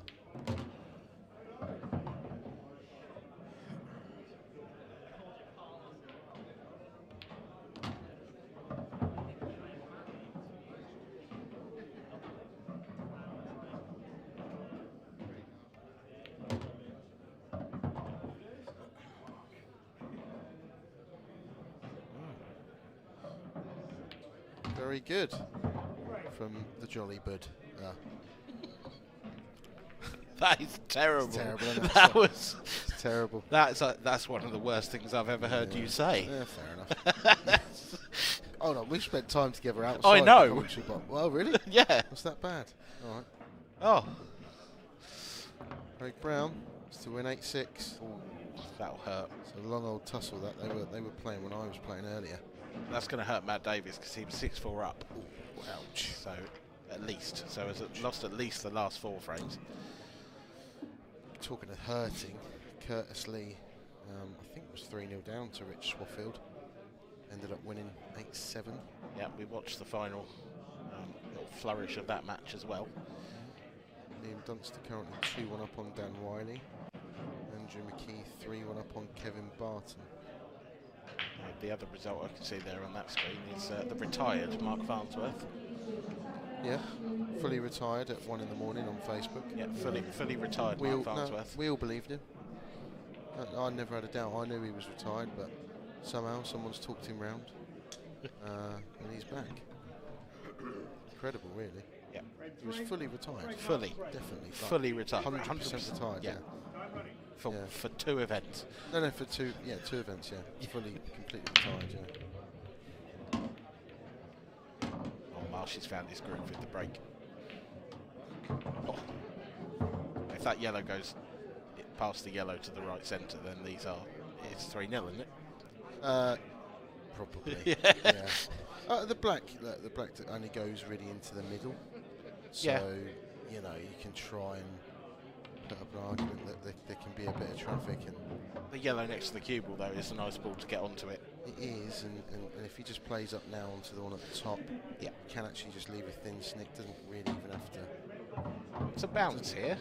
Yeah, he does. No, that's really careless. Yeah. Yeah, because if he's straight on that, he can just stun it in and leave himself a thin cut on the yellow in the middle. These are the most frustrating ones to mess up if you do. Yeah. Really are.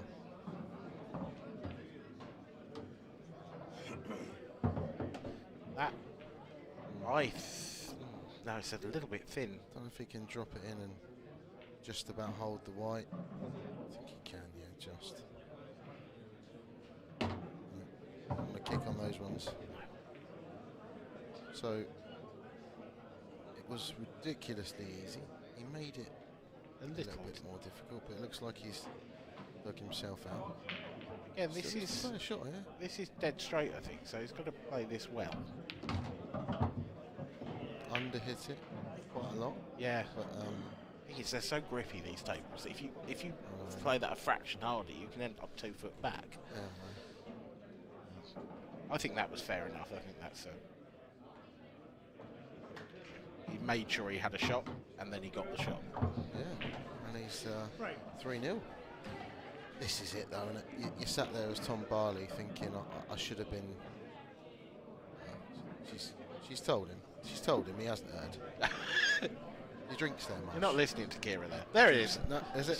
She's come around the other side. The side. There yeah, there it is. Oh, happy days, lovely.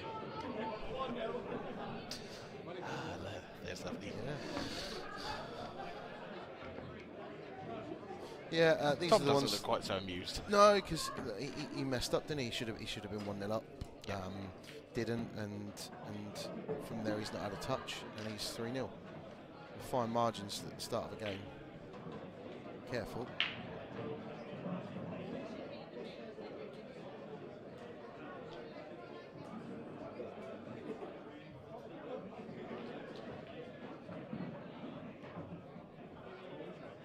So he's not had a touch, but he did make a ball on the last break. Just true. Didn't have an easy. Had a horrible which, if you believe in the pool gods, is down to the fact that he messed up the first frame. If he'd have got that first frame, he probably would have been nicely on a ball in frame 2. And I think at this point, when it's 3-0 down, particularly again at this level, against Craig Marsh, you almost need that turning point to come your way now, and it really isn't it. That's not it. That's the absolute opposite. Yeah. That's turning the screw point. Here's a question. Yeah. If you were going to be, let's say the top 8 in the rankings, yeah. If you were going to be 3-4-0 down to any of them, which one would it be? Well, who would I want to be 3 or 4-0 down to? If you had to be 3 or 4-0 down against any of those top players. Blimey. I say it because I think it would be Marshy, because I think he's the player who it'd be is most likely either to put you out of your misery or to perhaps just back off the pedal a little bit. Yeah, lapse of concentration maybe. Yeah. Probably is. It's definitely it'll be one of the quicker players. But to be honest, the top 8's full of methodical players, really. Yeah. There aren't so many quicker players in the top 8. Don't know what sort of story that tells. Well, I do. Yeah. I mean, yeah, it takes someone special to not be methodical but still be that talented, I think. Yeah. Yeah, it's the old adage, isn't it? Hard work beats talent. That's kind of. Yeah, and it you look at the quicker players and they can kind of blow anyone away 7-2 in 25 minutes, but they've also got the odd extra silly mistake in them just now and again. That difference between being 9-6 up and only 8-7 up or 8-7 down, for example. Mistakes that a Boyle or a Dunster, Farnsworth at their absolute best don't make. Just a bit of hamper queue in here for Marshy, but yeah, I thought that was a slightly odd route. He's taken it because he wants to leave that red to the right centre last, because it's perfect to it makes sense. I just thought that was perhaps the only way it could have messed it up, was by running towards that yellow and being hampered. Well, looks relaxed as well. Easy to look relaxed when you're about to go 4-0 up, but full flow. Magnificent to watch in full flow. Oh my. Wow. I can't believe what I've just seen. Yeah, might have to give my eyes a rub. What happened there? I think he just thought it was in before he pulled the trigger, and what we were just talking about there, about the odd silly mistake, and I tell you what, he's made me look good. So thanks, Marsh. Yeah, not many players can do that on stream. That's harsh, wasn't it? It was. That was really, really nasty. That. Getting a bit too bantery. Yeah, yeah. It's a bit personal. Oh, he's played a safety shot. Oh my. Has he? Oh, he's done it again. He hasn't. He's done it again. Is there a chance that he pots to black and flicks the yellow and goes towards the middle? That is the question, isn't it? Because he can't get any action on the white at all. The other option is he plays a double, plays it slow, tries to cover the pocket. Oh, can he surely?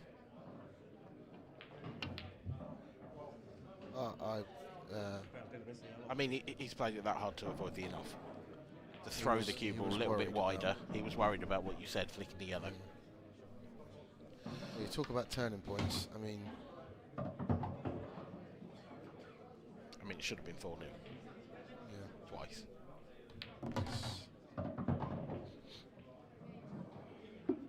Tom's not going to hang about here. He's not going to make a mistake either.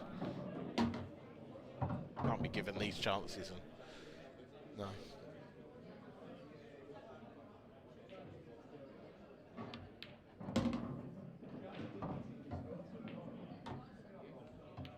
I wonder if we'll see his mood change in the chair.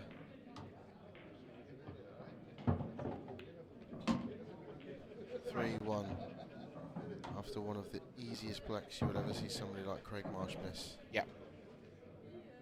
Should have been 4-0. Is that the turning point? We shall see. Time will tell that it's a foothold for Tom Barley in this match. Now that was the second missed black. It was a slightly more difficult black. Craig missed.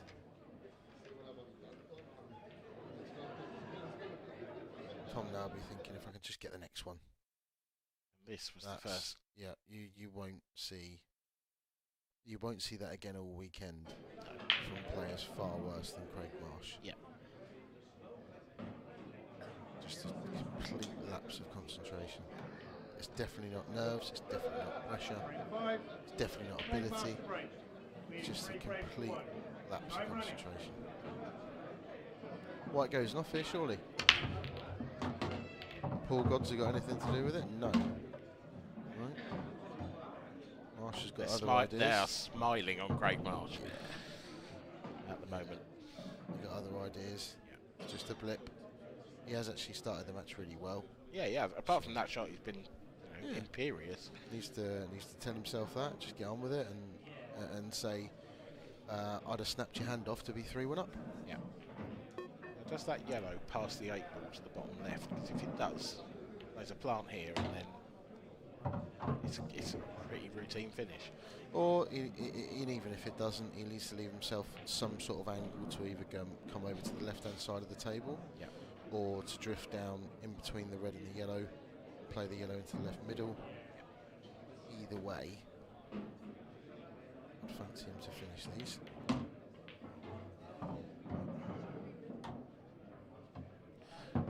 The pace he played that, I feel like he wouldn't have been too unhappy had he potted both yellows there, which leads me to believe that yellow does pass the 8, because if it didn't, he'd be in trouble now.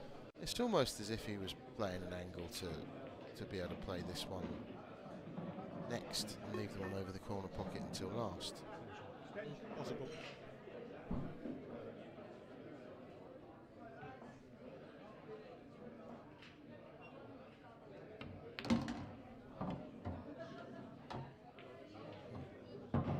None the wiser really with that angle. It's sort of in between everything, but if it does pass, unless he can play the red off of the yellow off the red.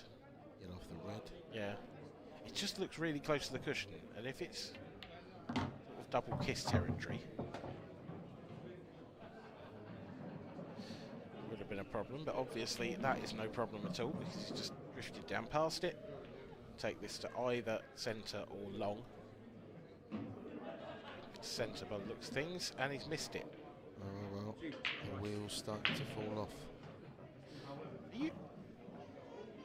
I'm a little surprised he didn't take that long.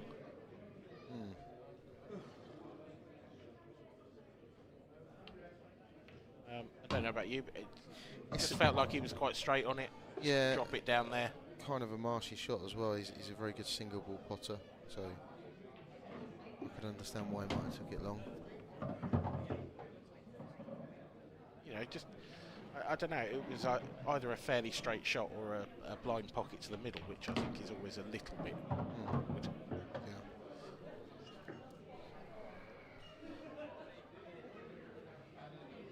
And it's another let off for Tom Barley.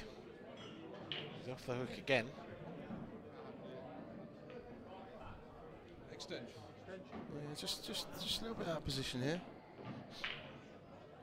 See bottom right and screw up table.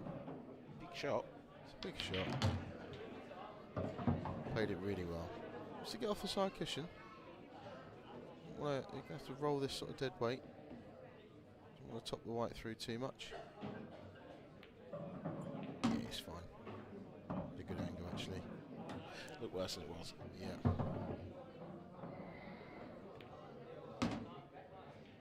So it really should be 5-0. Yeah. Oh yeah. Really should be.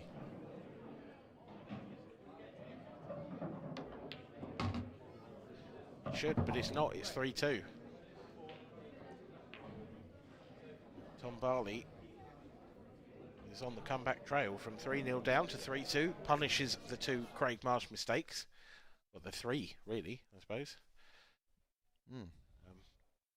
Yeah, they are missable, those ones. It wasn't an easy shot. No, not easy at all. The poor shot was obviously getting onto it. Just lost the wire a little bit and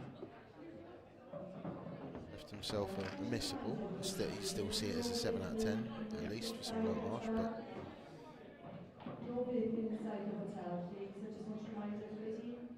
You will be asked to leave.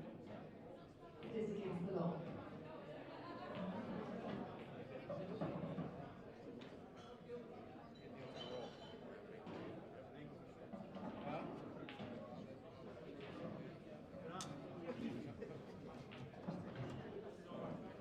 Frame 6. Tom Morley to break, trailing 3 frames to 2. Time running. To the 6th frame of the match, and Tom Barley's taken a big swing there with the break stick and has come up short. Nothing going on there at all. I mean, it's impressive actually that Tom is 3-2 down rather than 5-0 down, partly because obviously he's taken advantage of two Craig mistakes, but also nothing's running his way at the moment at all. No, he's probably going to be the happier with the two. Strange thing to say, but if that red goes, the red and the yellow are tied up together, can you land on it now and play it in the middle, just drop it in from quite a cute angle? I think the problem with that is, where does he go next? If you drop that in, you're going to sort of sit on the yellow. I'll tell you where it does go, it goes top left. So he's going to play the one to the right centre now and just land on that tricky looking red to the top left. Yeah. I think you're probably going to see him focus a little bit more now after these last 2 frames as well. Just that extra little second or two composure. He's experienced. This looks absolutely plumb straight.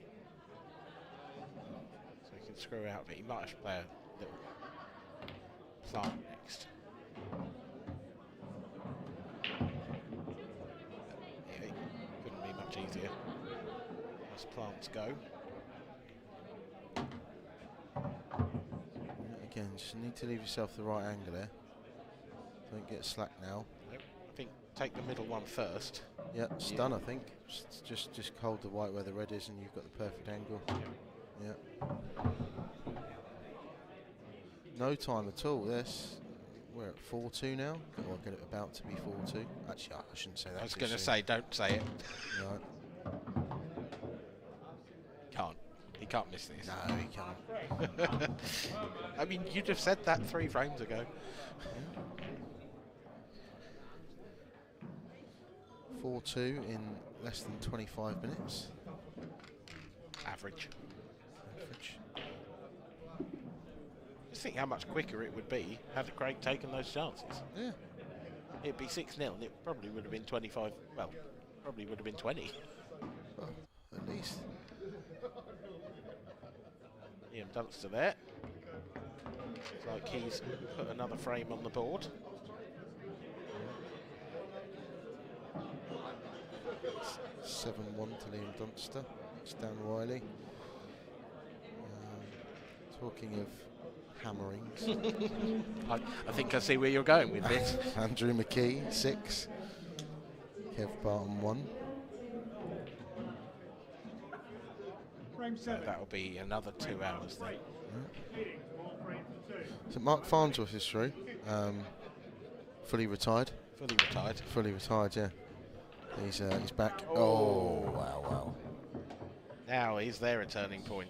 Tom Barley finally gets a good opportunity from the break. Yeah. One of these sort of tables where that 1 free visit really will come in handy now. Yeah.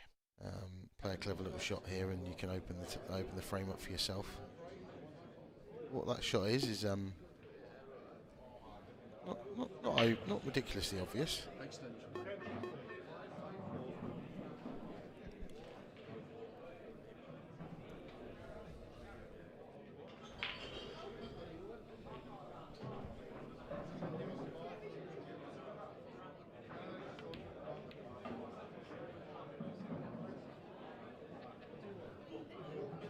Yeah, I really like that. Yeah, clever shot. Nicely controlled. So really is just about this yellow next to the black really. Needs getting on. Can he get on it now? Screw through the gap. Perfect. Perfect. The good shot there was the one before, to leave himself that angle. Yeah. Because that wasn't that difficult a shot, but playing position off of balls that are right over the pocket can often be a little bit troublesome. The opener was nice as well. It was clever. Yeah, clever shot. Recognised that he didn't have to do anything with the ball over the pocket first off. Yeah. Was able to use that then to get on yellows. Yeah.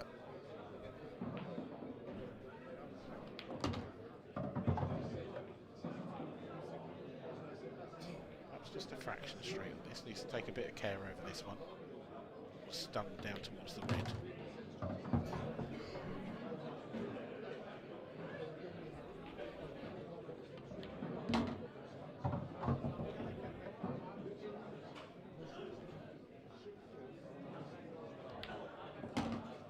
So up next we've got Wade Morley against Clint Ianson, which I think will be the final game of the evening, although it may not.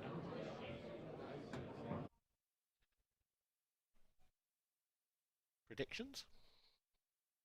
You've got to say Clint, haven't you? You've kind of got to, yeah. Yeah. Wouldn't be the biggest shock if Wade beat him, but Clint's definitely favourite in that game.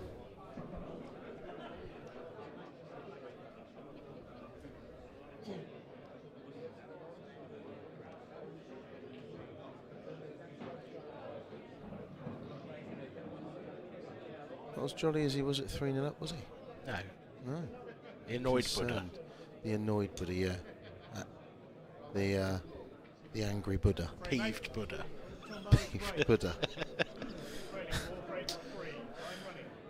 Less of a restaurant, that, isn't it? Yeah, no, you wouldn't eat there, would you? Might eat the angry Buddha. Oh, I don't know. It's like when they call stuff dirty fries. It doesn't make you want to eat them, does it? Yeah, I do. No. I love a dirty fry. Oh. No, I like what they are, Oh. but the sound of it doesn't entice you in, does it? You wouldn't eat the dirty Buddha, would you? Possibly not, no. No.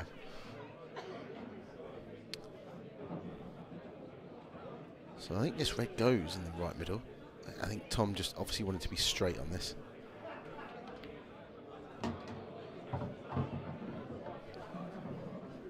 Nicely done. He plays those shots really well. There's little tricky ones that he's slightly run out of position. He makes the sort of single ball pot inside of it just look really casual. Little shots like this where he's just drifted over it. He's actually run slightly out of position, to be fair. Yeah. Wanted to be straight there. Yeah, had to be really. If anything, he's the wrong side now as well. If he's straight, it's frame over. He drops it in, one into the right corner, and then back up to roughly where the white is now to leave an extra angle to come back up. But it's actually quite a lot of trouble. He's in trouble, yeah. You might even see him play a plant because he's right behind this red. I just wonder if he could just stun into the 2 yellows there. Soft stun, there you are. And then he's. Well, he obviously thinks he can just about. I think he can hold this. Yeah. There you go. In fact, he's held it too well. Yeah, I don't think it's a problem. I think he just drifts this in. I don't know. I thought maybe sort of, a little bit of left-hand side, just a trace to. Yeah, I think it's tabled so off quickly. He might lose the white a little bit. Is he playing the cannon on the yellow closest to the middle? Oh, he missed it. He's mixed it all together. And now it's Craig Marsh's turn to come to the table after a mistake. The excited Buddha. I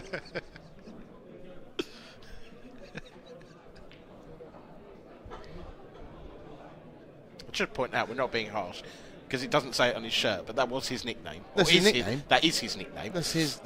His own nickname. Yeah. I just want to point that out for viewers who might not have. You think we're being harsh on Marsh? Yeah. Right. A fantastic character, Marshy. That's why he's the jolly Buddha. Funny Buddha. Really hope that sticks. The jolly Buddha. I really hope that sticks. If I won the Euro Millions, I'd buy him a restaurant and it'd be called the Jolly Buddha.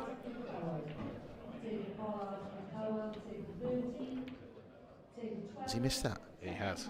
Oh wow, that is not like Craig. It really isn't. So Tom straight down, wasting no time at all. He's underhit it. I mean, that was careless. I mean, he's head in hands as if he's snookered here, but I still fancy him to get this. There's just a bit of tension out there, isn't there? Yeah, there is. It's crept into both of them, and I think it's sort of, because of Craig's errors. Nailed. Got it. 4 each. I mean, this game could have been any score. Pretty much. Yeah.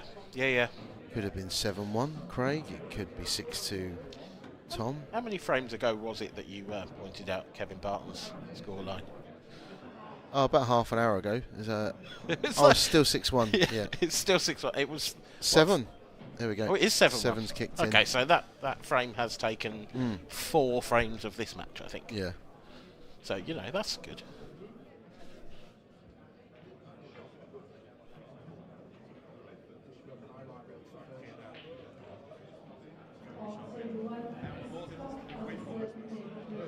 Starting to see a few more names through to the last 16. There's one of them, Liam Dunster.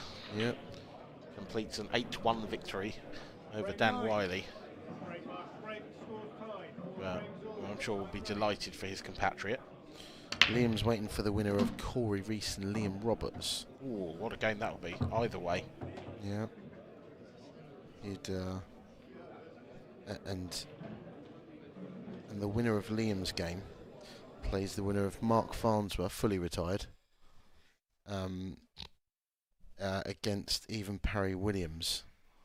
So it could be a hell of a quarter-final. Because you've got to make Mark favourite against Even. Yeah, you have.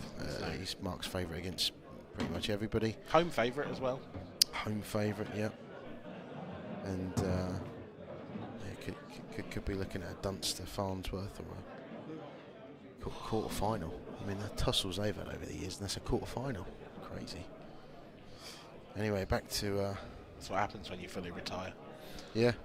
Get dodgy draws. Marshy's gone yellows here, and he's left a problem yellow. I think he was trying to come down the table there, get onto the one to the left of the 8 ball and knock it out from there, but he obviously can't do that now.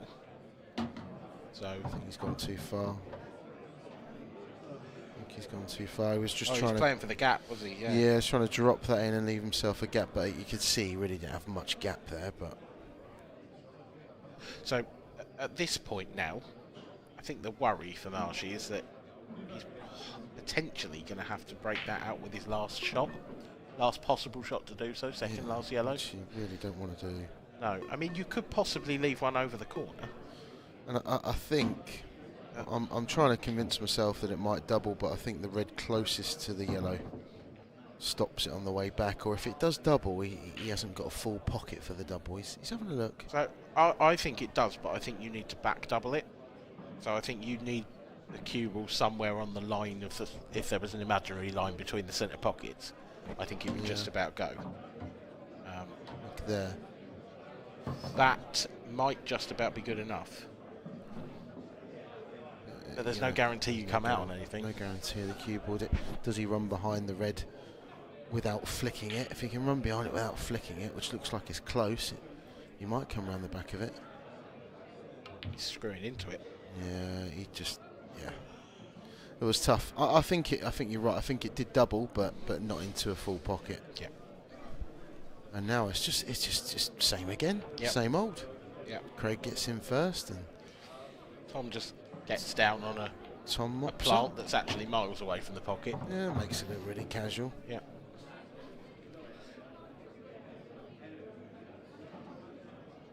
He'll go up table next for the 2. No? Craig will be really annoyed if he loses this game. Really annoyed, yeah. Because he's had the lion's share of the first chances. Yeah, really has.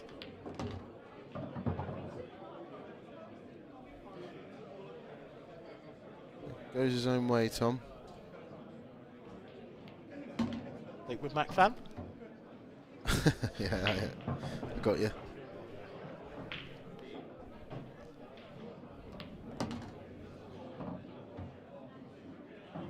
Just didn't want to run too close to the blacks. He's guaranteed to leave himself a shot. Now he's probably see him swing it off 3 cushions actually, unless he just drops it, plays it in the middle. Come up a little bit short. No, he's fine. Fine. What a turnaround this has been. Yep. I mean, the simplest of blacks to go 4-0 Craig Marsh. And now we're at 5-4 Tom Barley. I mean, when you put it like that, yeah. That's, wow. Yeah. Extraordinary stuff.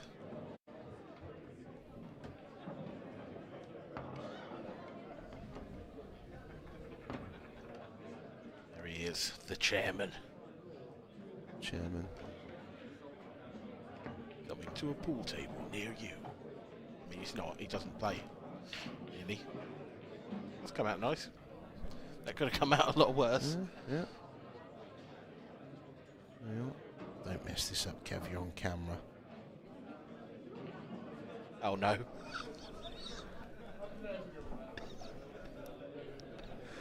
Oh dear. Oh dear. It's you. Oh dear. You did that to me. Oh dear. Oh wow. Even, I mean, Kev never plays, but he doesn't miss them. No. Oh, Kev. Oh, I mean, oh dear. 7-1 down. He's probably thinking about anything but being on a pool table. To be Probably honest, thinking about commentating on the next match. Bless Spartan. Hey. Well, you can tell him about that. I'm not going to. Back to the action. Tom Barley working his way around this table. He's going to have to leave what looks like a pretty awkward red up on the balk line. Yeah, if that wasn't there, this is as good as 6-4. Yeah. And but yeah, how is he going to go about this? Is he going to try and play a cannon? Is he going to try and find a gap? Because he can just land on it, but it's getting back up table, isn't it? Yes. He's got quite a nice angle now to almost got the one in the centre and run straight into the red that's sort of above, the yellow, sorry, that's above.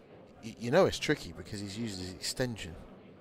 Yeah, that's a good shot. I don't see Tom Barley That's do a that terrific first, shot. that is an amazing shot. That is a great shot from Tom Barley. Is that out of the woods yet? Needs to get back and he got a little window. That's perfect. It's pretty good. You can rest on the yellow, which then opens that pocket up for the black if it didn't already go. Yeah.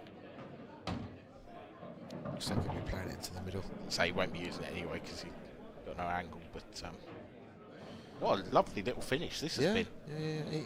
Yeah. He does this. He just makes tricky and difficult clearances look easy.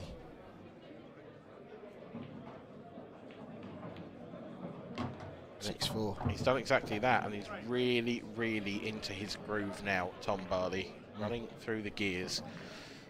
And it's the polar opposite of what Craig Marsh has done in this match, to be honest. Yeah. You know, Tom started slow and has moved through the gears, whereas Craig kind of he almost looked so overconfident at the start, and that miss has just completely got to him. Yep.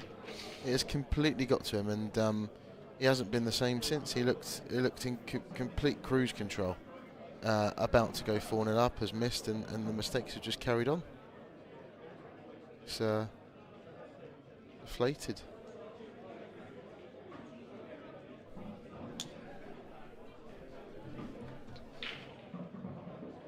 Frame 11. Craig Marsh to break, trailing 6 frames to 4. Time running. Needs a ball. Just took a bit off there. Oh, let's go away with that. Well, sort of, would have been harsh. Yeah, it would have To been. be fair, that was actually almost an action replay of his last break where he got kicked in off. Yeah. Similar thing, screwed back up and down the table and caught a ball and went in the middle. Great chance this though. It and is and just one these- he's got to take. Yeah, I think obviously he's going to go reds, but it's the 2 reds to the left of the black. How does he get on them? Can he top it through now? And he'd love to be on it now if he could, because he can just play this plain ball, drift over to the left-hand side of the table, or stun up, shall I say? Yeah, that'll do.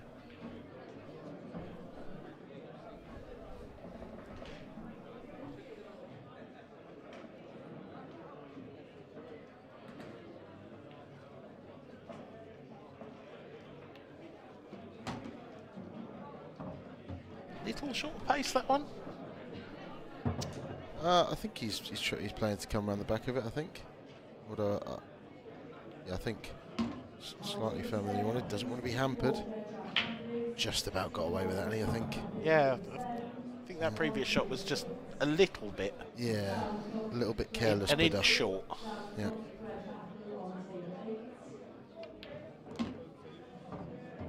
Again, doesn't want to be hampered, but that is perfect, I think. Yeah, it is. Yeah. Comebacks on.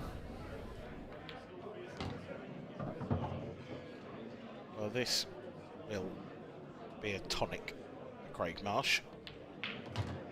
That should settle him a little bit, because it's been a long time really since, well, it feels like a long time since he's seen the table. Yeah. And seen an opportunity like that. Now trails just by the odd frame.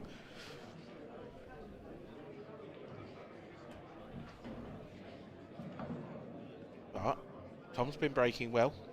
His break has improved as the match has gone on. Yeah. Looks relaxed, looks focused.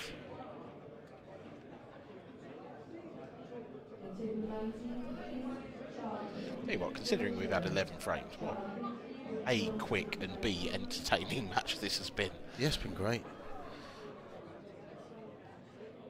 The first round match there between Nathan Bridges and Scott Anderson. Frame 12, Tom Barley to break, leading 6 frames to 5. Time running. Oh, that cue ball's careering towards the middle he pocket. didn't control the white at all there. He's got away with one and he's made a ball.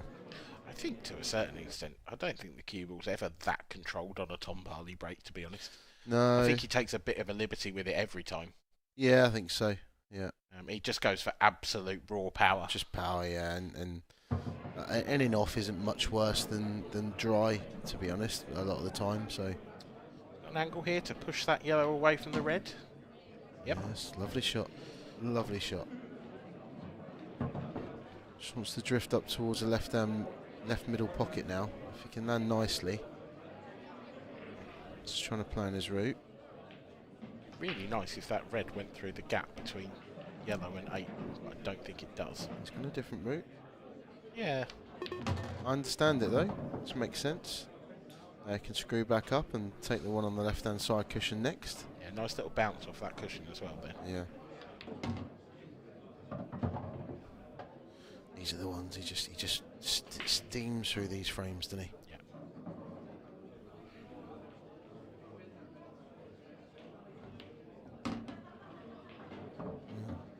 I think he's.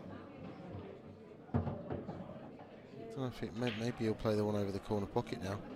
Yeah, I think. Well, I don't know because I think if you. Doesn't he? Yeah, but if you leave the one over the corner, then you've got to play a cut on this. It's slightly awkward. Almost got to play this as a bit of a stun run through. Ooh, yeah, he didn't like that. No. He didn't like that at all. It was what he was doing with the white. He just didn't like it. That the bad shot was before. Well, the started it was the shot before. He potted it a little bit thick. I think he just caught the near knuckle.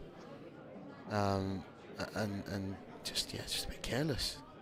A thin one now for Craig. Well, Craig's that's a rare one as well. Tactical Buddha. Yeah. Clever Buddha. Someone at home with a dog named Buddha. Keeps barking.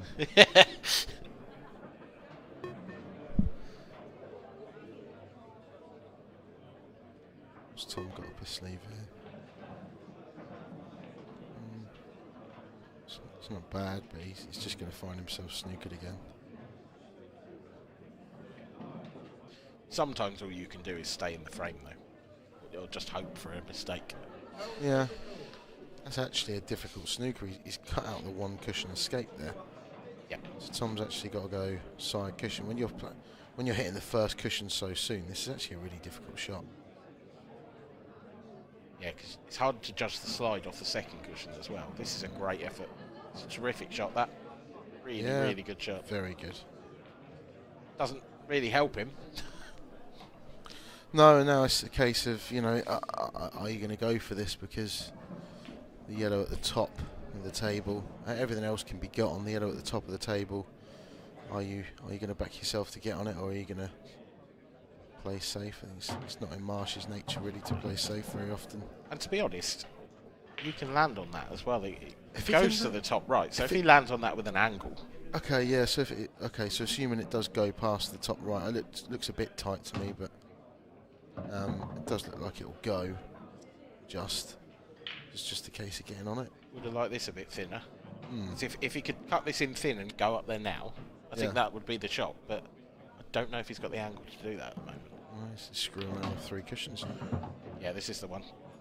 Very good. Spot on.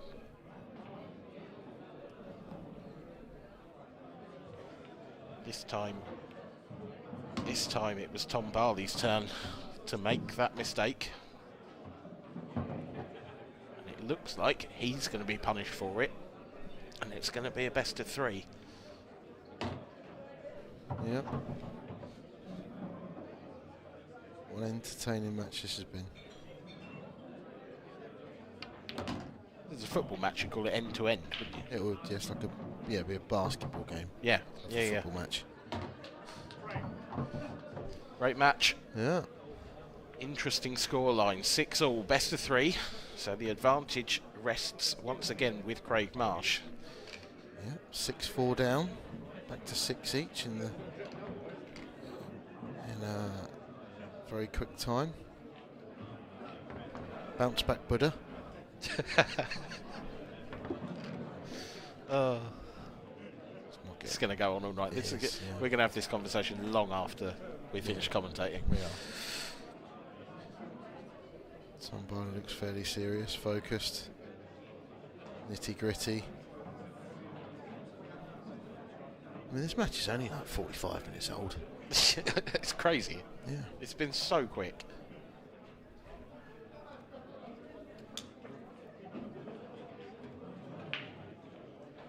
I think I'm right in saying they've only used the extension between them once. I think it was Tom. Hardly at all, yeah. I think I've only seen one. Right. That's a beautiful contact. It's a really good connection, yeah. From Craig. Now, what do you do? I think yellows are the ones. Just watch this cue ball smack back off just explosion. Can't hit him much better than that. No. I think it's got to be yellows. The yellow on the left-hand side cushion, if you can land straight on that, that gets you on the yellow, at the bottom yellow of the three, the one furthest right of the three, and then you can pick them all off.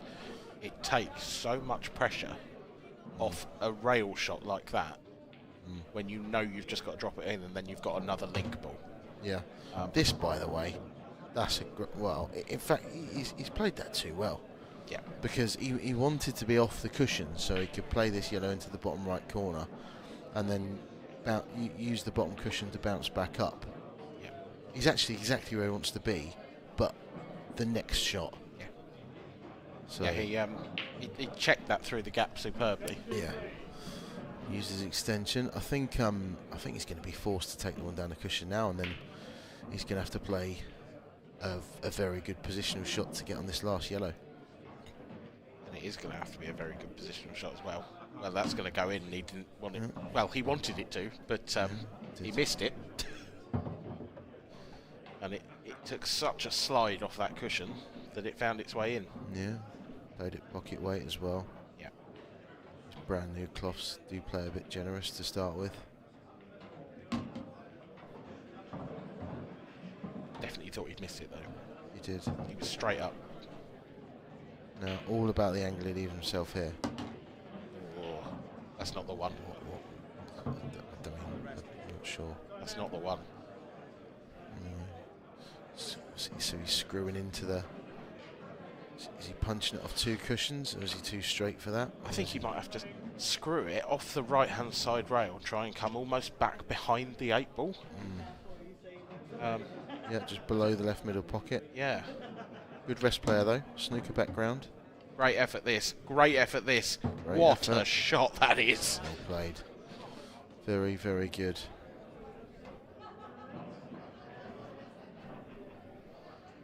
With the rest as well. Yeah.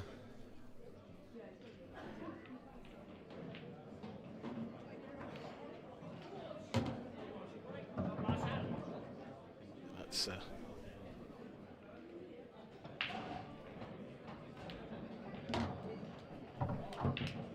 well, that's 7-6 to Craig Marsh.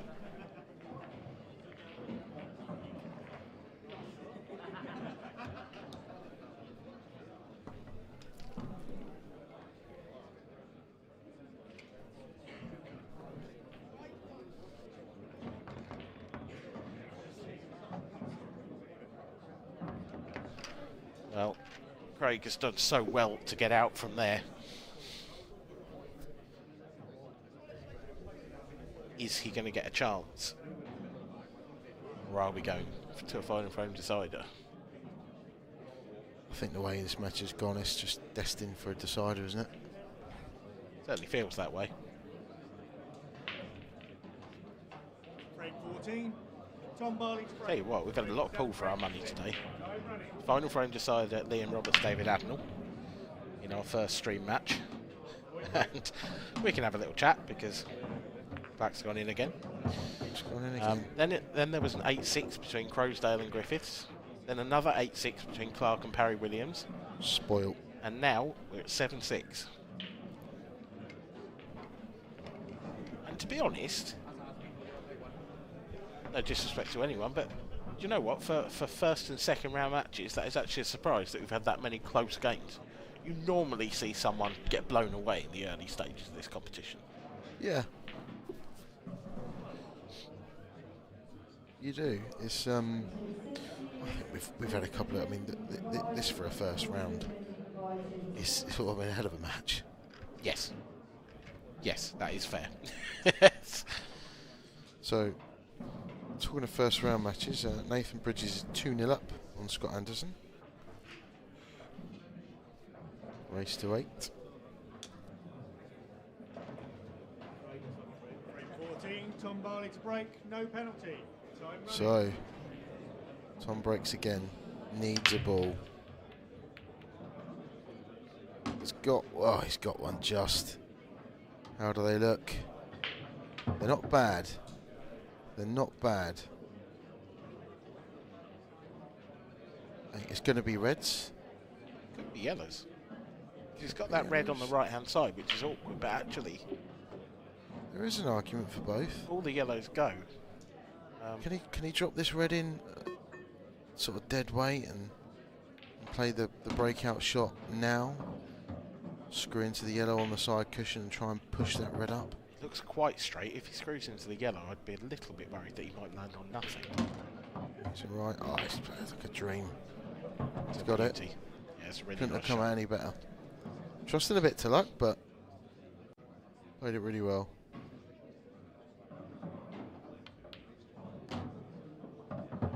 Let's just overrun that a little bit. Want it to be much straighter on this. Much straighter. Now, there's an argument now. I think you reroute, yeah. Right middle, bottom left corner, and then you can leave yourself straight. Yeah, he's seen it.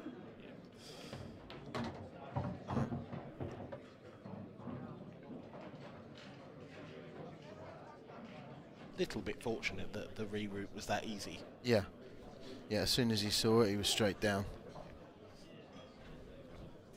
It's 3 stun shots. Yeah. And then just screw stun up table.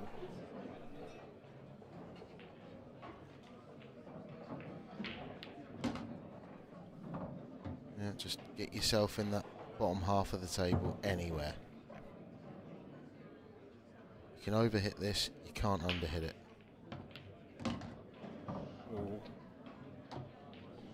Well, you don't want to be going down there. There's anywhere, and then there's anywhere, but yeah, this is fine, and it's going to be a final frame decider to see who moves through to the last 16. Oh. I like the body language from Tom. Forward in his chair, ready for his chance. Yeah, I think that's the question, isn't it? Will he get one?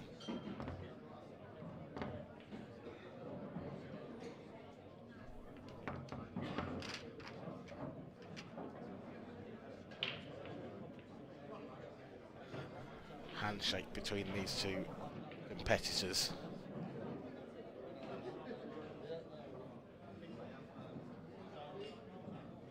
A genuinely titanic match. This has been awesome. Really enjoyed it. 15th and final It's been a great watch. We've only got one more frame.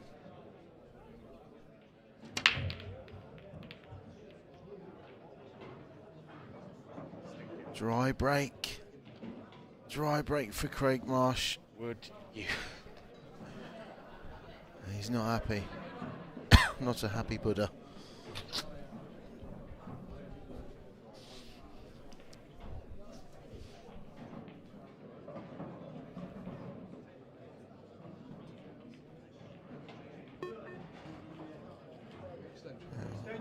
What's he doing? Is he? Potentially, I imagine the referee didn't see that. Actually gone yellows. She's choosing yellows, which I can understand. There's an argument for reds as well. He took his time and made his decision. Too bad that he might have to play those two as a plant next shot. I'm round a bit too far. Round, it's fine, yeah. Put a little bit of drag on the right hand side and play this down into the corner next.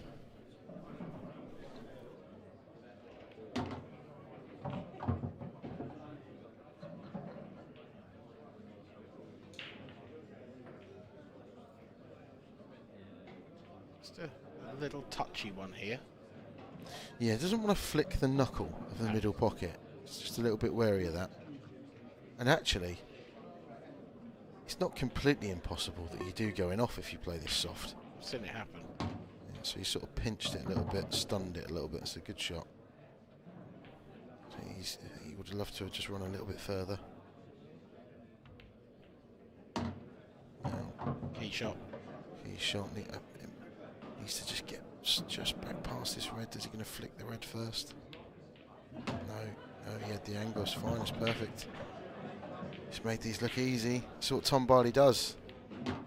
Brilliant. It was a tricky finish, this. Brilliant from the banger, Tom Barley, and he moves into the last 16. A terrific match. Both players playing a huge part in it, for better and for worse at times. Yeah. Sometimes they're the best ones. You know, we're so used to seeing such a high standard and no miss pool, and they can be great to watch sometimes. When they started off so good for Craig, he was great, and missed that ball to go 4-0 up, and the easiest black you'll ever see Craig miss, and the easiest one I've ever seen him miss, and the match just turned on its head, and just twists and turns the whole way through. 6-4 Tom, went 7-6 Marsh, and then Tom's done the last two off the break. They upped the level when it really got to the nitty-gritty, which is what these top players do. I mean, Craig would be furious. He will be. Honest. Completely. But we're not going to be hearing from Craig Marsh because he'll be returning to his room, no doubt. We are going to be hearing, however, from Tom Barley. He's with Kev Barton. Thanks, Dan, and wow, what a match we just witnessed there. Tom Barley just come out victor in the end, and that last frame. How was you feeling just going towards that clearance there? Well, I think I should have been well out of it after the first 7 frames really. So a bit free rolling really. I didn't expect to be anywhere near that really. The way Marshy started off, and I should have been 4-0 down. I think it was 4-0 down. Well, I sort of added up to about, you should have been definitely 5-0 down, and in the end it was 3-2. Did you get an extra lift when you knew it was only 3-2? Of course you do. I mean, you see someone else is struggling a bit. I mean, he's obviously played a lot better than that. I've played a lot better than that. I think he missed a really, but I was behind him, so I didn't see the black he missed. I just heard it didn't drop, so I didn't see how much he missed that. But yeah, you take a bit of confidence from someone else struggling, especially with bad misses like them ones. And 15 frames in less than an hour. How does it feel when you're playing against such a fluent player as Craig Marsh, as you are? You know, does that help you play just as good, or are you just waiting for that chance? Oh yeah, I think we both buzz off each other's pace. Like, I mean, if I have to pick one person to play, I'd probably pick Marshy to play. The way he plays, win or lose, you enjoy it because it's at a good pace. It's you don't get time to rue your mistakes because you could be 2, 3, 4 frames down in no time. If you, like you, I mean, you should have gone 4-0 up, and in a couple of minutes I've got back to 4-3, was it, or something like that, and yeah, it's good to play. And win or lose that last frame, how would you have felt? Because you got back to 7-all and you're just waiting for a chance. If you did, if Craig did pot a ball and he took him out just like you, how would you have felt if you did lose that match? I mean, deciders, that's why your lag's so big at the start of the year in case you get a decider, which at this standard you get a lot of deciders, don't you? So I think I took a really good finish out the frame before that, and then the frame there, and you just hope for one chance in a decider, and luckily I think it's his first break dry. I think it was only dry he had. I think they're going off once. I think waiting off once. So it can happen, can't it? Break well all game, but you need it when it matters, don't you? And you missed the last tour event due to some reasons of your own. But does that make you feel fresher, like coming into this event, knowing that the World Championship is around the corner? How do you feel in yourself? Yeah. I mean, sometimes you need a little break just to refresh yourself. Christmas and that. I've had time away for not really played much. Started playing last week again and ready for a new season and that.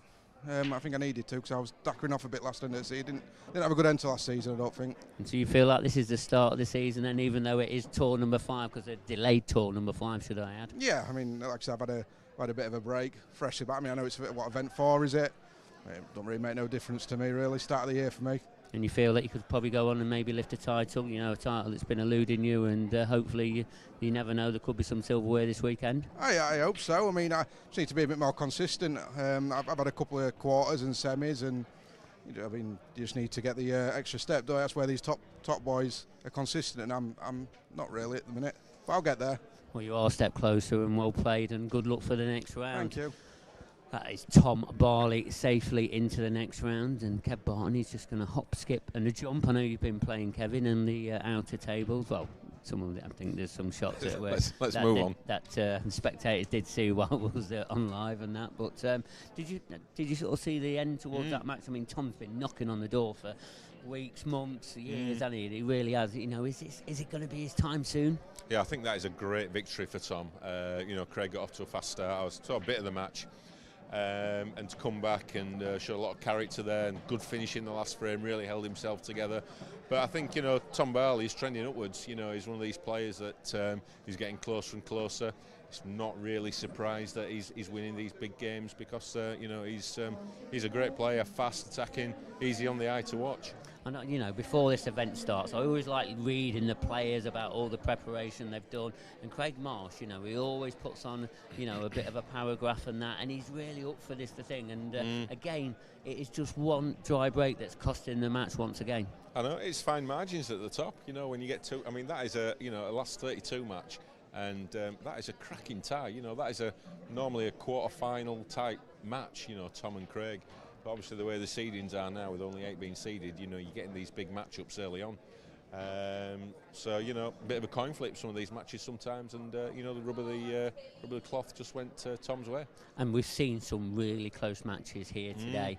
Is this the sign of the World Championships coming in? What's going off out there, Kev? Yeah, well, I was speaking to Dan at the start of the show, and we were talking about, was this event going to be a pointer to the World Championships? He thought it was. Only time will tell, of course, till we get to the Worlds. But I think that defeat will hurt Craig a little bit. I think he fancied the job this weekend a little bit. He's been out of the winner's circle for some time. He'd be desperate to get back in, and unfortunately, he's not going to be in the pro event this weekend. Yeah, and the local favourite, Mark Farnsworth, he's back in the fold. I was talking to him in one of the corridors just as I was putting my stuff away in the room, and that he seems to have a bit of a resurgence back into himself. He said his mindset wasn't right for the last event, and he decided to miss it, and now he's come back with a bit of a bite in his tail. Could he really go on to pick up a title? Well, he could. He's a world-class player.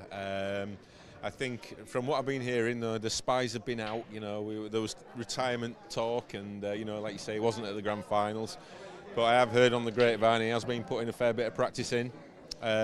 So yeah, if he has, then he's going to be there or thereabouts by tomorrow night. Well, I didn't want to say any of his secrets, but yeah, that's what he told me as well, that he's been putting in a little bit of time, which is good for the IPA, good for the game, good for the players that play on here, because they all want to play against these best players in the world, and Mark is right up there as one of them. Yeah, absolutely, and it's the rivalries that having these great players create as well. So obviously Mark and Matt Boyle and Mark and Liam Dunster. There's this great rivalry, England v Scotland, whatever you want to call it, but 3 great players who every time they go head to head, it's a great battle. And now this next game up, we've got the current world champion. It's Clint Ianson against Wade Morley. Another one that he didn't even mention. He could really go on to pick up both of these titles this weekend. Yeah, obviously Clint is always there or thereabouts. He's he's a class act, as you say, current world champ. Be a lot of pressure on his shoulders, in 5 weeks' time. But here and now, this is going to be a tough game. Wade Morley beat Chris Boron in round 1, 8-1. Didn't see the match, but to beat anyone 8-1, you're playing well. I know Wade's been playing quite a lot recently, a lot of practice. So I think this is going to go close. Well, we're going to leave it just there, Kev. We're going to go over to the arena now. Just they're lagging off, and we'll be over in comms in, a couple of minutes, I think. We'll see you there.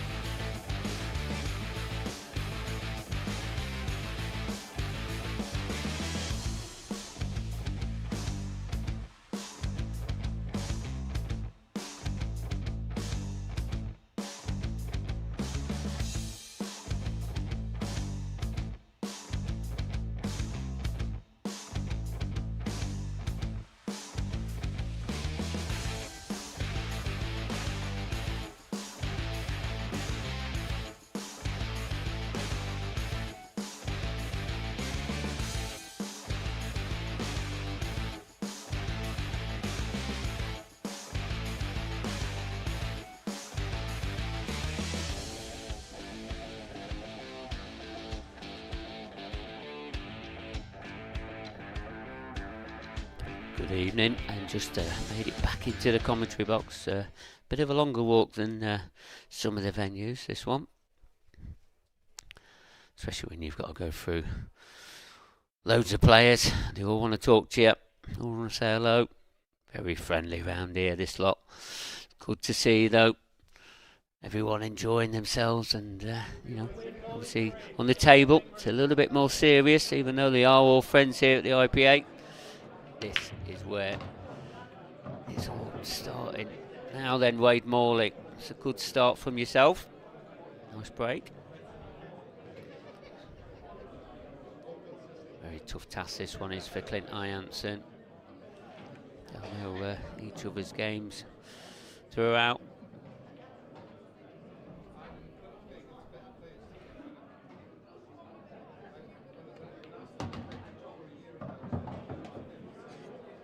Just clipped the yellow, but didn't manage to get himself onto another red, so it's worked out okay.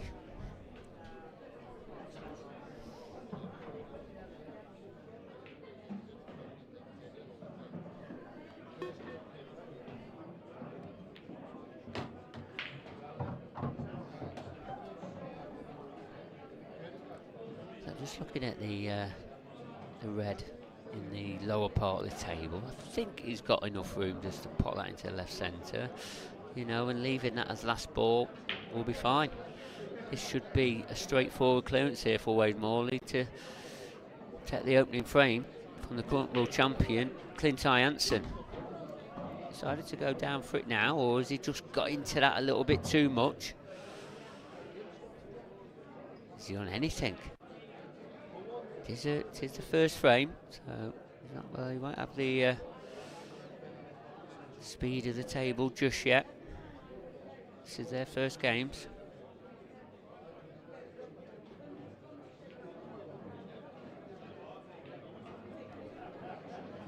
So can he just get through to this, playing it with some run inside, just to drop it in, yeah, just enough. Cuesports not quite in prime position. You feel one good pot, cueing it well. He should be perfect onto his next red. Nicely done. I think he's okay. Got a little bit of an angle. Don't want to get too much into this. Try not bringing any of them yellow balls into play.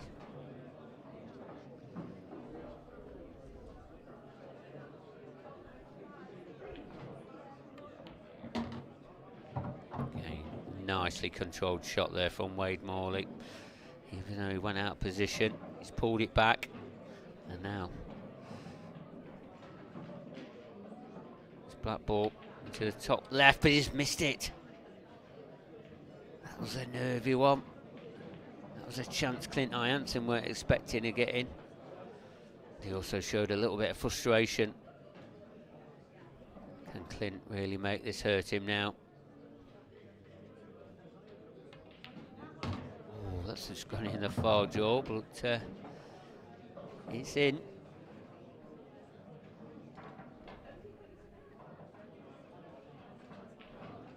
I do apologise, I'm just looking at some of the previous scores. Wade Morley has already played.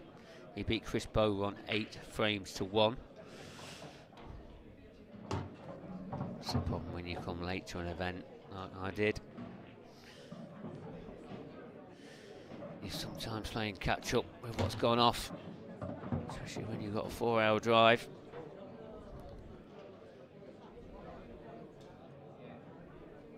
But Clint Ianson, can he punish Wade to the maximum here?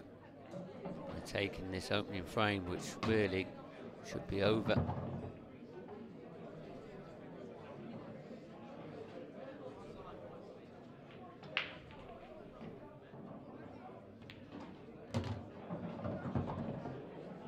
More angle on this than I think he wanted, but again, shouldn't be a problem for Clint. Nicely just glanced by, it's fine. This yellow for a simple black ball into the top left hand corner, the one that Wade missed. to take the opening frame. Current world champion leads 1-0. Right, some latest scores then. Scott Anderson 2, Nathan Bridges 2. Mark Boyle, the current new #1 IPA player, he's 3-0 ahead against Curtis Lee. That's that 8 at the black ball that he's just missed in the near knuckle. Just didn't go through his motions there, the cue action. A bit jabby. One that one that Wade needs to forget about straight away. Look, you've all enjoyed the coverage so far that we've brought to you today. I mean, there's been some absolute brilliant matches. We've had 2 8-7s and 2 8-6s, all been very, very close indeed. How is this one going to go? How do we think it's going to go? In Ianson, first look at the World Champions break. Hitting them head on. Just a lot of power in his cue ball with the spin that he got on it. But he's potted a ball. First glance at these, they look untidy. He's got a little bit of work to do here.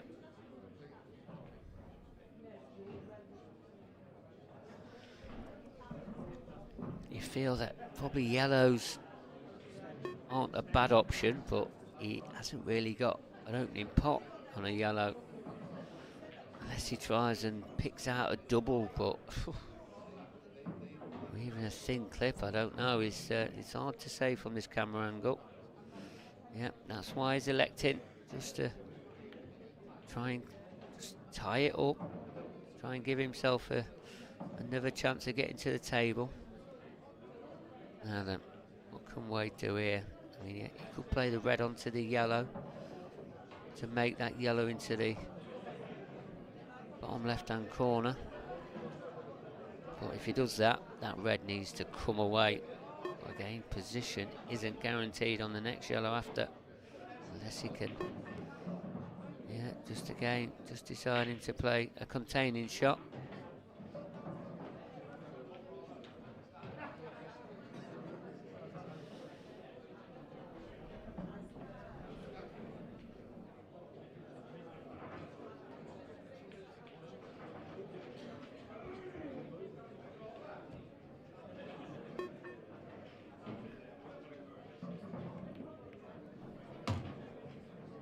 Shot and on to his next another shot at his next yellow. He's got an easy one over the pocket, one that he wanted to take, but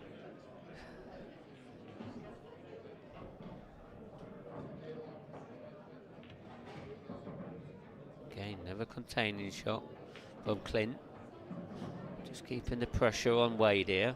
Obviously that miss, you know, still be fresh in his mind, that black, because he should be 1-0 up and not Clint. Good shot, needs that yellow to pop. Yeah, very good attacking shot from Wade Morley. He's got a chance here. Just that red on that right hand side. That's going to need a little bit of developing. Can he get over there? Can he get it out? He's got an angle here to try. He's trying. It's out. Now it's all about the position. If he plays this red into the top left-hand corner on your screen now, he will be canning into that black. Needs to be careful with that black. Don't want that going anywhere close to that middle pocket.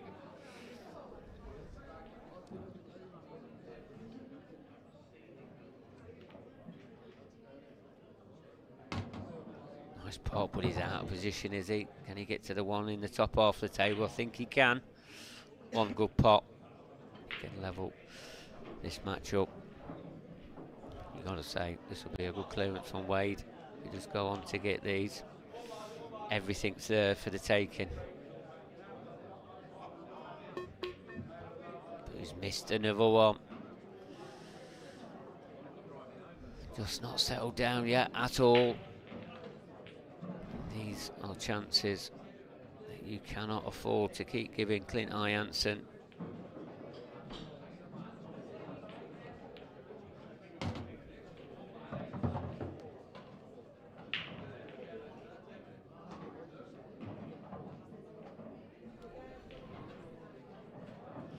So just drop this in.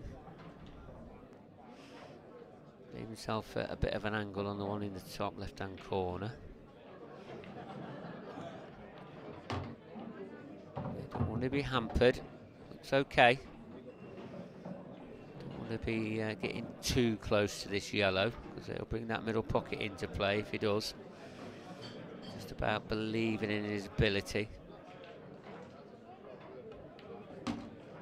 Yeah, a little bit shorter than he wanted, but he was just overstretching a little. This is far from easy. Far from easy for Clint Ianson.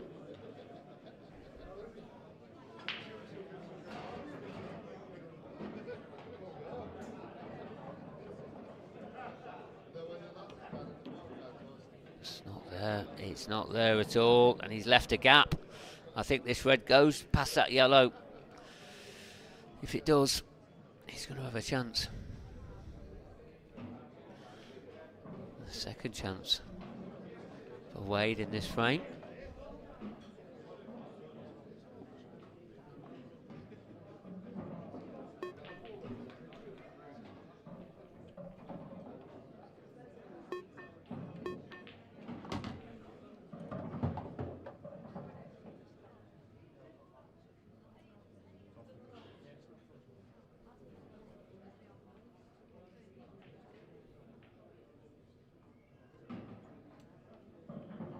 Containing shot, very good one.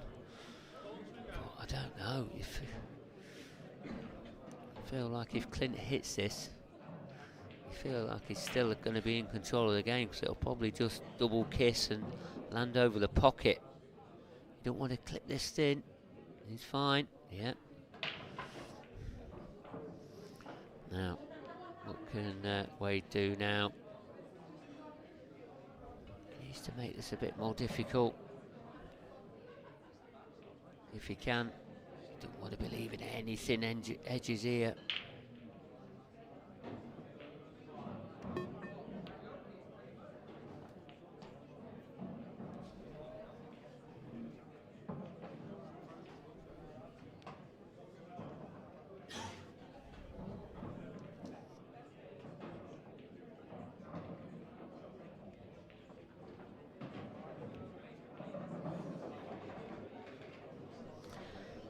So, very noisy. Kevin Barton has just joined me, and he woke me up actually, just as he came in, ruffling around. And you fallen asleep on the job? Yeah, I have. Long journey. So yeah, Kevin Barton joining me into the commentary box, and if you did miss the opening frame, Kev, it's definitely one the Wade should have took. Rattled the black into the top left-hand corner, and it was 100 out of 100, 1,000 out of 1,000 one.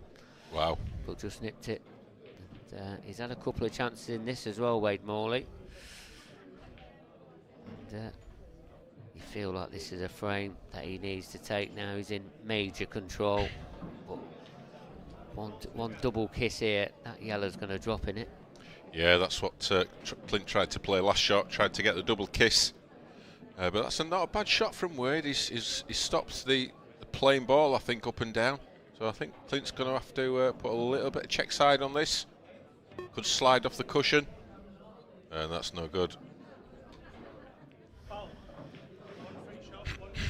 it's done exactly that. He just really didn't have the angle. You feel like he had to play that with a bit more power just to try and straighten it up. Yeah, definitely short of power on that one. I mean, it's his first match. It's going to take him a few frames, even though he's world champ, just to get his arm going. Wade, of course, had a round one match earlier today where he beat Chris Bowyer on 8 frames to 1. So he's had a bit of a warm up. Yeah, because you know, Wade, he's got plenty of fire in his belly, hasn't he? So he's just got to try and get that earlier miss out of his head, and he'll be fine. So Hampy queuing. Oh, it's okay. Yeah, he's got to have to cue these last two, stroke him in. See if he can do that and not be jabby.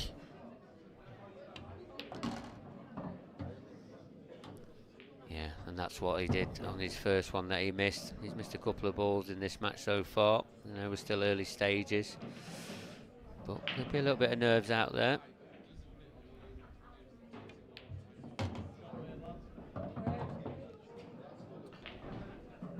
Right, just about gets there.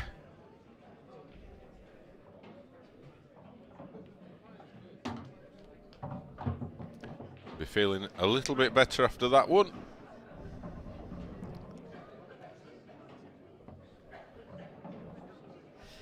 Yeah, and one frame each, probably a fair reflection really of chances. I mean, but Wade, he'll be thinking that he should be 2-0 up here.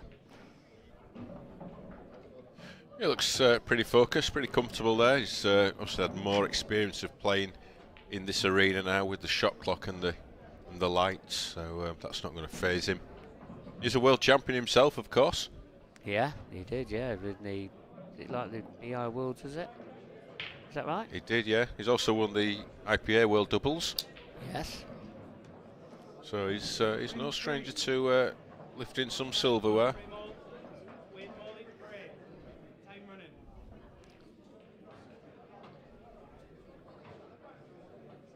Clint will be looking to defend his World Championship crown in about 5 weeks' time. No player has ever defended the crown. No player's ever won it twice. Yeah. Could he be the first one?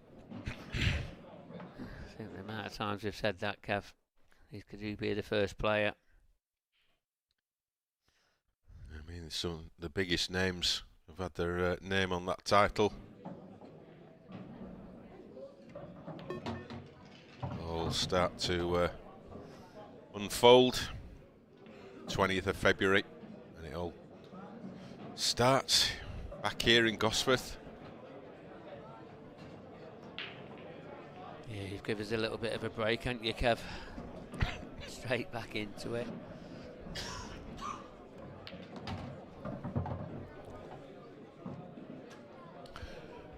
Lovely venue here, though, Kevin, isn't it? It really is. You know, the team here, they always help us, don't they? Trying to do the best they can for us, and has a good vibe as well. Great atmosphere out there. Great atmosphere.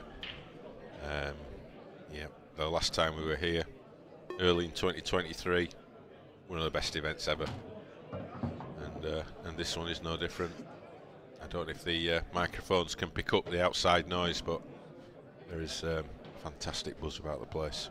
I was saying to the audience just before I came in here, I said it's the hardest walk trying to get from the studio to here, because everyone wants to talk to you and say hello, because the vibe here, you know, that's how the people, they just love to chat to you and say hello, and you know, they'll chat to you for about a couple of days if they could, wouldn't they? So, but everyone's talking to each other, everyone's having a lot of fun out there, and yeah, great atmosphere, like you've already said. And what an atmosphere it's going to be at the Worlds with all the international entries that are coming over. It's going to be absolutely phenomenal. Do they know what they let themselves into coming up the northeast? They've read about it. That must have been tight.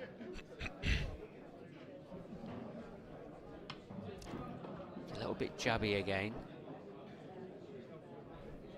Not his fluent self, Wade, in at the moment. He's normally a very clean potter, but there's a few that's got away from him already in this match.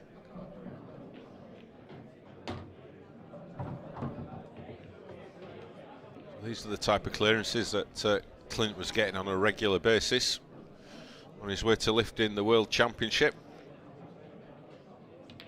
He rid his luck along the way as well, didn't he? So, yeah. Famously, that bounce out that would have put him on the hill to be leaving the tournament. Yeah. He had a few, especially the first couple of games, he just wasn't himself, didn't he? And was it the first day where he played 2 matches and he probably should have lost them both? Yeah. Then found his straps. Oh yeah, he was phenomenal then.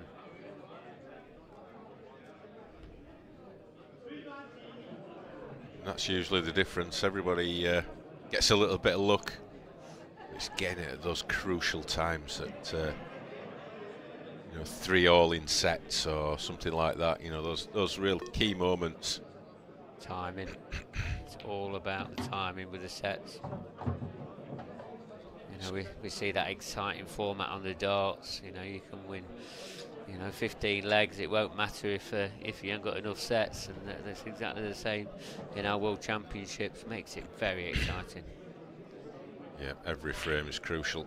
You can be 3-0 up in a set, and it's no shock if you lose it 4-3. So many momentum swings in set play. And as you said, this new international feeling, it could bring a serious different atmosphere to the event. You know, because that is when the cream of the crop really come against each other. Yeah, how are these international superstars going to compete and cope with the new conditions that they're not really used to where they play? They've certainly got the talent, but it's coming from different cloth, different tables even. Can they cause an upset? Could we see an international winner of the World Championships? Yeah, and I know, ourselves and some of our top players, they've played against these players in other tournaments, etc.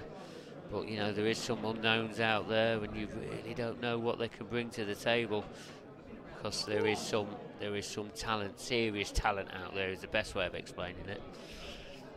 Yeah, it certainly is. It's going to be very, very exciting. Can't wait to see them.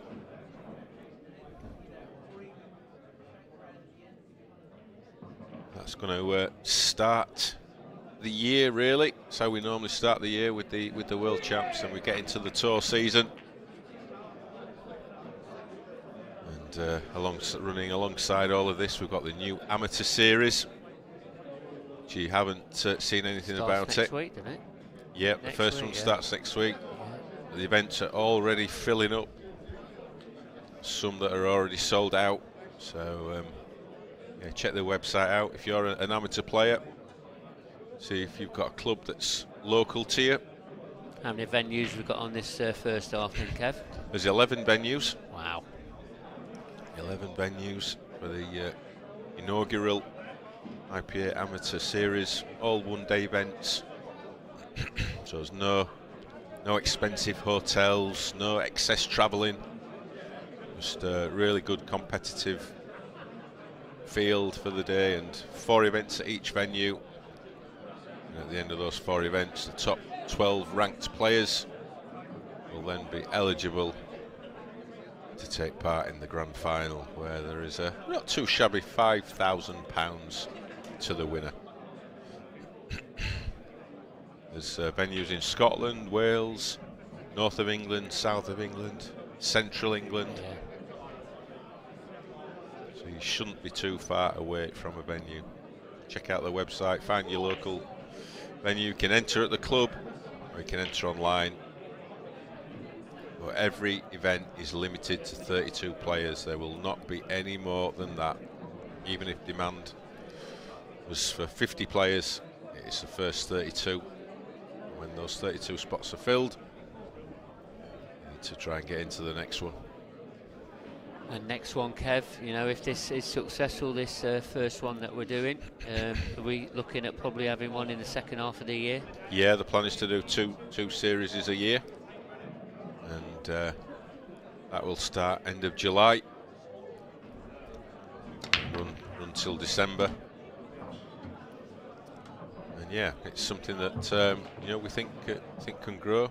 It's certainly the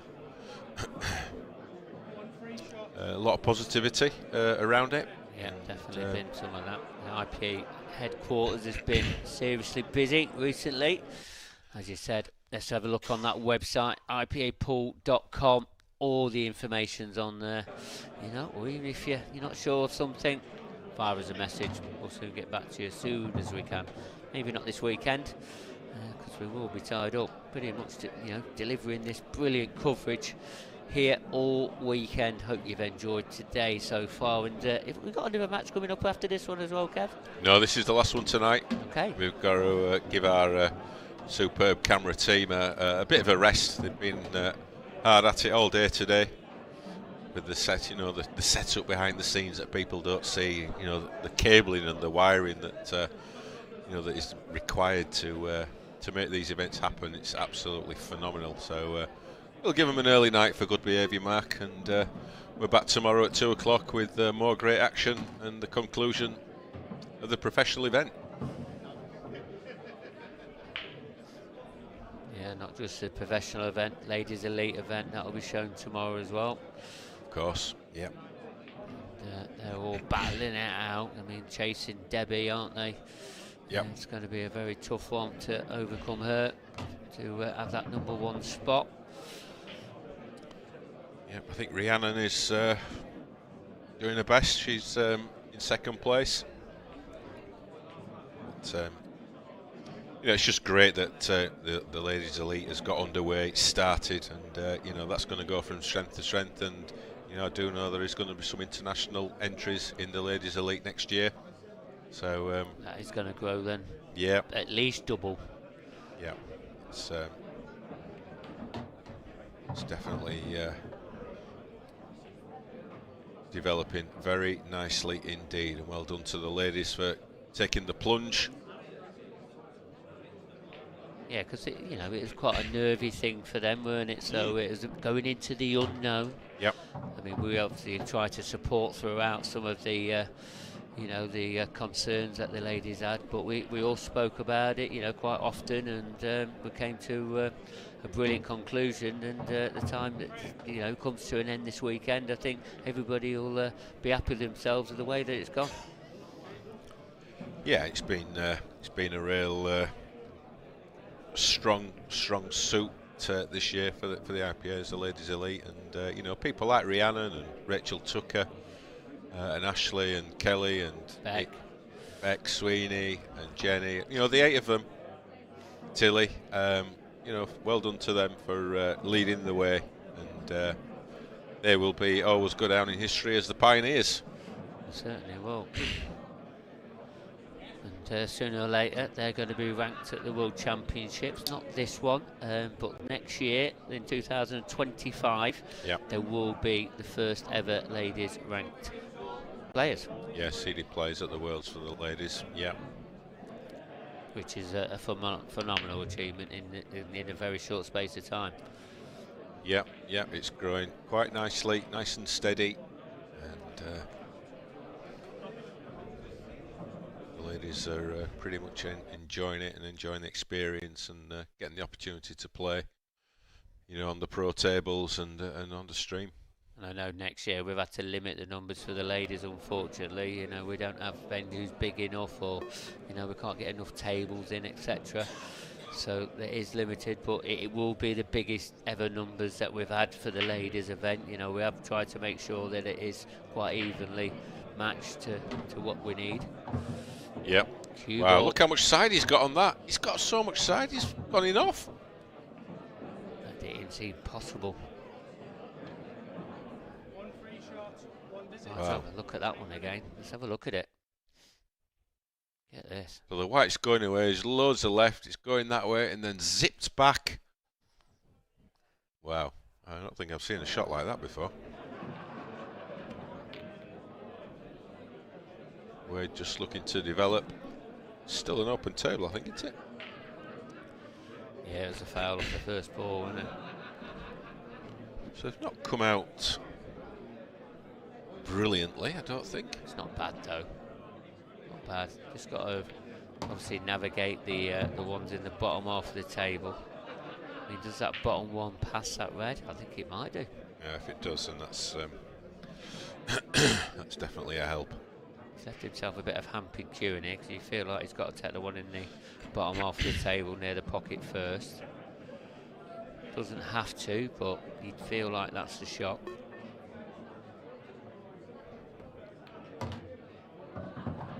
He's left himself hampered queuing again, has he? Well, it might work out in his favour, that angle. He might be able to just pop this one into the corner and nudge that other yellow out so it can go into the corner. You could glance off it, so that's not too bad. He's a little bit unlucky there. But he can still just pop this one in the centre, screw the white back as close to this side cushion as he can, and then he's got a clear route to clear the frame. So he's just going to draw this back to the side cushion.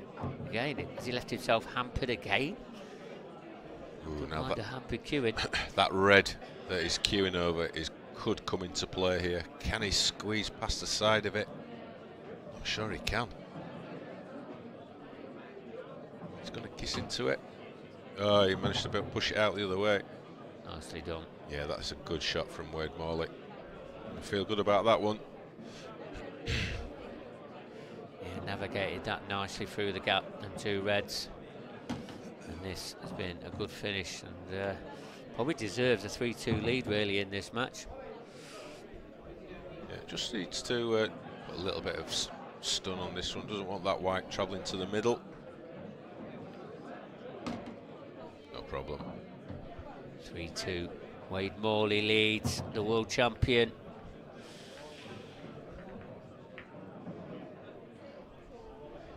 Just going back to the Worlds, you know, if it's still open to entry, anyone can enter the World Championships. There's lots of events going on. We've got the main open, got the doubles, mixed doubles, ladies singles, seniors and masters. Mixed. Have you said the mixed? I think I might have said the mixed. I think sorry, so. Sorry if you did. But mixed. Yeah, the mixed as well, yeah. And yeah, so again, all the details on the website. Yeah, and you don't have to enter them all. You can enter just one. You know, even some of the events are played on certain days. You know, again, look at the website ipapool.com. Tells you a little bit of a rough schedule. It's not a confirmed schedule, but it's not been too far away over the past years, Kev, has it? Yeah, no. What's on there is it tells you which days which events are on. Obviously, it's not the final schedule because the draws are not done. But that's a dry break from Clint. It's a good break as well. But yeah, it'll give you, for the mixed doubles, for example, starts on the Friday. Singles starts on the Tuesday. Seeds come into the action on the Thursday. Yeah, you don't have to be affiliated to any leagues or anything like that. You just come, bring your cue, bring your chalk, your glove, your belt, whatever it is that you may, Trousers, yeah, not just the belt. Yeah, you need your shoes and trousers, yeah, definitely. It don't matter what colour either, so remember that. We like to see characters. I mean, we've got some real fabulous of trousers out there tonight. Seen some lovely check out there. Yeah. He's one of the Welsh lads in it, I think. One of the local lads, Sean Foxton. He's got a lovely pair of black check on. Yes, he has. Yeah. Lovely pair. And this is meat and drink. This with Wade. It was a great break by Clint. Lucky to be dry. Wade's knocking these in as if he's on the practice table. Why wouldn't you? These are meat and drink for these guys. Although, what's he done there? I should just be okay. He'll be fine. He certainly went 6 inches further than he wanted. He's picked up the pace of it as well, I've just noticed. That was a trace of drag run inside. So check side, should I say. And he's made himself a nice, easy black ball into the left centre. And it's 4 frames to 2 to the blade, Wade Morley. Yeah, he's looking very comfortable out there. Very, very comfortable, and all the pressure's on Clint. I don't think Clint would be human if he didn't have half an eye on the World Championships. It's the biggest title in the sport. He's going to try and create history. and the pressure of the world will be on his shoulders. Yeah, but Clint is also chasing that #1 spot because he wanted that. You know, when we spoke to him in the Isle of Man, it meant so much. I mean, we saw an absolute magnificent match between Clint and Mark Boyle anyway. And, you know, for that to be the finale, for Mark to pick up the title and, you know, finish as #1 with an absolute fitting end to the grand final. But again, these points are up for grabs here again this weekend. Can Clint Ianson, you know, he's 4-2 down in this match, but there's still a long way to go. Can he get to that #1 spot? Yeah, and those all-important ranking points after this event are going to determine the seedings for the World Championships. Is it 3 points or something Mark Boyle's ahead of me? Is it single figures, isn't it? I can't remember what you said. I think it's... I don't think it's double figures, is it? It's pretty close. I mean, Mark Boyle had a phenomenal haul of points. Well, this season, I mean, he's done 2 double-doubles. I mean, that's absolutely incredible. Insane, I think the word is. Insane is the word I'd use. I think, and the way the rankings work, he may not have many points dropping off, because he did miss a fair bit of a season, a couple of seasons back. So he may not have that many points dropping off, so he'll be in an even stronger position after this event.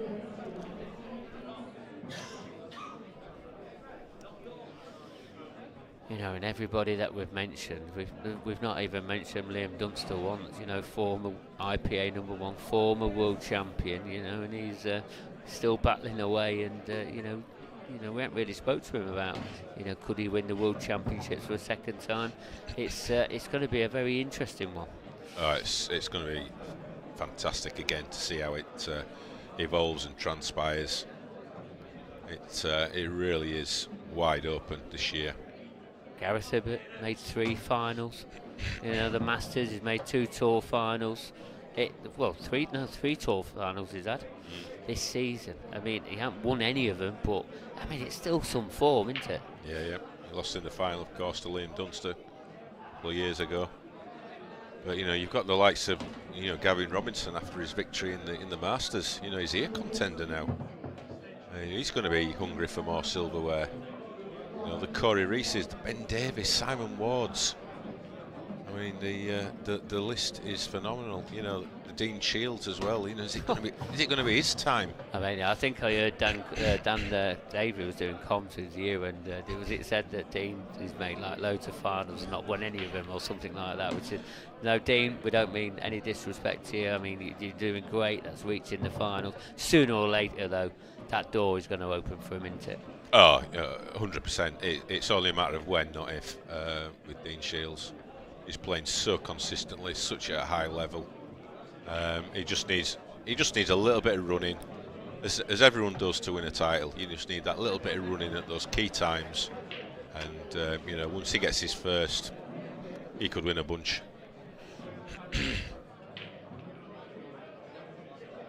Clint Ianson, though, finding himself in a little bit of trouble here against Wade Morley. 5-2, he now trails.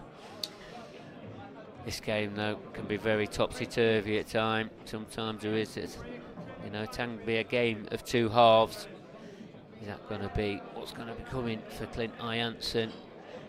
This is a must-win frame, Kevin Barton. It's getting to feel like that, and it's a good break, but they've come out awful. Has he got the one into the right centre? Don't think so.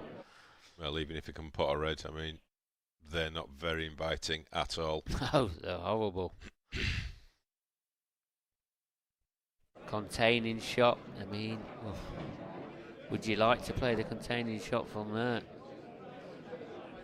Well, you're probably going to leave something even with the container. Is he taking the back double on the yellow?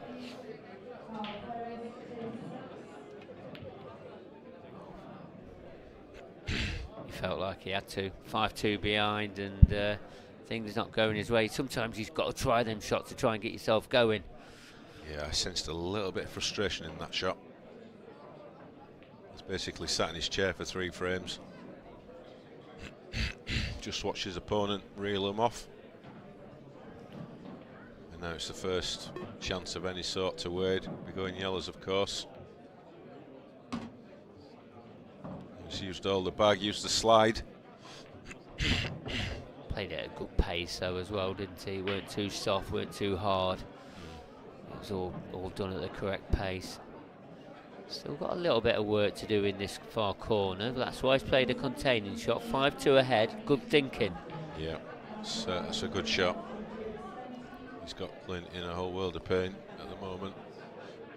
Straight down again on his shot, Clint. As you said, the frustration is there.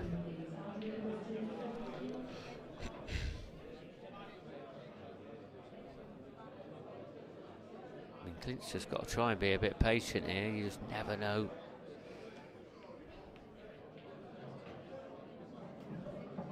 Not bad containing shot there. I just wonder if Clint is tempted to go for these double.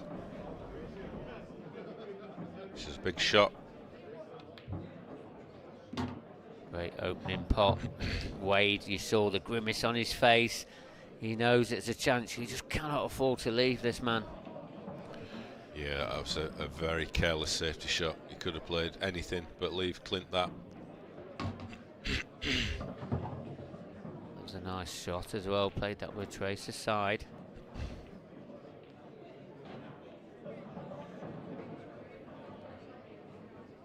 Really good position on this one. Gone back to his casual self now. Just going to try and make sure he takes these out.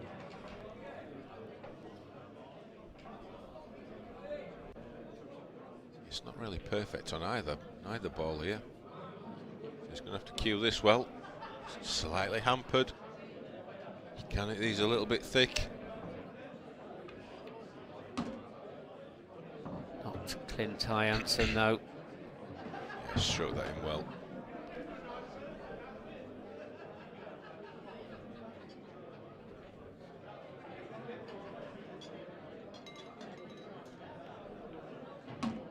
This could be potentially a frame that got away from Wade with that poor safety. He was in the box seat.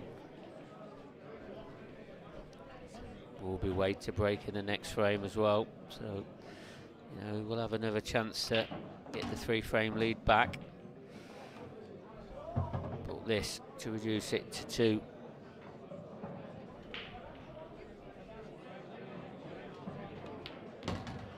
And fires it into the corner.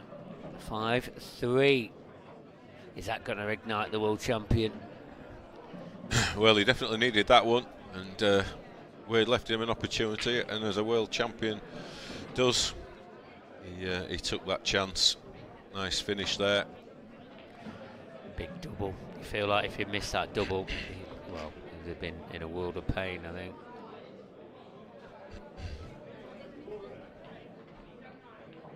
His fiancée there, Shannon, in his corner with his good friend Harry Irwin.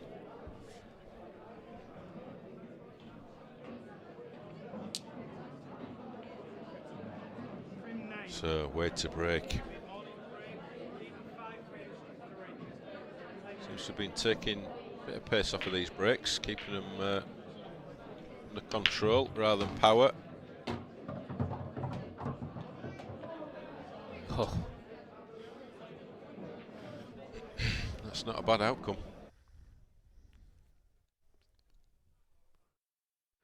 First glance, you feel like he's got to take the reds. I mean, the red that's on the just behind that yellow on that left-hand side. That's going to be the key to this frame. But it's going to have opportunities to get it out.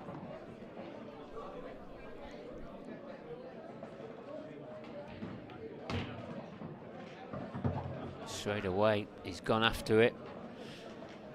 A little bit close to his work here, though, Kevin. Yeah, but I think he's got an angle, so it's going to be a nice little shot for him. Use that yellow. It's just below the centre pocket as a cushion.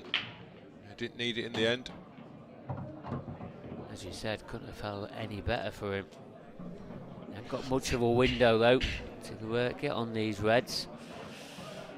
So really needs to put this cue ball in the correct position. I feel like probably on the baulk line would be his best bet. Or, I mean, over there would have been absolutely fantastic. He's looking at playing cushion first here, Mark. Okay. Again, well controlled. I think that's quite thin, but again, I think he can definitely use the yellow this time to hold the white ball.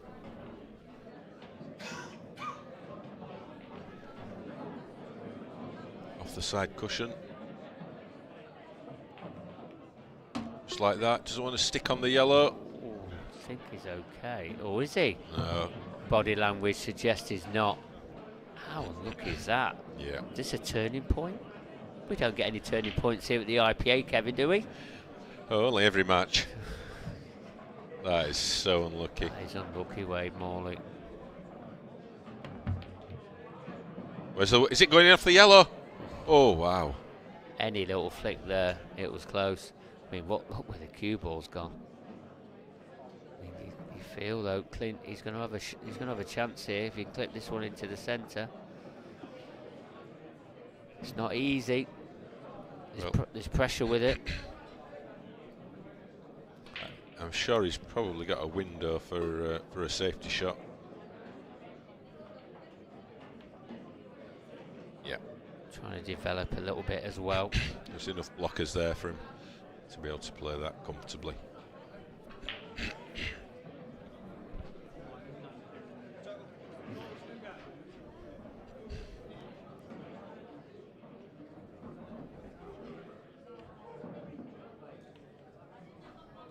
Oh wow, what a great attempt.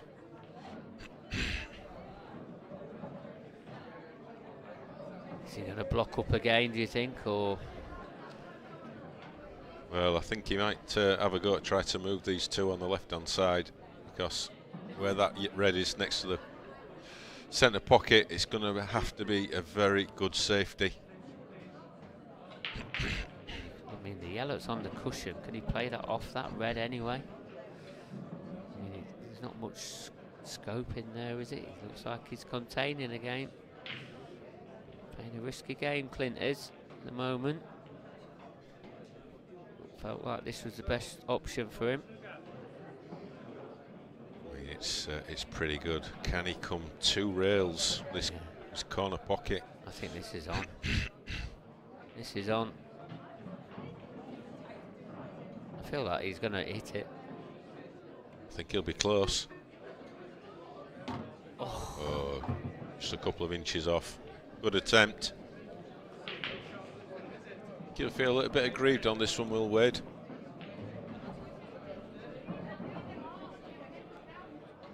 Shake of the head tells you everything we know he's feeling.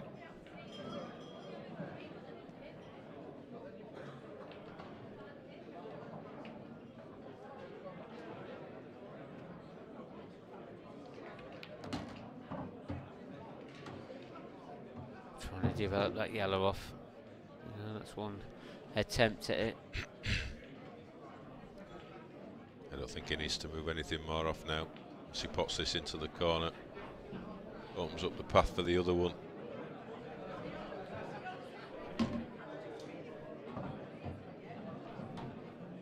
He's a little short of pace. Going to run it through, try and knock it off that way. Oh, Clint. Wow.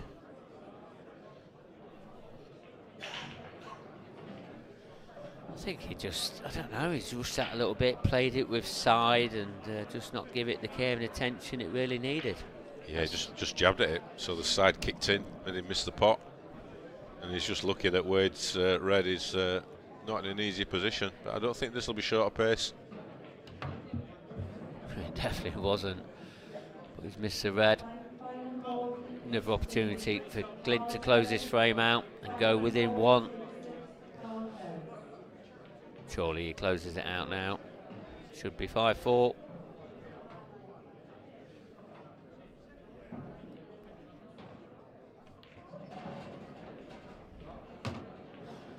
Not seen the best of Clint Ianson so far in this match, but you know, these top players, they don't like to start well, do they? They just like to gradually get in themselves into the tournament and build themselves up that way on. Yeah, they don't want to give all their cards away just at the first round. They like to grow into the tournament.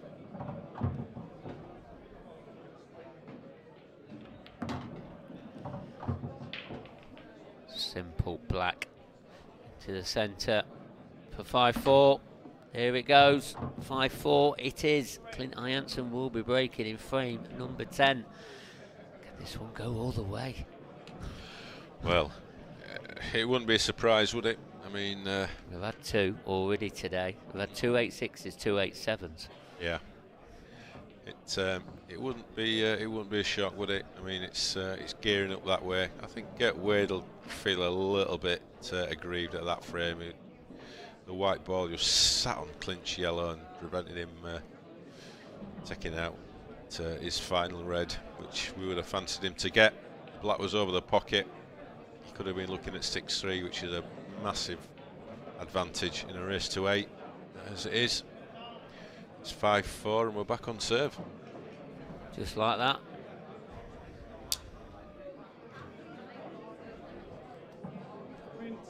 That turning point I was talking about 2 frames ago. It just rested on that yellow. Is that going to be the difference in this match? Still a way to go yet. Okay, he's made a ball. Look at the way they've gone. Ugh.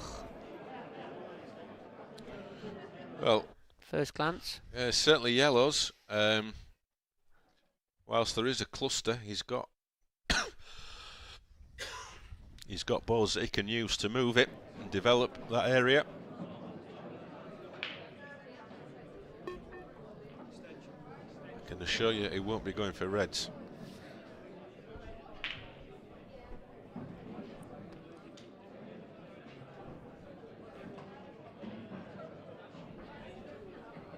With all these tricky clearances, it's all about the order. Is he going upstairs first, clear there, and then coming down? Yeah, it looks like it.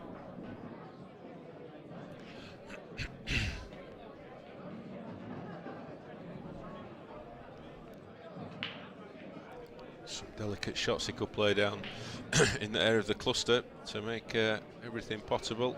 We'll see how he goes about it.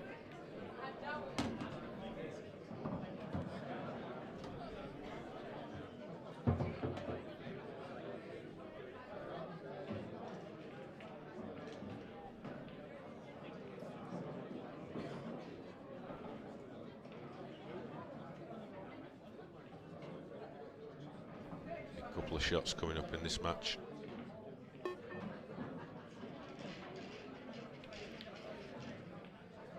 And yet again, he's played a shot with side and he's badly misjudged it.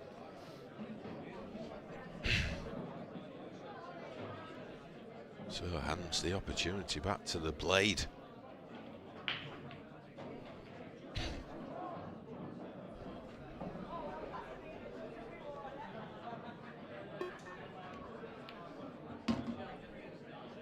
Score, Scott Anderson 7, Nathan Bridges 7. That's into a decider.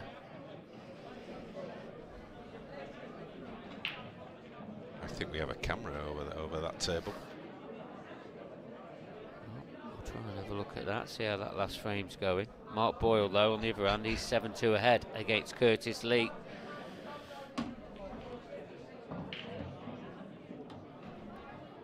If he does go on to win that match, he'll be playing Andy Crosdale.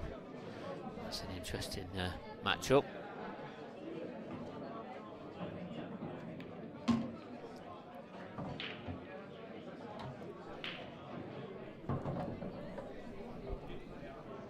So this is the key shot as far as Wade Morley is concerned.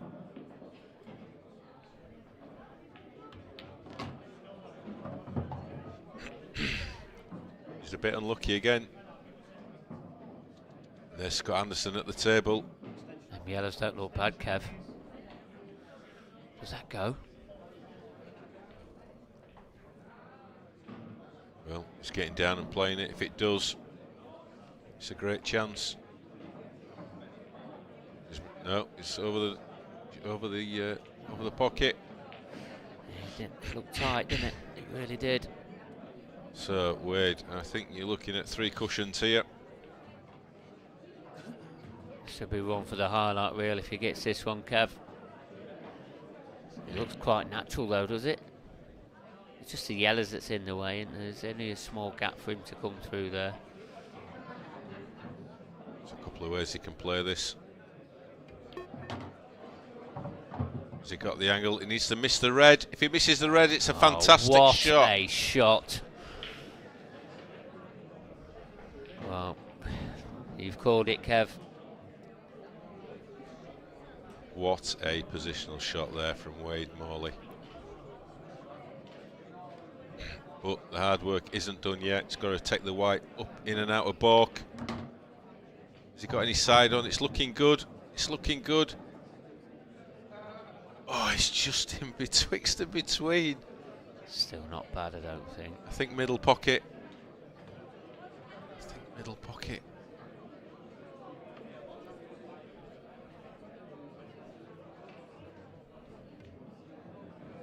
Has he got the legs? Has he got the legs? Oh, he's oversliced it. Yeah, it's a great positional shot onto his final red, but Mr. Black.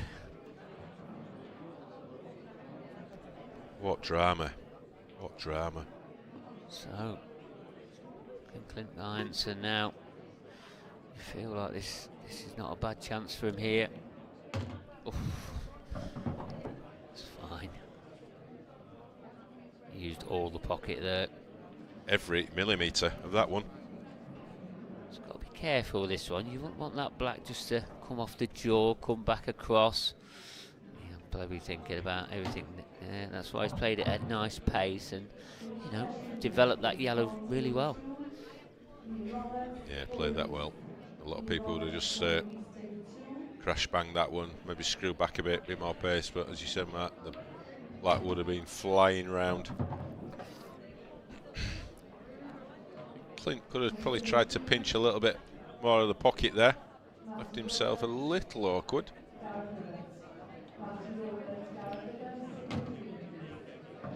But no mistake, and a couple of pots away now from tying this match up at 5 frames apiece. Cue ball. Oh, you don't want to be on the cushion like that. Wow. Bit more pressure on this one now. Oh. In it goes. 5-5. He was twitchy on that one, that's for sure, but in it went. 5-5 into a best of 5 now. There's a big puff of the cheeks there from Clint Ianson. He's laughing at us. I think he can hear us. I mean, this was a superb shot from Wade, and you know, he can count himself very, very unlucky. I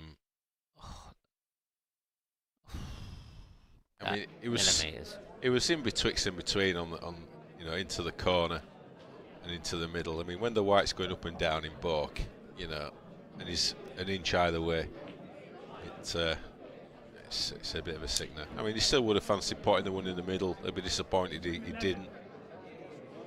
But anyway, he's got to put that disappointment to the side. He's 5-all. He's in a great battle with the current world champ. Focus on the positives. He's got his break. Oh, I thought he was going to try then. He's got one in, and he's at the table. I mean, you know. Does that black go? I don't think it does.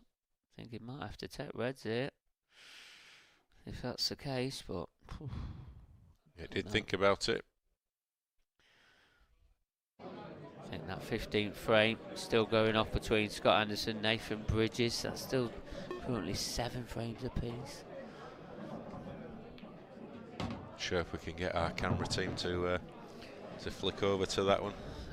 It must be close to finishing now, that one.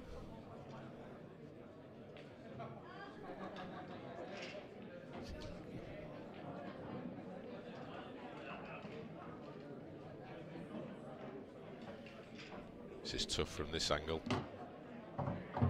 That's not too bad. Tell you what, he couldn't have played that any better, really. There's that final frame, and look at that little cluster in that left-hand corner. Yep. I think there's a little bit to go in this one, Kev. Yeah. Last frame. Battling for superiority. Nathan very, very experienced at these kind of frames. He is proper old school. He's played all the fudging rules. He won't be phased by this. It's not really Scott's cup of tea, so you probably got to make Nathan a slight favourite.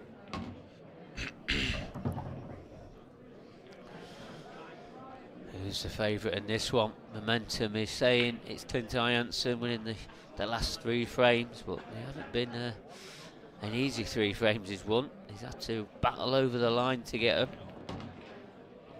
Wade Morley again, Wade Morley. Oh, he's been so unlucky yet again there. You must think the pool gods are definitely against him today. I mean, he's still got a shot, but that could have been so much easier. He's played a really good shot there, and had no reward.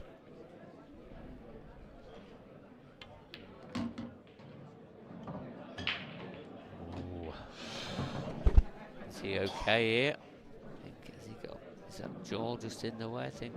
Can he just avoid the yellow? Has he got too much angle? I think he's okay. I mean, I'd have been tempted to have this as my last ball, because he's going to have great position. Oh, he's played this nice. Still going to be canning into that. Could have done with a. Oh wow! Another 6-inch would have been nice. He's going to double kiss if he plays it plain ball. So he's going to put a little bit of bottom. Oh, he's played that lovely. He's done that with like a tracer run inside. Very well controlled again.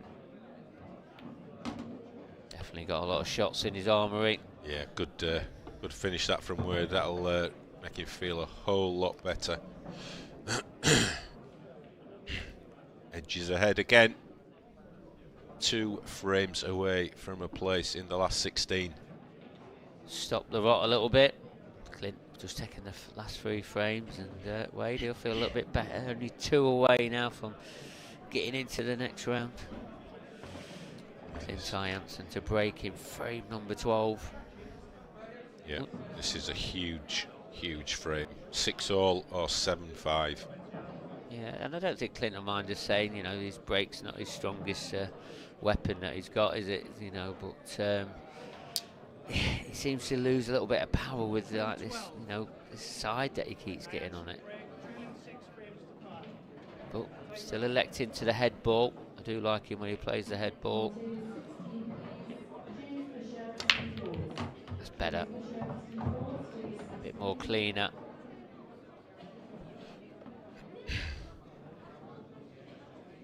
Interesting. Very interesting.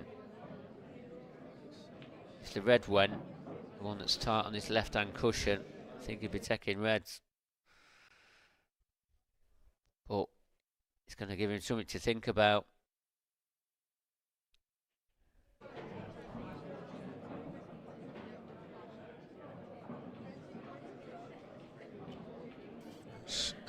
I mean, it's. I'm just looking, can he play any sort of plant onto the yellow that's over the corner pocket?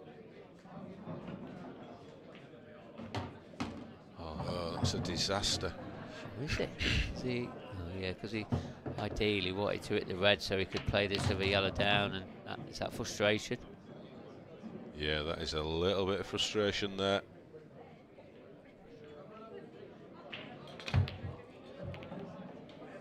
And that is just a hit and hope. Yep. Wow. The world champion is under some pressure. Wade knows he's got him where he wants him. Yeah, he is on the rack.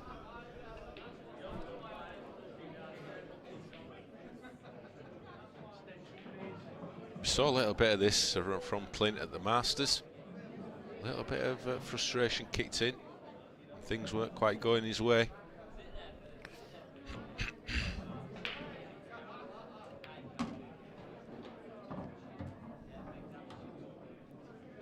So Wade's got to try and block all that nonsense out. Just got to keep potting the balls.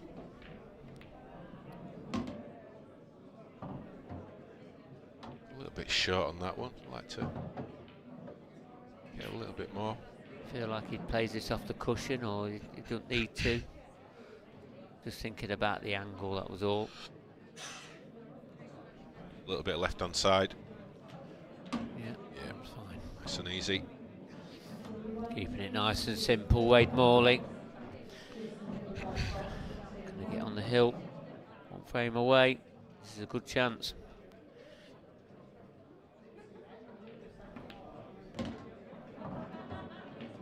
So now he just needs to have a clear thought process here.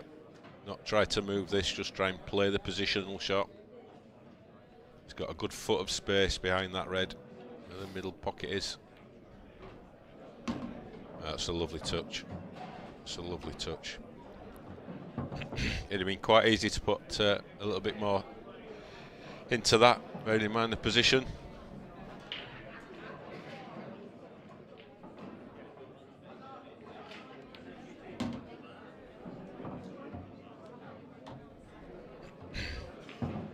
Nice calm clearance this. We just go on to make these final 2 balls.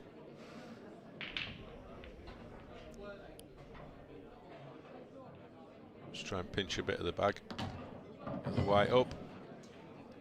Just about got there.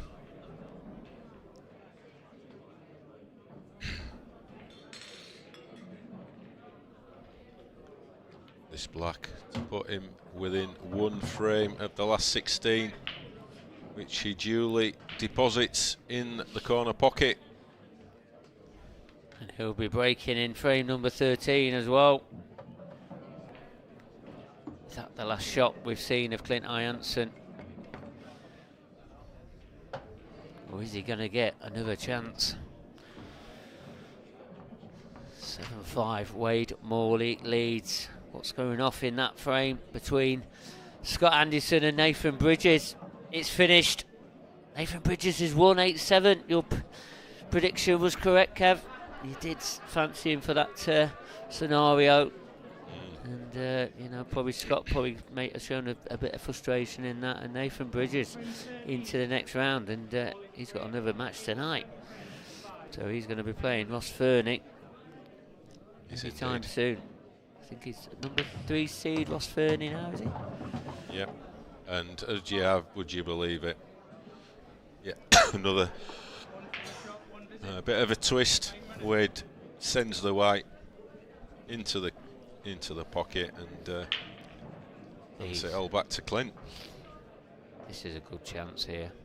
1 free shot, 1 visit. You expect the current world champion to be getting these. Surely.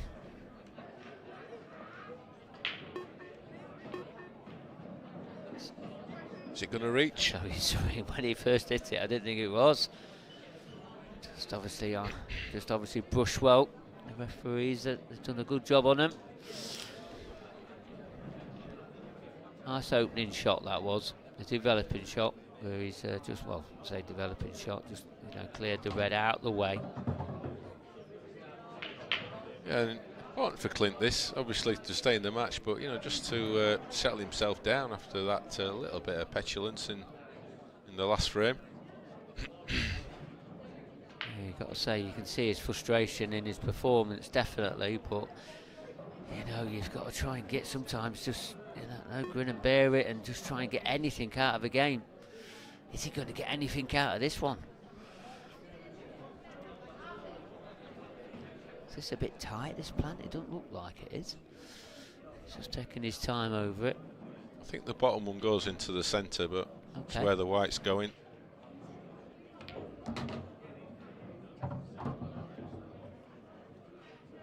Wow, what a shot that is. Brilliant shot. Absolutely perfect.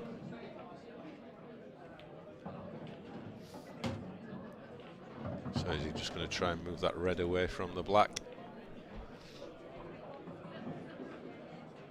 It's one of those, isn't it? You feel like it's a free attempt, but could he sacrifice position?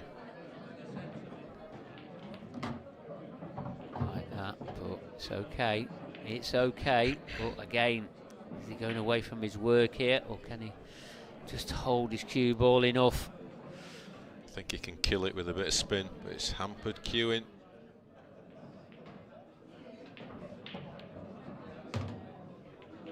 Is he hampered again? There's been a lot of hampered queuing in this match. I think he can play it plain ball and just kiss into the yellow.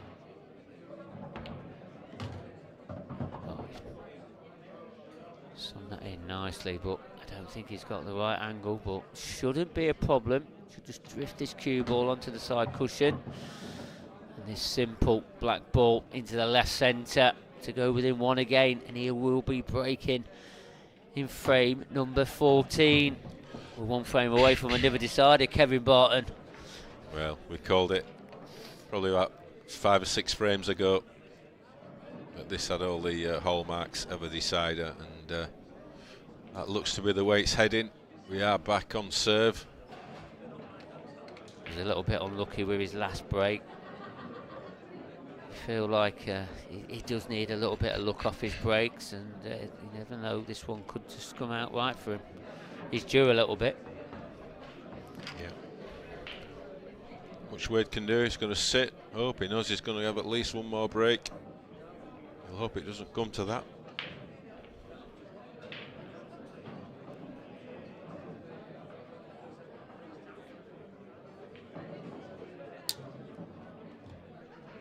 Frame 14. This has had everything, this match has. Absolutely everything. Where's the white? Ball. That is going to hurt. Disaster. And look at those reds. Oh yeah, well, I mean, you can go for either. But yeah. Look, I mean, they've all just separated. Disaster for the world champion. Wade Morley, glorious chance. 1 free shot, 1 visit. Yeah, just going to develop that one on the cushion. Probably knock it towards the right centre. And they're all there at his mercy. Yeah, you don't want to think too much into this. Just wants to try and keep it as simple as possible. And he'll be into the next round.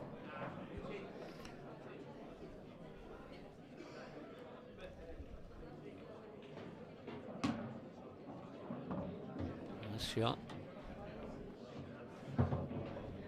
Yeah, he probably won't play the plant this shot. I think he's quite on it how he wanted to be. Take the one at the top first and just try and get better position. Yeah, he needs to come further down this time, further down than where his cue ball is now, and this looks okay. Yeah, that's exactly where he wanted it. Perfect angle. Just going to run the white through about an inch. Oh, he just went a little further than he wanted. Now he's just going to have to change his route a little bit now, so the one into the top left-hand corner will be his last ball. So it'll be right centre, left centre, top left, and then the black into the bottom right-hand corner.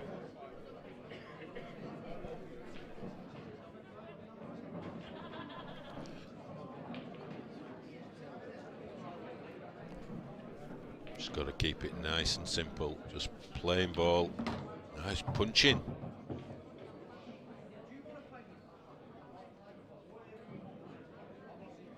He couldn't just roll it in, didn't quite. Had a little bit too much angle, but he's got nothing to do here. Stun the white, play it in with drag, anything, just drop it in.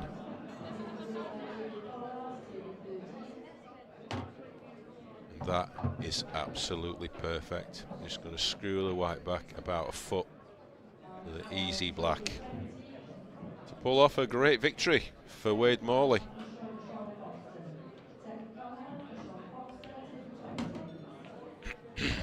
He's just gone a few inches too far, but it shouldn't be any problem. He's just composed himself before he gets down. There it goes. Watching crowd, appreciate that. Great performance from Wade Morley. unlucky Clint Ianson, but yeah, not quite the Clint that we're used to seeing. And yeah, so Wade marches on into the last 16, where he will be playing tomorrow now. Clint, meanwhile, can only reflect on what might have been. It was a bit of a un-Clint-like performance. A little bit of frustration showed in the match. But at the end of the day, he had some chances, didn't take them. And he is the loser. So Mark Pickworth has hot-footed it over to the studio to have a word with our winner, Wade Morley. Thanks, Kevin, and you've got to say that match had absolutely everything, and the current world champion, he's out. And that's down to you, Wade, and you know, that match, did you think that it was going to get away from you? Then you was back in it, then you was all of a sudden you was 5-2 up, and what was going through your mind? Because they're very topsy-turvy. Yeah, obviously mixed emotions with that game. At the start, I missed a couple of really easy shots to go. I think I should have been 4-0 up. And then he's clawed it back in, and then I've got in front again, and then I've had a couple of bad bits of luck through the middle, I think. But I feel the second half I pushed on. You know, I got the chances off the break and he didn't, which is fair enough. You know, you can only take what's in front of you. But I think overall, as a match of a race to 8, I was a better player in the game. Yeah, let's talk about the start of the match. I mean, you missed 3 balls in 2 frames. You know, the black into the top left-hand corner, one that you'll probably never miss again in your life. Yeah. And then you've just missed. Did that black missing in you in that first frame? Because you should have took that opening frame. It should have been over in minutes. And the next minute, you're 1 frame down, and you started to miss in the next frame as well. Yeah, I mean, in all honesty, Mark, I felt a little bit embarrassed with it. You know, with it being on the arena table, with everybody shouting and everybody watching. Felt a little bit embarrassed. It's something I'd never miss. That's why I went for a toilet break, splashed some water on my face, cooled myself off, and then I just said to myself, start again. You know, you've had the chances to be 3-0 up, so start again now, we go again. And you did that, and you got to 5-2 up. Then all of a sudden, Clint's come back to get back to 5-5. And, you know, to be honest, you've had chances in that because it weren't an elegant Clint Ianson, no. You know, because he was missing as well. Yeah, I mean, I think I had a chance to go 6-3 up, and I snookered myself. I was millimetres behind the yellow in the corner on the black. And I thought, well, I've had my chance to go 6-3, and, you know, I probably don't deserve to actually win the match on chances. But then after that, you know, felt a little bit more comfortable, sped my game up a little bit, and I just thought to myself, just enjoy it, just play. You know, you've got your friends watching, people are sporting, just enjoy it. Yeah, me and Kev was commentating in the match. You know, we didn't see the best of Clint, you know, and you'll admit that yourself. But we also did see glimpses of some of, you know, you playing some brilliant good clearances, and you really put Clint under pressure, and maybe that was a bit of a result of why Clint really didn't perform as well. Yeah, I mean, the clearances I did take were really good. But then, like I say, coupled with the rubbish mistakes, you know, the silly mistakes that, you know, as a professional you shouldn't be making them. I don't know what to take from the performance. You know, I'll take the win. Obviously, Clint won at the races, but he beat me last time at the Isle of Man, so I'm happy to get him back. Yeah, I mean, you know, I didn't say this to Kev, but I always think you've always got a bit of an edge over Clint sometimes. You always have some really good battles with him, even though he built you on the last tour. You know, I think, you know, overall, you haven't been doing bad against him, have you? No, I mean, I grew up with Clint. I'm good friends with Clint, so... And I think that's one of the issues with me. When I'm not under pressure, I don't play as well. I feel like I play better under pressure. And like at the start of the game there, because I didn't get up for it like I would against most of the pros, but because he's my friend, you need that little bit of fire in your belly. And that's what I said to myself in the toilet. I said, he's not your mate here. You know, you've got to beat him. Fire in the belly is definitely what we saw there tonight anyway. But well done. You're into the next round. And thanks very much, and good luck for tomorrow. Cheers, Pickers. Wade the Blade Morley into the next round, and Kev Barton comes all the way from the commentary box. From over there. Oh yeah, but it's a long way from that commentary box, isn't it? But Wade, you know, we mentioned about the fire in the belly. He just mentioned it to me then. He's got plenty more to give, and you know, we didn't see the best of him. We definitely didn't see the best of Clint, but Wade, he could go on and do some damage. Yeah, he certainly could. And just walking past him then out of the studio, giving it the big come on kind of thing. That victory meant a lot to him, you know. That could propel him now for the rest of the tournament. You know, it could. You never know what a victory like that can lead to.